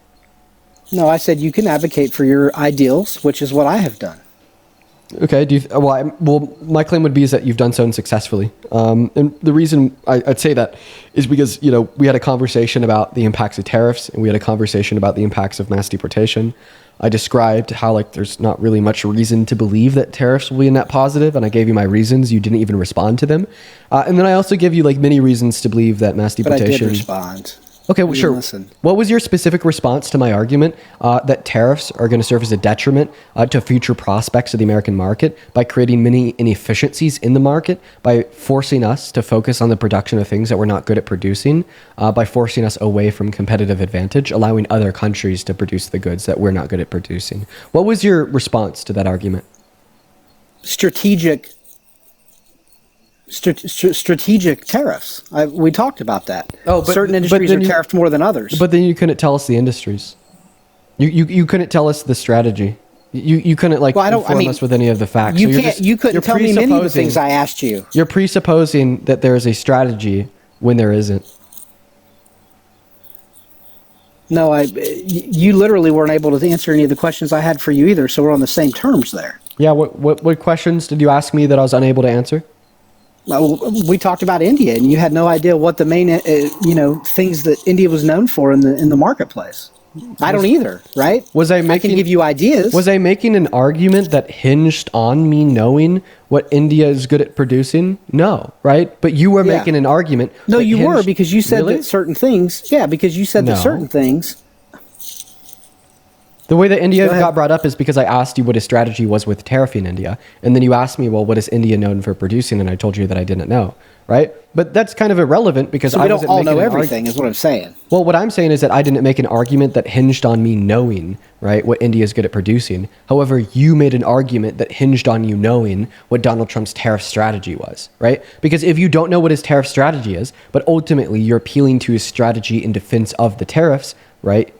You have an unfounded position, right? But if I ask you what is his strategy with tariffing India, and I don't know what India is producing, I don't have an unfounded position, as it doesn't pre-assume any knowledge about what India is good at producing when I ask you what his strategy is in tariffing them.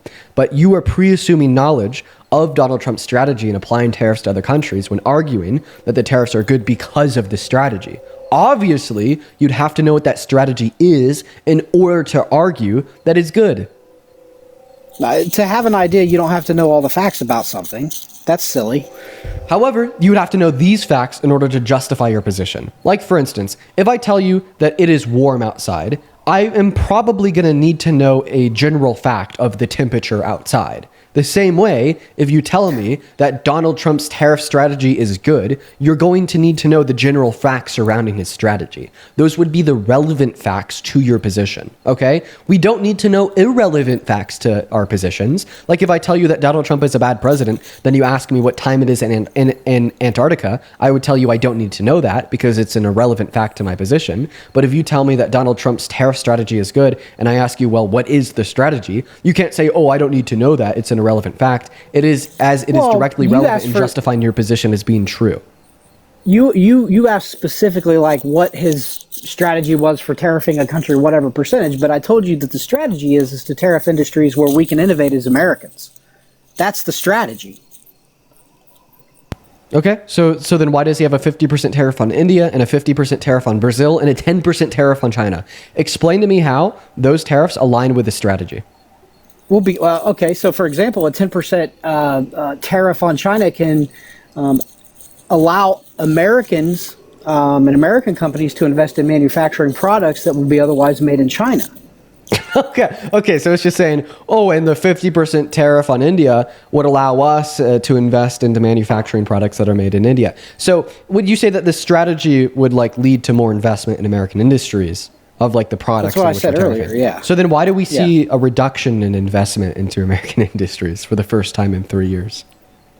There's not a reduction in investment in American industries. Yes, there actually is. So if you type into Google, real private fixed investment into American manufacturing, FRED, you'll be given a graph of all investment into American manufacturing over the course of the last couple of years. It absolutely boomed under the Biden-Harris administration. Private fixed. Okay. Yes, private fixed Okay. investment. Yes, private real fixed investment. It boomed under the Biden-Harris administration and is now dipping under the Trump administration. That's a fact. Go look it up. I gave you my source. It'd be the Federal Reserve Bank of St. Louis pulling data from the U.S. Economic Bureau. So what are the other types of investment? Public? In industry. Like Okay. government subsidies. Okay. How do those look? How do our government subsidies look? Like pretty atrocious right now. So we're overall losing as American as industry is what you're saying? Yeah, Even though we have a record number of taxes coming in from tariffs and we're near full employment. We're very, very near where we were. Unemployment is up. There's actually right now more unemployed Americans little. than there is open job opportunities, and it's the first time excluding the pandemic since 2017 that's been the case. And for the last 2 months straight, we've lost jobs. It was so bad that he had to fire the BLS, the head of the BLS, and then replace them with another head of the BLS that is now just reporting worse data. And you're attempting to like confuse me by introducing other data when the facts of the matters are, according to the U.S. Economic Bureau, yes, investment into American manufacturing is down for the first time in years after seeing a massive surge and boom under the Biden-Harris administration. And if Donald Trump's tariff strategy here was reliable and driving more investment into American manufacturing, then we wouldn't expect to see that. Right, but the outcome of the data is less investment in American manufacturing for the first time in years, meaning that at this point you should concede the argument. I definitely won't concede anything to do with tariffs. But you told me that the tariffs were good because the strategy was to generate more investment. But you told me that the tariffs were good and are working, and the strategy is to invest to get individuals to invest more money into American businesses that are producing these goods. But we don't see that more investment. It's going down for the first time in years. But you're looking at it from a macro perspective, buddy. Yes, I am looking at it from a macro perspective, and we should look at it from a macro perspective. No, you have to understand the long-term effects of this, not just like today or tomorrow or last month. Ah, okay. So now it's bad in the short term, but good in the long term. Hey, there's been other presidents who have done tariffs, who have done things like this, and it works out just fine. Can you give me an example? There were things. I think it was J. Edgar Hoover, maybe? Is that right? How would I fucking know? I think it was J. Edgar Hoover. There was another tariff president who was big on tariffs. It was before we had income tax. Oh, you mean the ones that we got rid of and replaced with income tax because of how bad they were? Well, that kind of goes into my next point, but we can go there if you have time. Dude, the tariffs were like so detrimental to our economy at that state that we had to like rewrite the Constitution and add like a new amendment to like to legalize an income tax. Come on, bro. That's not true. Yes, it is. No, it was temporary. So the reason the income tax was supposed to be temporary, bro. Oh, guess what? It wasn't. Yeah, it was. Do you pay income tax? It's like a revisionist history you Democrats have. Wait, do you pay income tax? Yes. Wait, but I thought it was supposed to be temporary. Why don't you become a sovereign citizen? Well, you should become a sovereign citizen and stop paying income taxes. It was supposed to be a temporary. That's the way it was advertised. Be a sovereign citizen and stop paying income taxes. Why don't you? That's not my civic duty. My civic duty is to pay my income taxes. I thought that your civic duty was to uphold history. They're supposed to be temporary or protest the government for going against our own word. I mean, people do it every day. I can't disagree with that. They're free to do that. Anyways, so do you want to know why tariffs were good during the infancy of America and are bad now? No. Okay, so you don't want to have further dialogue. Okay, anything else you want to talk about? Not on that. Okay, not on that specific. Okay, so not on history after you accuse me of being a revisionist. Okay. So I have a question though for you. So how old are you, by the way, Dean? I'm 21. 21. Oh, that's awesome. My son's 22. So how do Democrats get away with like dismissing the fact that they've always been on the wrong side of history when it comes to like major things throughout the U.S. government, like women's suffrage, for example? You know, Democrats claim to have this like absolute, we were for women, we supported women's right to vote and all this kind of stuff, when in reality they didn't. More Democrats voted against women's suffrage than they voted for it. And like that's one of the reasons why I switched from the Democratic Party back in whatever it was to Libertarian. I was Libertarian for a long time. And then I actually voted Republican the first time for Donald Trump. But it's like the hypocrisy in the Democratic Party is what drives me nuts. So how do you deal with that? Okay, so assuming everything that you just said was true, you switched from the less misogynistic party today because they were the more misogynistic party 100 years ago. Huh?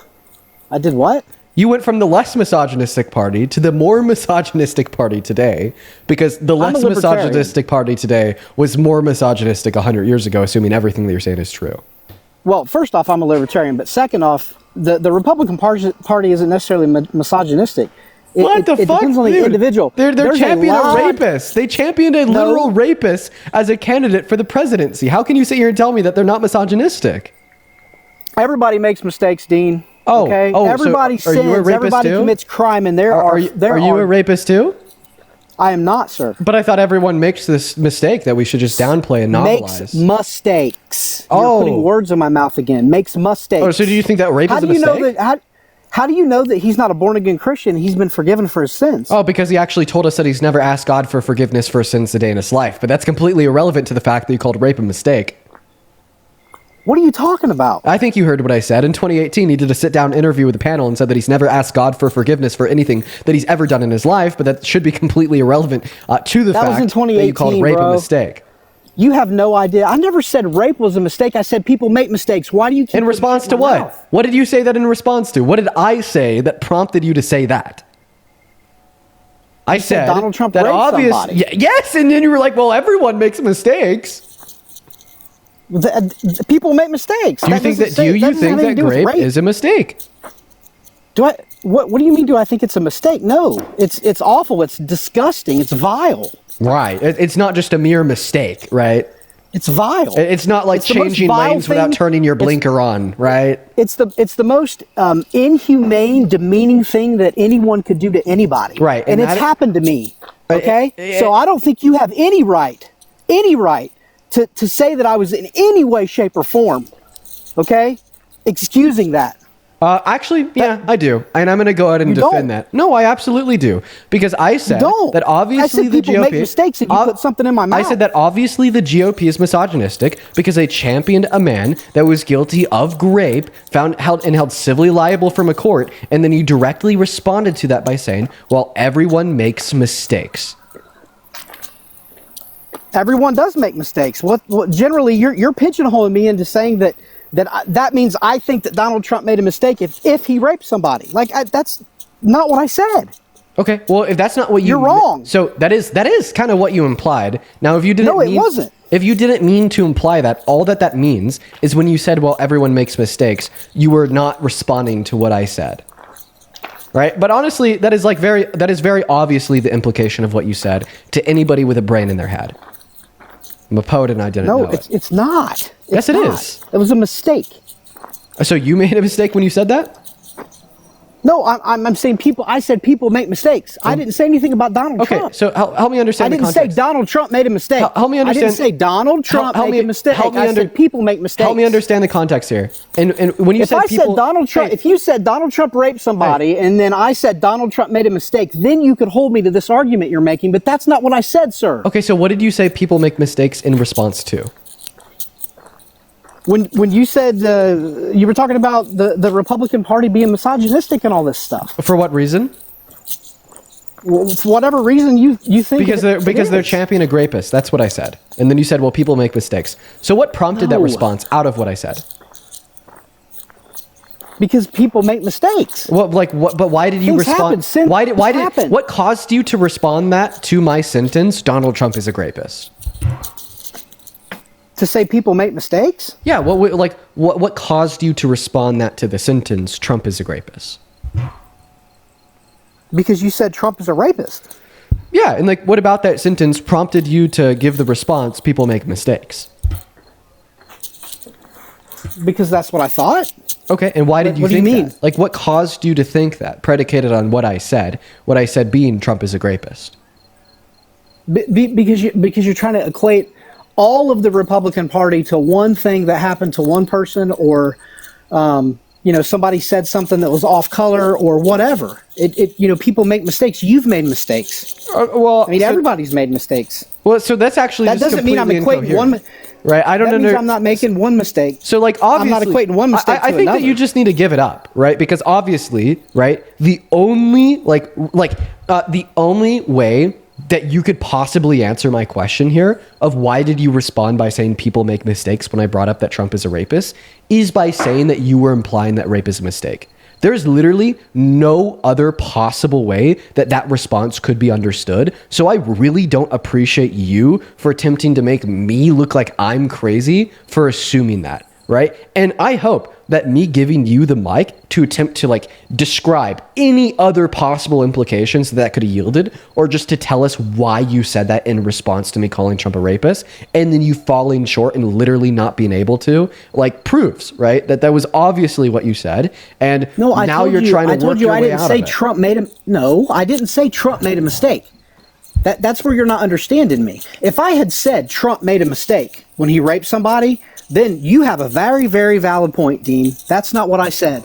Okay. All I said is people make mistakes. Okay. Well, see, the thing is you said that in response to me saying that Trump is a rapist.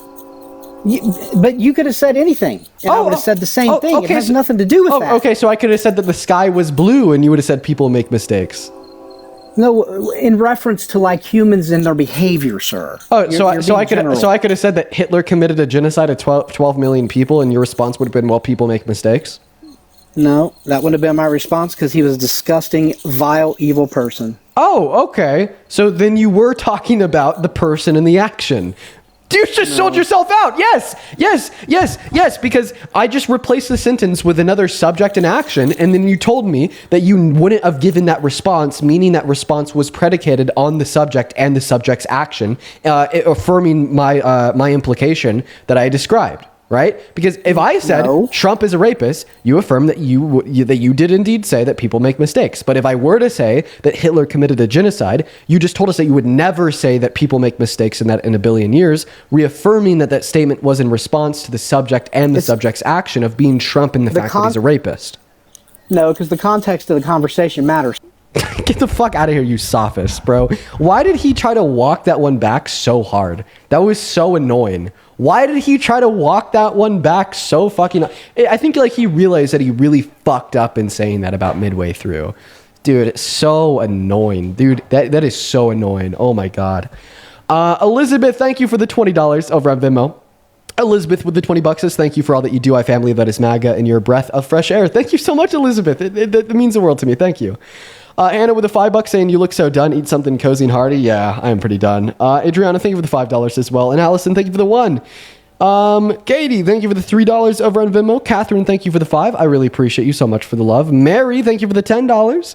Thank you so much for the love. Thank you so much. And then Brianna with a 5, Zach with a 3, Alexa, thank you for the 5. Alexa says, I met you the other night at the concert. Didn't want to hold you up for too long, but you were when you were there, but I appreciate what you do so much. Hope your night was fun. Dude, that was such a fun night. I enjoyed the concert so much. I hope that you enjoyed it as well. As well as Heather, thank you for the $20 on Venmo, saying love you, Dean. Thank you for giving all the facts and sometimes even changing minds. It is so important what you do. Thank you so much, Heather.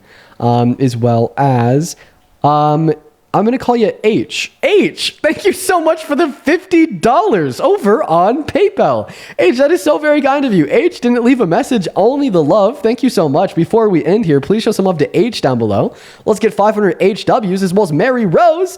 Thank you so much for the $20 on PayPal, saying W. Dean. Lots of love from Ireland. Dude, all the love to Ireland as well. Shout out to you, Mary Rose. Appreciate you for the $20. As well as Sophie, thank you for the $17, saying that my GF is very political, and until watching your streams, I couldn't keep up in the conversation. Thanks for helping me understand a little bit more about what's going on over there. Much love from Canada. Dude, I know I completely get it, Sophie. Before, I was into politics, I can never keep up with the political conversation because they're just always changing with, new things that the government does. It's hard to stay in the loop. But these streams definitely help, for sure. And then just one more here. Katrina, thank you for the $25, saying please rest and take care of yourself. Thank you for taking the time to come on today. Katrina, as always, I really appreciate you for your kindness. You've always been so kind to me. Thank you so much. And now, folks, for everyone watching at home, I'm going to go ahead and hop off for the night. I'm done. I'm going to get some dinner. I'm pretty hungry. In fact, for dinner tonight, I'm going to order some Olive Garden. I'm going to do a pickup order, and I'm going to go get some fucking Alfredo chicken. I can't wait. Olive Garden's Alfredo chicken is exquisite, okay? Let me tell you. Me and Olive Garden, okay? Like that. I love Olive Garden. They love me because I'm always eating their food and they're always getting my money. Anyways, I will see you guys tomorrow. You guys have a good one. Peace and love, everyone. If you are still in the mood for debates, head over to @ParkerGetAJob on TikTok and @ParkerGetAJob on YouTube. Bye, guys.